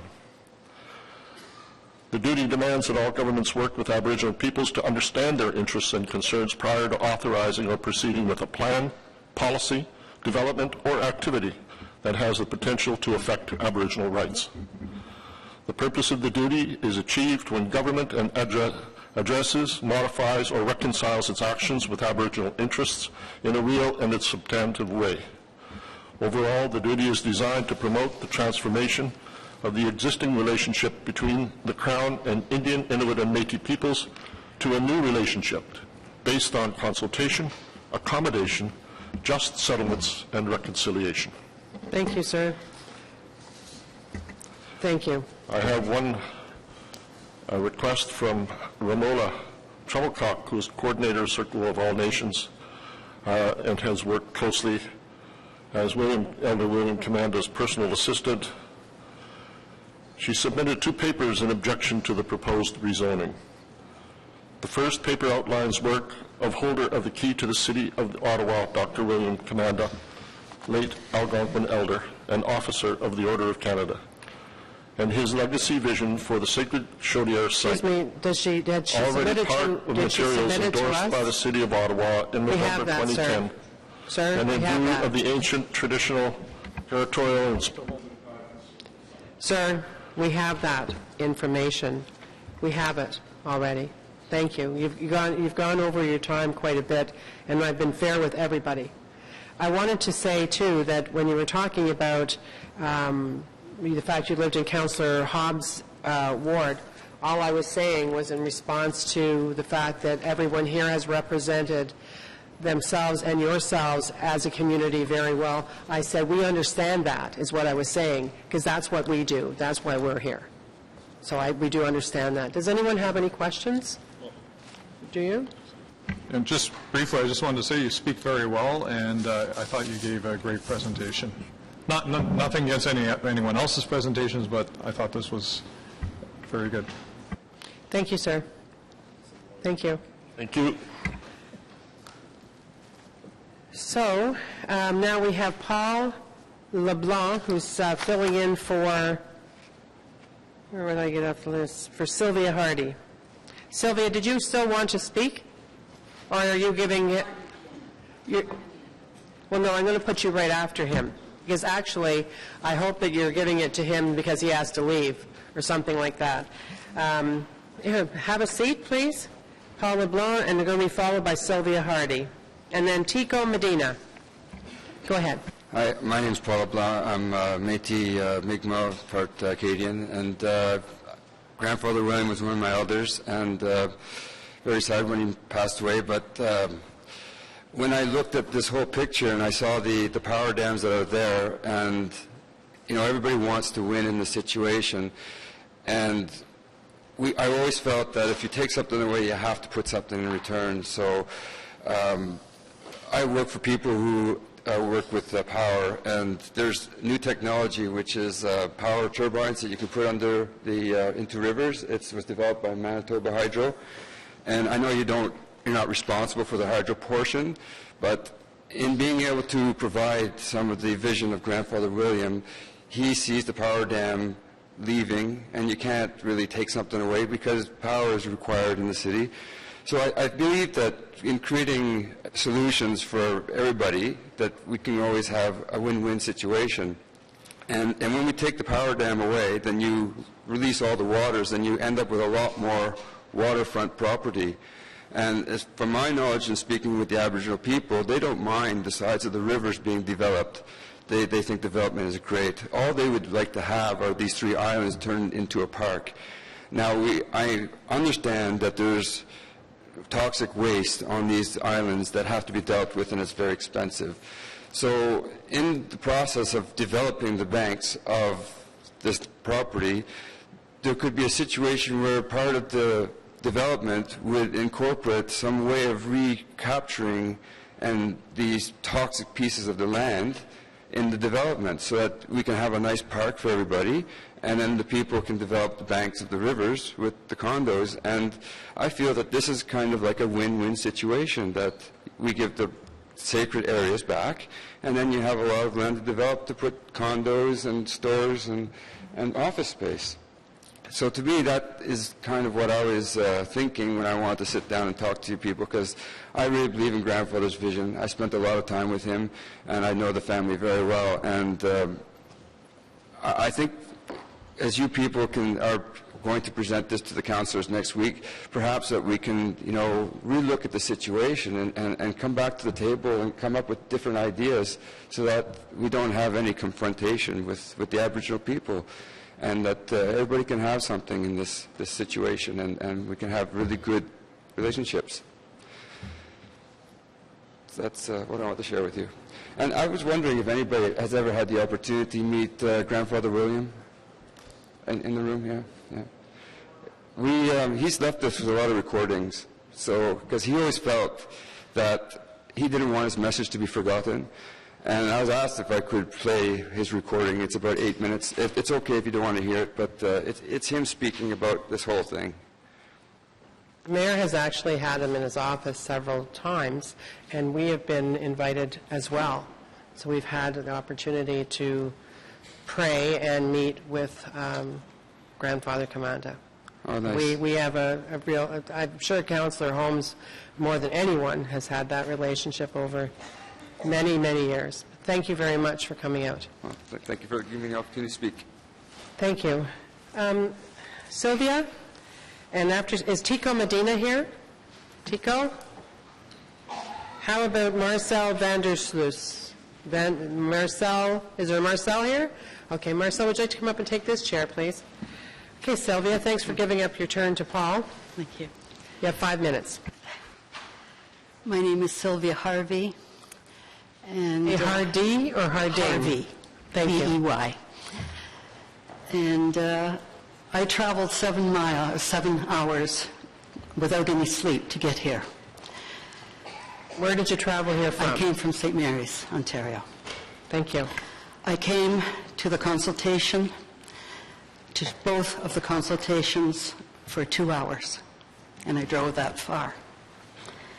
Why in the world would I do that when I live that far away from Ottawa? Why should I care? And this morning I wondered why, because I really didn't want to come, but I'm awfully glad I did. I wrote a letter, and I'm slow at writing letters. I've had a stroke, but I'm a teacher, and I care about things, and I'm a grief counselor, and so I care about reconciliation.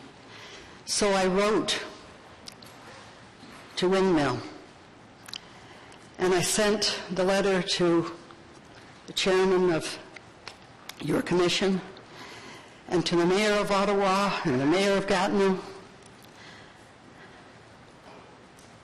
And I said, there's something you need to know.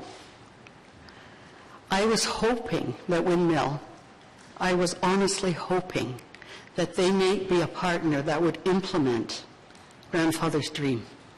Not, excuse me, I don't mean dream, vision. So I want to read just a few things from that, because I'm not here, although I'm a real latecomer to the Circle of All Nations, and Grandfather changed my life. He's the most important person I have ever met, and that's in 3 years. But I'm not here for that even. I'm here for 2 little kids. One of them's named Anna, and one of them's named Gregory. And those grandchildren have grandparents in Ottawa, and my daughter-in-law is from Ottawa. And those grandkids deserve Grandfather's dream, Grandfather's vision. And when I want to talk to them and tell them about it, it's really hard.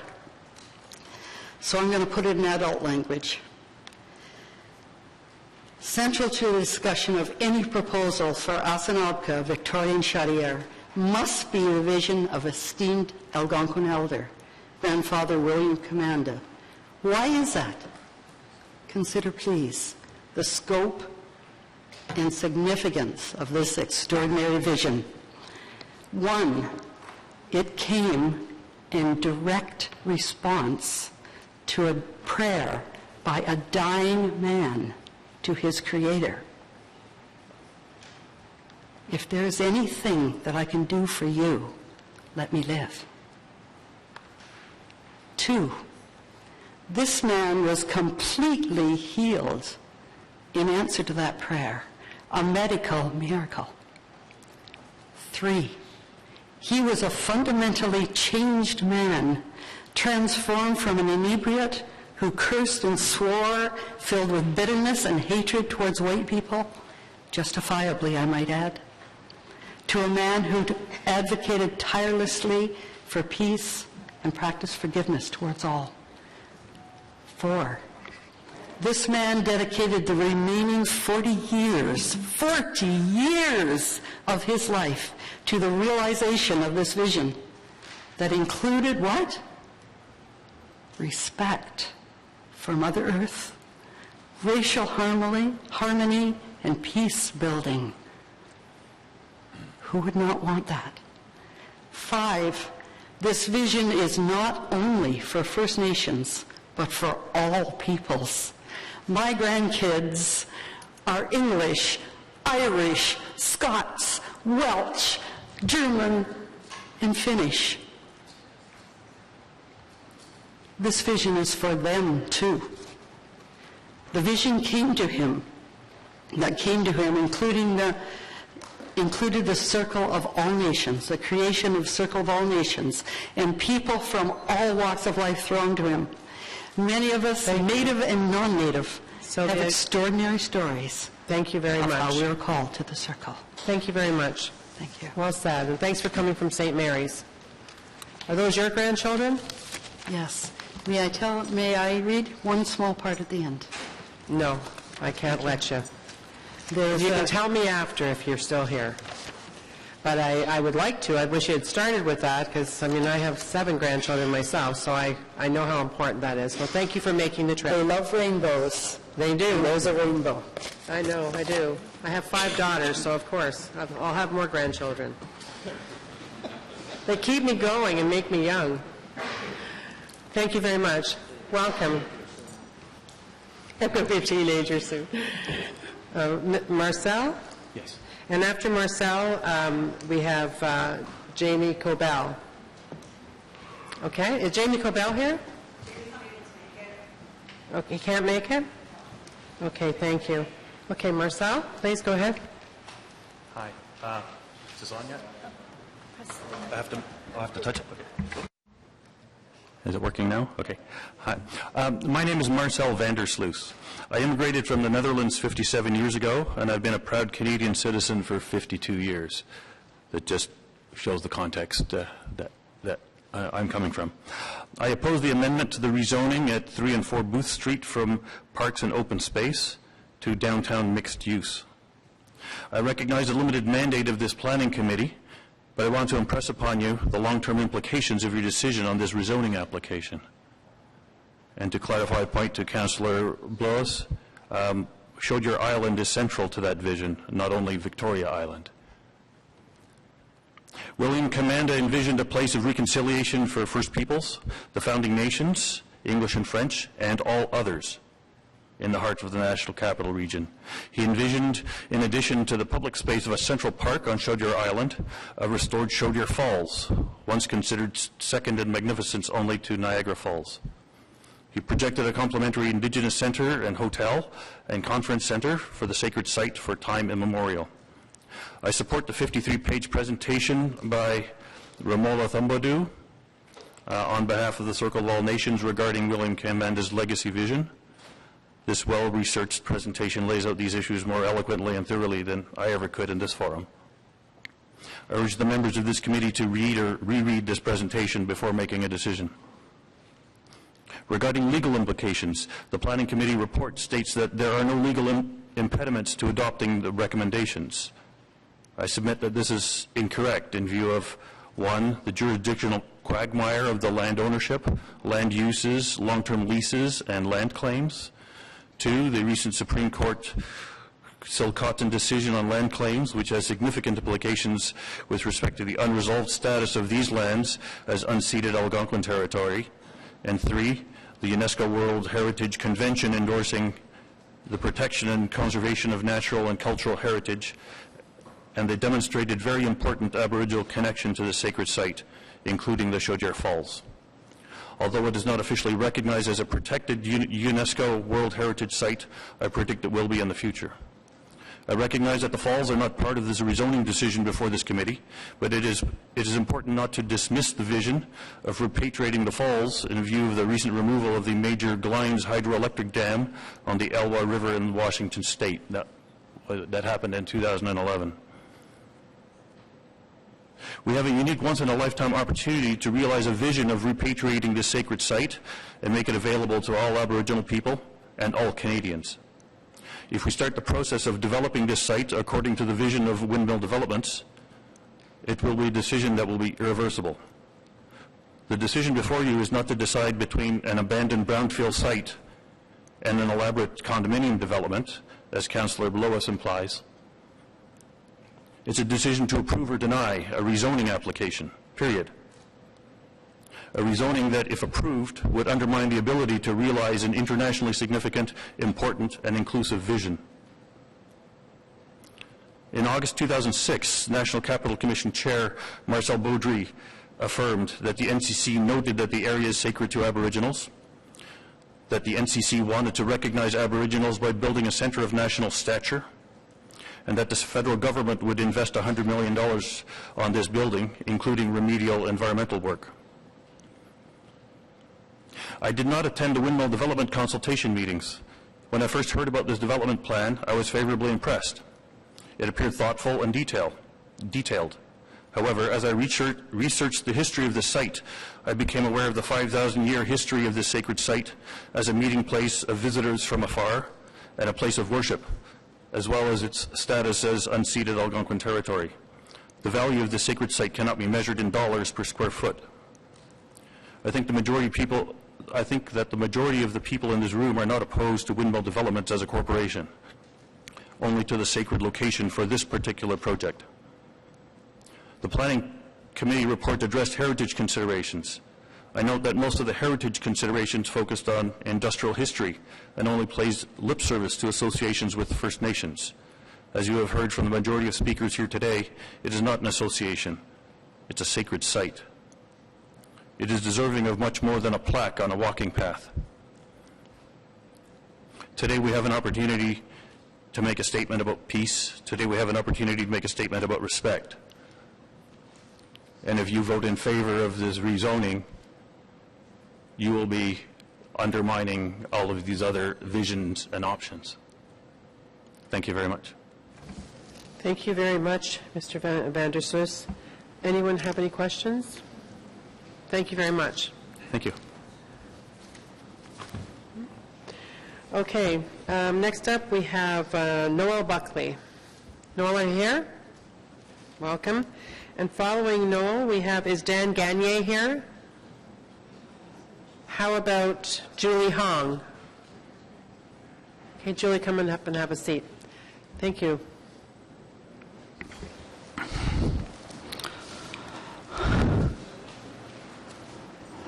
Good afternoon, members of the Planning Committee. My name is Noel Buckley, and I'm the President and CEO of Ottawa Tourism. We are the destination marketing organization for Ottawa and represent more than 350 members in the third largest industry in Ottawa that supports tens of thousands of jobs and more than $1.8 billion in total direct visitor spending. In the past 7 years, we have spent more than $40 million promoting and selling Ottawa based on our four-pillar brand strategy of capital, culture, green, and urban. In addition, since 2010, we have been the regional tourism organization recognized by the province of Ontario and directed to include destination development as part of our mandate. To that end, we have initiated a Destination Development Council that includes representatives from the post-secondary sector, the OGHA, the Ottawa Airport, the City of Ottawa, the Ottawa Chamber of Commerce, Invest Ottawa, the Ottawa Convention Centre, and the private sector.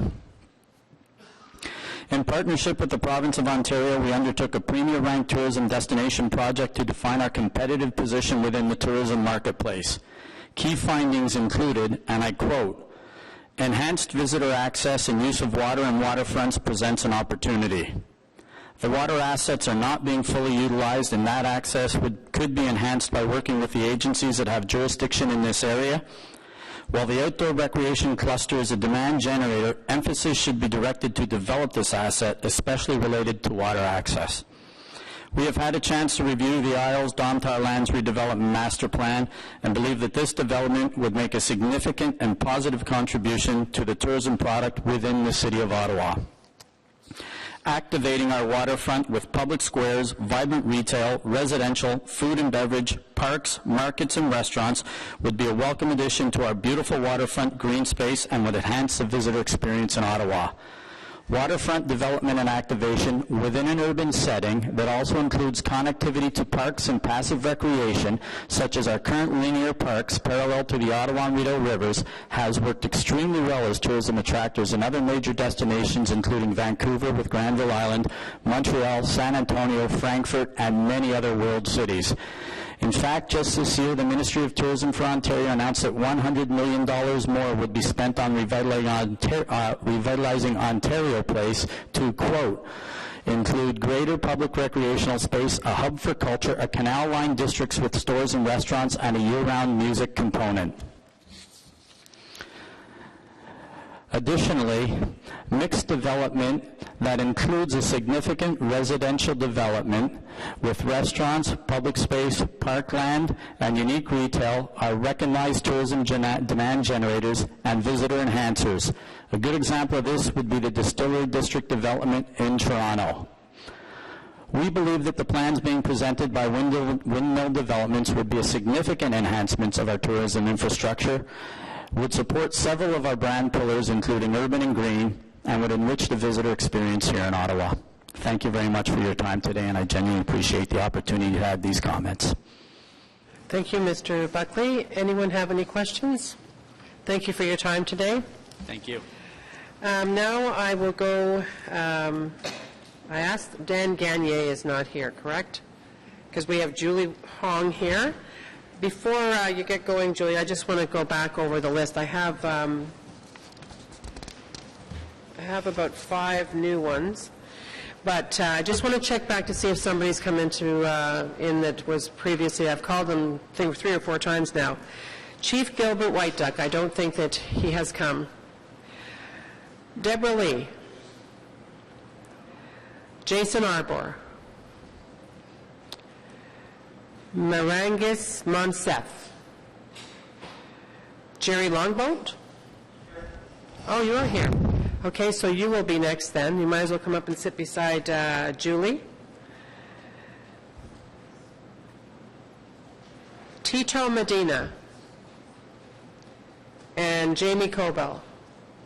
Okay, so you see, because I called out again, you're here now. All right, Julie, you have the floor. Thank you. All right. Hi, my name is Julie. I've been a resident of Centertown for several decades, and I've been involved in grassroots resilient sustainable communities group called Transitional. However, today I'm speaking on my own behalf. First off, I'm aware that there's been a great deal of work and vision that the Planning Committee, Windmill, and various levels of government have undergone to arrive here in this room today for rezoning consideration. I'm finding Windmill's proposal and the Planning Committee's work to date has been a very sensitive treatment of urban densification according to a particular rubric of development of urban planning. I'm also moved that there have been gestures made towards including nonprofit housing, as well as including the views of groups such as Just Food and Ottawa Riverkeepers. So I'm glad that there are developers such as Windmill and in the city, and that the City of Ottawa is ready for a green project of this scale. But I feel, as others might feel in this room, that this is not an appropriate site for this particular project. I would be excited to see the development of this site more in line with a clearly public civic space, a place of ecological and cultural heritage kind of emphasized that privileges First Nations point of view as well as an ecological one. From my I've just, I guess, over the last few years, been more and more acquainted with Indigenous sort of knowledge. What we may consider as geographical features, an island, a river, are not just to be seen as places where events unfold, where people live and meet, where ceremonies are held, but they're also considered living entities, ones with their own sovereignty, their own set of rights, we could say. We are at this point probably well aware of climate change, as well as the First Nations people and their, I guess, their rising voices, especially in terms of being stewards of our land, and whose basis for their spirituality is the earth and Mother Nature. So I think the views of, I'm just in support of all the Indigenous folks here that have come today. And at this point, I'm not sure if I'm for or against the mixed use. I feel like that's besides the point. It might be a bit premature. And I'd love to see more, I don't know, more consultation, more kind of development of the sort of underlying concept of that island. If, to me, restoration of the islands to the original state makes sense to me, but I understand that there's other agendas. So that's all I have to say. Thank you. Thank you very much. Anyone have any questions? No. Thank you for coming out today. Thank you. Okay, so good thing I called you again, Jerry. If you'd like to move over there. And I've recalled everybody, so we're going to start on the newest people. I hope you're still here. After Jerry will be George Neville. Are you still here? Are you still here? Are you here, Jared? Yeah. So you'll be speaking next if you'd like to come over and take the chair. Thank you. Go ahead, Jerry. Hi, good day. Thank you for the time to sit in the circle here and share. I wanted to thank you for your proposal. Actually, it's very detailed and very well presented to give you a clear idea of what what's on the table. I was here for this morning, and then I had to duck out for a bit, but caught a few people in the hall, and I see a lot of dialogue. Of course, obviously heading in this direction, but I think. Actually, in my heart at this point, I need to turn back to my own Indigenous community here and talk about what do we actually want to put on the table here. What is the alternative from the First Nations Aboriginal perspective? Okay, what is the vision? And I know there is a lot of talk around Grandfather William Commanda's vision.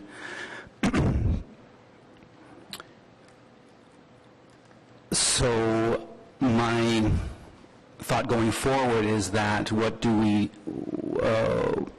do we engage in the process more effectively as First Peoples living in the National Capital Region? I also hear a lot of people talking about it's a sacred site. It is a sacred site. Do you understand why it's a sacred site? Has anyone talked about why it's a sacred site to you folks? Yeah, okay, so you all know. It's a spiritual site, a site of communion with the Creator, with the land, with the waters that are here. And although I appreciated your presentation, it's quite clear that there really is no partnership. There's sort of an opportunity to give token recognition to maybe a culture that once was, or people that once was. But I think what we really need to do going forward is really have present the idea of Aboriginal people as a living culture, and that we're living and we're growing and we're moving forward. I don't see that in the proposal. I mean, I think the way that you structured it also is leaving that part of Victoria Island, intact, just so you can sort of take the rest. So it's as I look at the picture, it's actually the whole region. It's the whole falls there. It's the whole river leading up and beyond. It's the whole river system throughout the territory, et cetera, et cetera. There's also been mention about the 200-year history of the site. Well, we have a 5,000-year history of the site that we really need to consider as we go forward too. To me, it's the heart of Canada. I mean, to me, there's no mistake why Ottawa is here, why the National Capital is here, and why we're right next to this incredibly powerful spiritual site. So I guess I would just convey to the circle at this point is that we are mobilizing as a community. I think that there's going to be a number of meetings within the community to come forward with some type of concrete vision, some type of options and visions going forward, so that we can get a clear picture and clear vision of what we would like to see happen as First Peoples. So, thank you for the time. Appreciate it. Nyawa. Thank you. And I'm just wondering if all of you actually are doing a good enough job of making your thoughts known to the NCC, for example. Mm-hmm. In celebrating the vision of Grandfather Commanda, mm-hmm. I don't know whether you have an opportunity to do that, but I suggest that you do. Mm-hmm. And also that you definitely look at being engaged in the next step as well. Mm-hmm. Because I think many people in here did not attend. For the majority of the people that we heard today, they didn't attend. Mm-hmm. And I'll tell you, as I said before, 1,200 people or 1,100 people coming out to 2 public consultations is phenomenal. Mm. It's phenomenal. So there's no way that we can say that there hasn't been public consultation, mm-hmm. because mm-hmm. That's a lot of people to come out. We usually, any of us would tell you, I mean, you can hold public consultations, you can advertise it, you can try to, particularly in the suburban areas, to get people who have the time to come out. So I think that if you think about what we've been saying all day and the questions that we've asked, it's really important that you follow up with the federal government and certainly with the NCC. But thank you for coming out today. No, thank you. So I'm going to ask Mr. Neville. And after Mr. Neville, we have Ron Goddard-Fernier. Are you still here, Ron?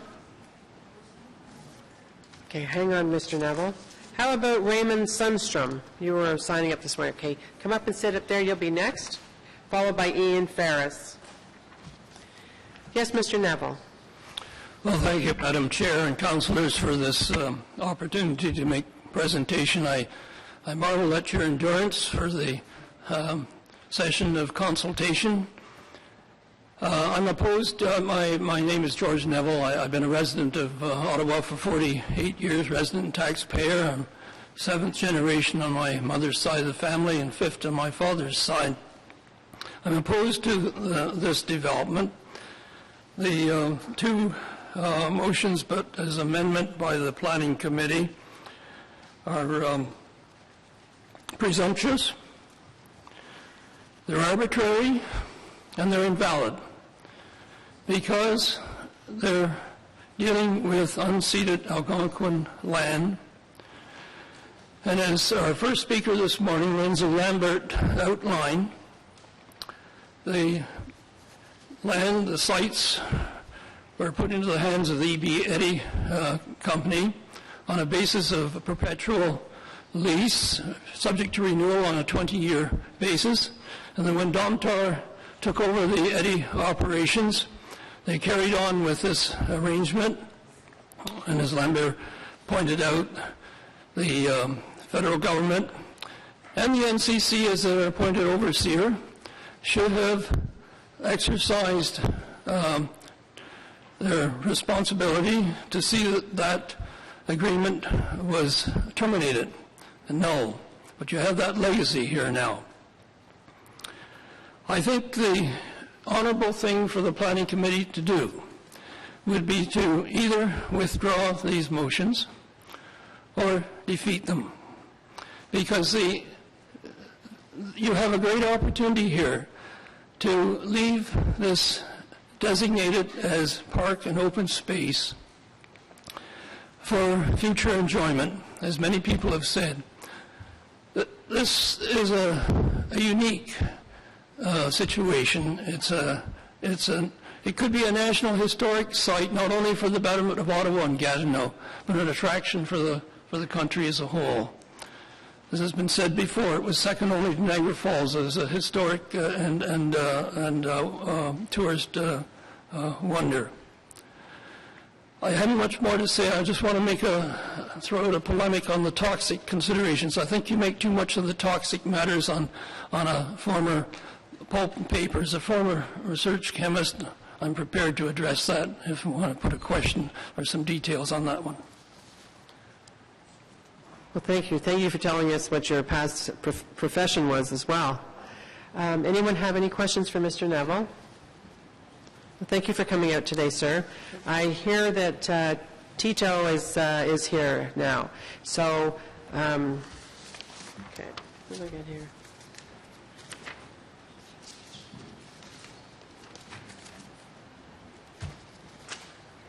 Are you Ron? No. Who are you? Raymond Sundstrom. Raymond.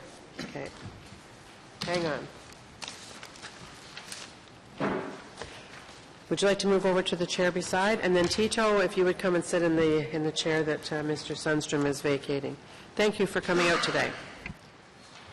Good afternoon. My name is Ray Sundstrom. My spirit name is Blue Thunderbird Man. My clan is the Eagle Clan. I'm opposed to... You say Eagle Clan? The Eagle Clan. I'm opposed to Windmill's proposition and the proposal of this committee to go ahead with it.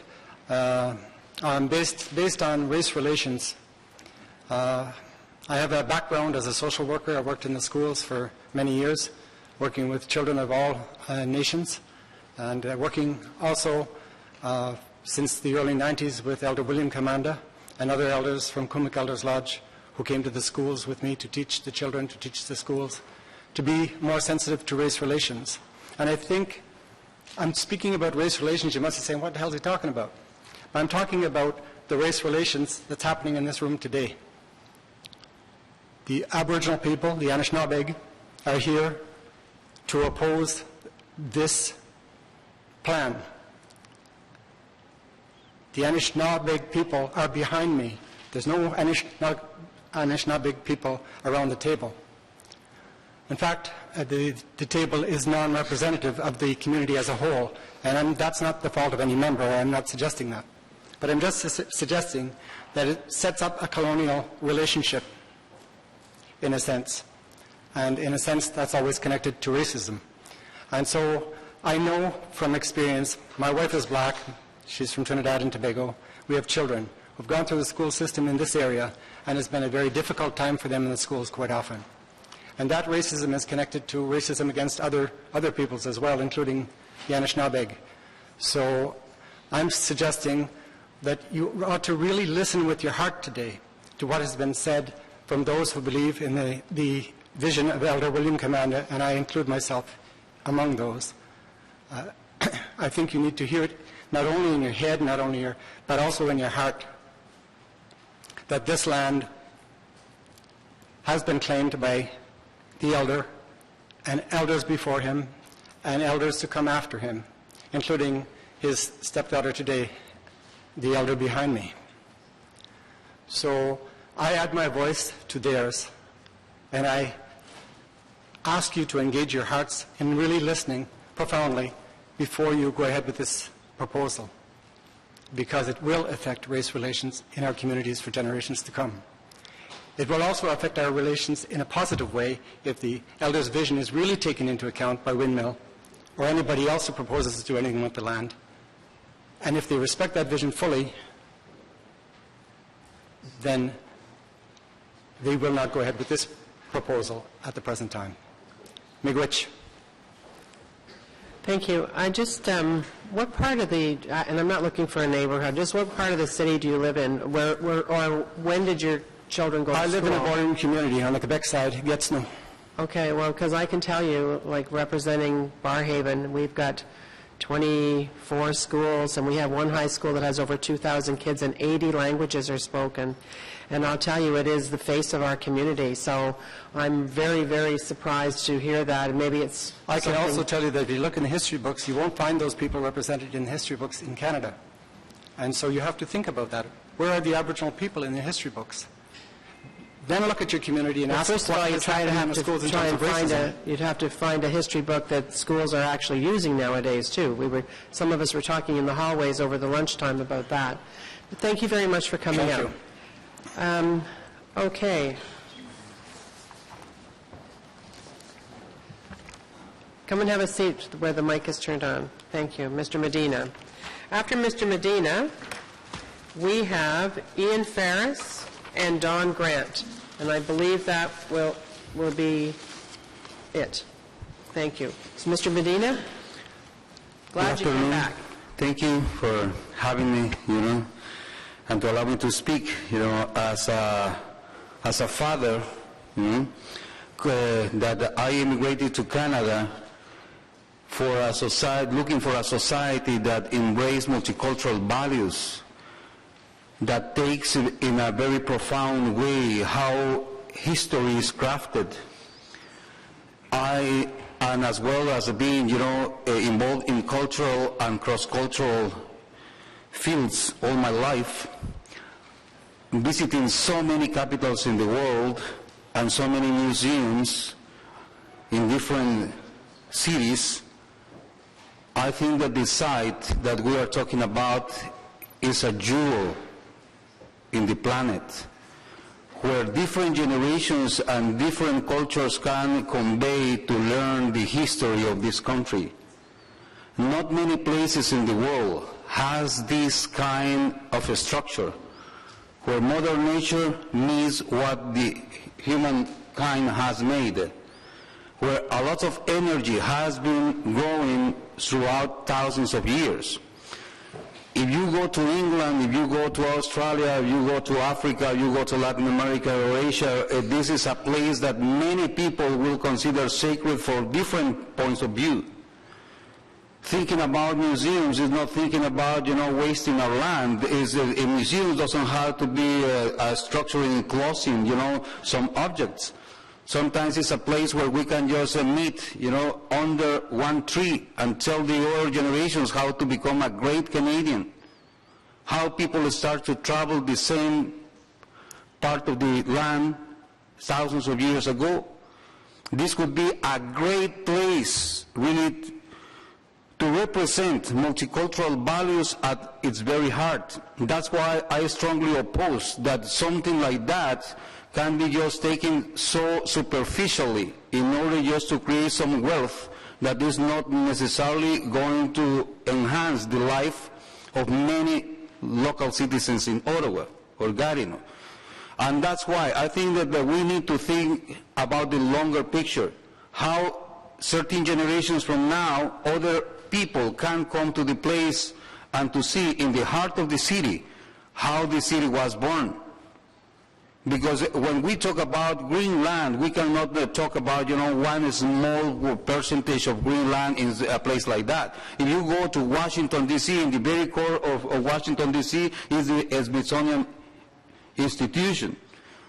They are begging for more green. They are begging for more land to do these kinds. That's why I just want to present my opposition just to this rezoning or this kind of developments in this area. And thank you again just to allow me to be here. Thank you. And the green space around the Smithsonian is like our green space, which is the largest, what's it called? What's the largest, over the garages? Green roof. Green roof, but it's the plaza. But it's the largest green roof, I think, in the city still. Same thing with the Smithsonian's, how they take advantage of bringing green. Thank you very much for coming out. Any questions? Thank you. Okay, good. Mr. Ferris? And followed by, I'll ask once more, Don Grant. Come forward, Don. And Ron Goddard Fournier. I'll call that for a last time. Thank you. Thank you, committee members and Madam Chair. I'm representing the Ottawa Chamber of Commerce today, and I would like to speak in support of the zoning application for the windmill redevelopment project on the former Domtar lands. The project's proponents have put forward a comprehensive mixed-use development project that establishes world-class standards for redevelopment of this historic area. The Ottawa Chamber agrees that transforming this former industrial site through extensive remediation and the use of innovative planning will result in a visionary community that is both environmentally and economically sustainable. The Windmill Development Group has undertaken several years of planning to ensure that this project has the support of the local community, including businesses and residents on both sides of the Ottawa River. The proponents have reached out to the Chambers of Commerce in Ottawa and Gatineau in an effort to better understand the project and its value to the community. This project has undergone extensive review by the Ottawa Chamber's advocacy committees for environment and sustainability, transport and infrastructure, and economic development, and has received their full support. From a Chamber perspective, one which supports economic development and job creation, we find it refreshing that this project will open up the waterfront for Ottawa and will enhance our tourism reputation. And I think former witness Mr. Buckley had said that as well. We commend the Planning Committee for undertaking this hearing, but would caution that any further delays will surely be reflected in lower jobs and investment rates, all of which could be detrimental to our community. The Ottawa Chamber believes this project will raise the bar in the redevelopment of Ottawa's downtown core, and we encourage the Planning Committee and full Council to support this project. Thank you. Thank you very much, Mr. Ferris. Anyone have any comments, questions? Thank you for coming out today and for sticking in with everyone else. Thank you. Well, I think I've gone back over everyone that wasn't here, except Mr. Grant. I think that you are the last one up before us today. Great. Thanks. Thanks for having me, and I want to thank our First Nations guests and people for welcoming all of us today to unceded Algonquin lands. I'm the Executive Director of the Ottawa Centre Eco District. I've met you before, spoken to you before at Council. We're new, and the idea of an eco district is to look at a place where you can ensure a triple bottom line approach to development or redevelopment. And our goals are to reduce the environmental footprint of building operations, to enhance social vibrancy, and to attract businesses to the downtown core. Eco-districts are an American phenomenon. There's about 25 of them in the United States, and I was just in Washington, D.C. last week, so I saw it. It's a beautiful city, and they're doing some tremendous waterfront redevelopment there. It's totally inspirational, and I actually toured it with Rodney Wiltz of Windmill, and we got some great ideas from what they're doing there. This project will put us on the map as having one of the most sustainable communities in the world. We as the Eco District are very inspired. Our area is the downtown core. We've actually joined forces with them to expand the size of the Eco District. When I look at this and I see the level of consultation, it really is phenomenal. I was at the events, a huge amount of support, a real buzz in the air. I know you've all been to lots of consultations and it's been noted. This has tremendous public support. When I look at it and I think about the future for my kids, and I think about what the future means, reducing greenhouse gas emissions is critical, and we all know that. You're going to have some of the best kinds of space, residential, commercial, and retail, in terms of small footprint, very small footprint. It's going to be a totally walkable place. You're going to be able to decide to live there or work there and not have a car. So these are all the things that we hold near and dear to our heart. It's the kind of thing that we want to see. And my hope is that today we'll move forward with the rezoning and move forward with embracing the vision of the Algonquin people and working with all the stakeholders to make this whole area something that everyone can appreciate. I note that it's a spiritual place, but it's the kind of place where I can see never living there and always going there, taking my neighbors, taking my relatives from out of town. I think it'll be a special place for all of us, and I really, really hope that when we look at this that we can come forward with a plan where it can be special for all of us, because I think it has a real opportunity to be one of the best neighborhoods in the entire world. Thank you. Hang on. Our last speaker, Councillor Blois, has a question. What's your link with Windmill's development? Is there a direct tie-in, or you and your organization? When we came to Council for support back in October, for Federation Canadian Municipality support, we asked for, we came forward with a broad array of partners. So we have the City of Ottawa, we have Hydro Ottawa, we have Invest Ottawa, and the Windmill Development Corporation all gave us money, and we also used money from 2 contracts. And we were able to... come on, in fairness, I mean, I asked him the question, and he's giving the answer, so I mean... Full disclosure. And so, we're not-for-profit with a board of directors like many, and so, you know, this is that's the arrangement that we have, and that's a small portion of our funds. The majority of our funds come from the Trillium Foundation. So, and from Trillium. And thank you for clarifying that. Yeah, no problem. You're probably not the right person to ask this, because we sat through a lot of presentations, very passionate ones, very emotional ones today. A lot of information was fed back to us. What would you take away from what you heard? I assume you were here all day today. I was here all day.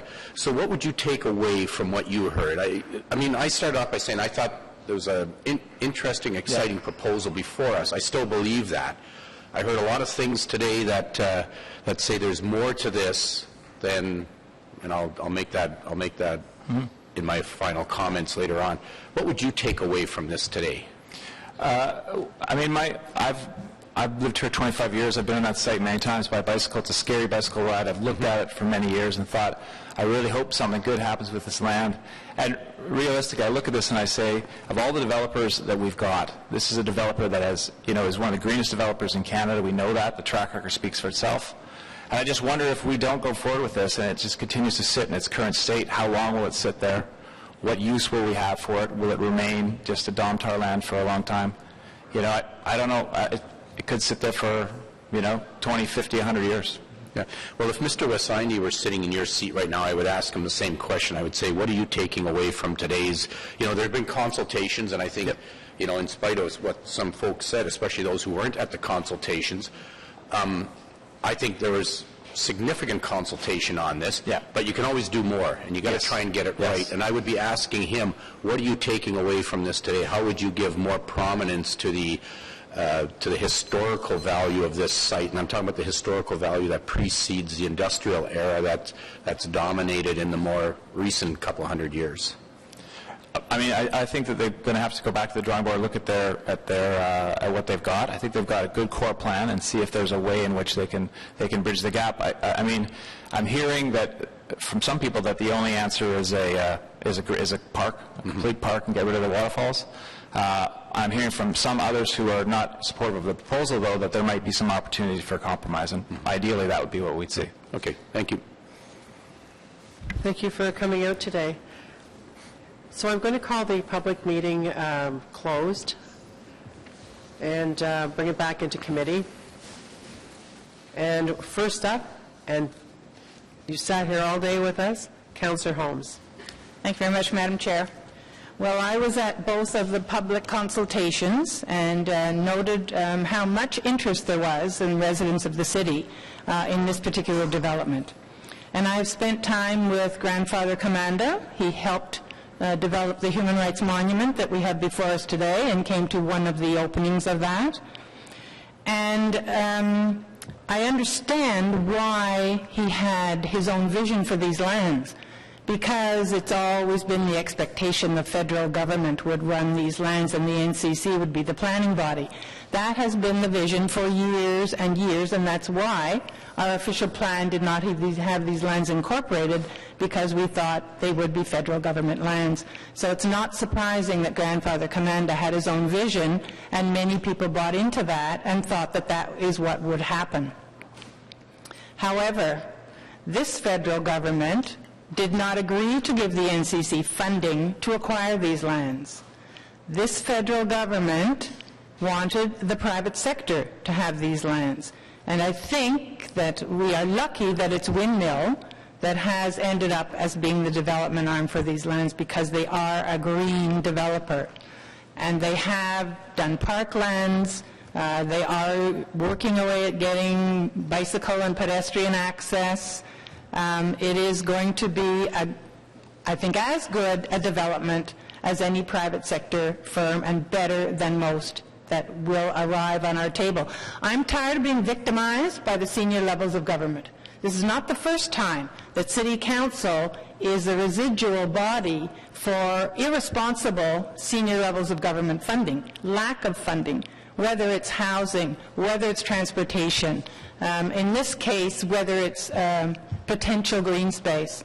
So here we are today dealing with a topic that most people are passionate about and that we have no way to respond to. We do not have the money to acquire those islands. So here we are responding to passionate people very interested in what could have been, but that's a discussion that needs to be held with the federal government. Needed to be held before they decided that they would not take part in this particular part of our city, which is, you know, a fabulous piece of land, fabulous waterfront. It's going to be an exciting place, but it's not going to be the place that Grandfather Commanda dreamed of, and that many people bought into that dream with good reason, because we always thought it would be federal lands and the NCC would plan them out and there would be parks and so on. The federal governments, and I can't remember how many, at least 4 or 5, have refused to fund Victoria Island and build a consecrated building on Victoria Island for the Native peoples. So, you know, it is a government where our Native peoples have to go to the Supreme Court of Canada to get their rights acknowledged, as we've seen. So it's unfortunate for us that the federal government does not respect Native peoples, and this is another example of that. But we have the responsibility here to deal with the planning issues that have come to us. And I want to thank everybody for coming. It's been very helpful for us to hear the discussion.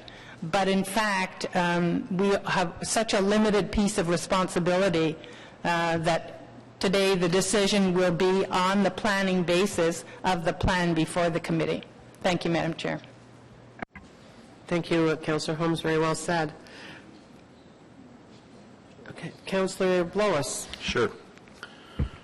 I might as well try and finish off since I asked lots of questions and maybe didn't always leave the right impression on the questions, but I think questions that were worthwhile asking. And first of all, Madam Chair, I want to thank you because it's not easy to chair a committee when, you know, when there's the emotional mixed in with the development issues and everything else, and I think you've done a very, very commendable job today. You know, we had before us a lot of eloquent and forceful presentations, and they certainly appealed to the emotional side. And if that's where it were to rest, we could put this to bed right now and it'd be over with. But it's very obvious this site is more than just a couple of islands. It's more than a redevelopment site. And Councillor Holmes is right that if the expectations that we had at one time that the federal government would take it over, the NCC would steward any development on the site, we wouldn't even be here. You wouldn't be here. You wouldn't have to drive 7 hours from St. Mary's. It would follow a different process and you could sit in a different form. Well, that's not the cards that we've been dealt. It is a redevelopment site, but it's obvious that it's way more important than any other redevelopment site. There's history here. There's a recent history that's overridden by significant cultural and sentimental attachment to the site. And many of you have invoked the spirit of Elder Commanda. Many of us have actually met William Commanda here at City Hall when he was being honored. And I can tell you we all have the ultimate respect. But what's before us? It's a proposal for a major transformation. And the challenge for us is, how will that transformation proceed? So the choice is, we could probably do nothing. We can just say no. Or we can try to accommodate, or the proponent, in this case Windmill Developments, can try to accommodate what they've heard. I believe they've been here all day. They've been listening. I'm hoping that they take something away from this meeting in terms of greater recognition, greater significance for the Aboriginal heritage that's attached to the site. But you know, in the end, if you do nothing, and I know somebody said, oh, that's not the option before us. It is one of the options before us.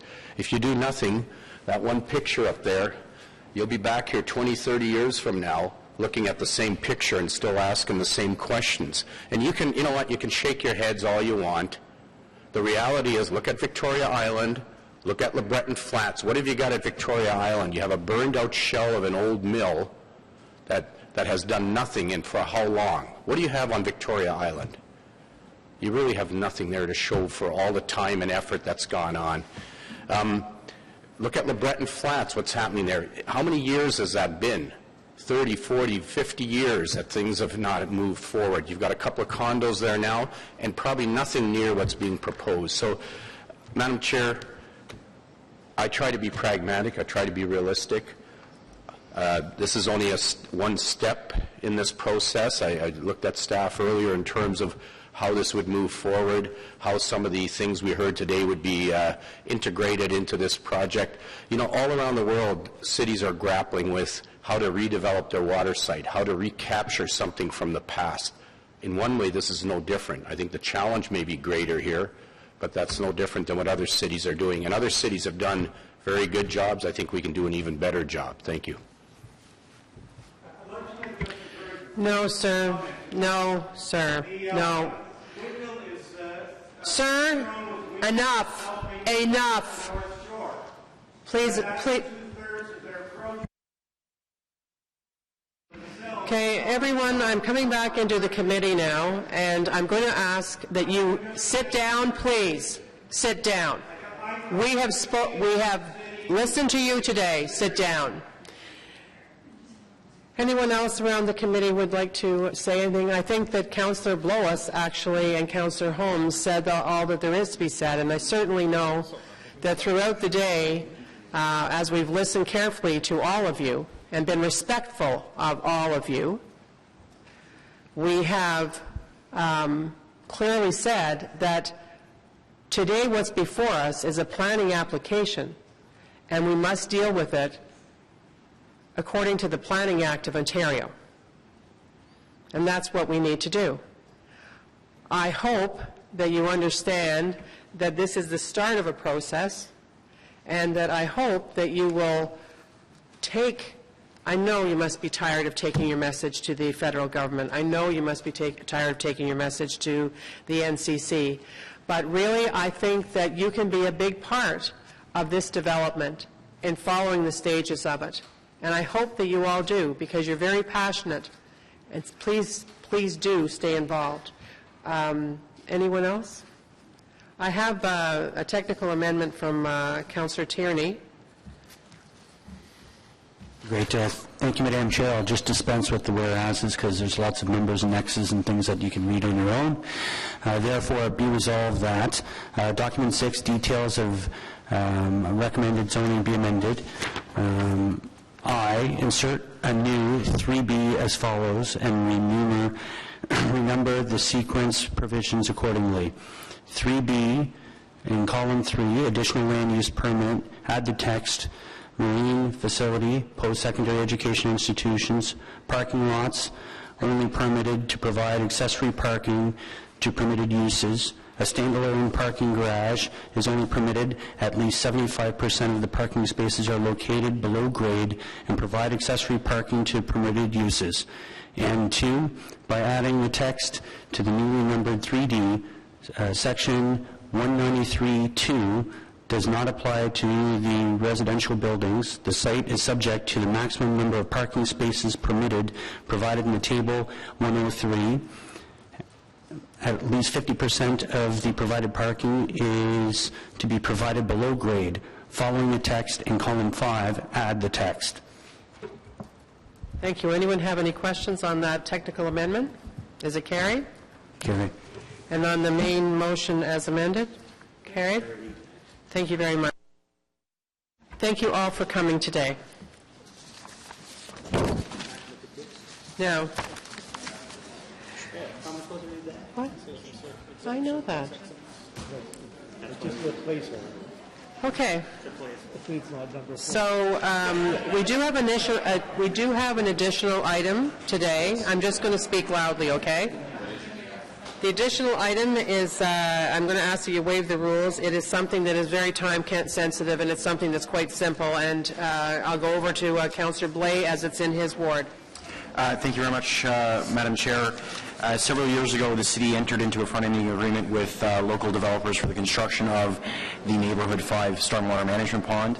That pond requires to be widened or added onto to facilitate further development, as well as the widening of both 10th Line and Maribel roads. And as such, we need to put Minto into the repayment schedule along with the other developers. So, be it resolved that Council authorize the city to enter into a front-ending agreement with Minto for the Neighborhood 5 pond works, according to the principles identified in report as read, which work shall not exceed the amount remaining under the upset limit of $11,165,000, and based upon Council's approved front-ending policy, and that the Planning Committee approve the addition of this item for consideration by the committee at today's meeting pursuant to Section 84.3 of the Procedure Bylaw, being Bylaw number 2006-462. So, is that carried? Thank you. Are there any notices of motion for consideration at our last meeting of this term? Rayner? You should have had one. Any inquiries? Well, you'll have one more turn. Any other business? Okay, we're adjourned. Our next meeting is Tuesday, 25th of November.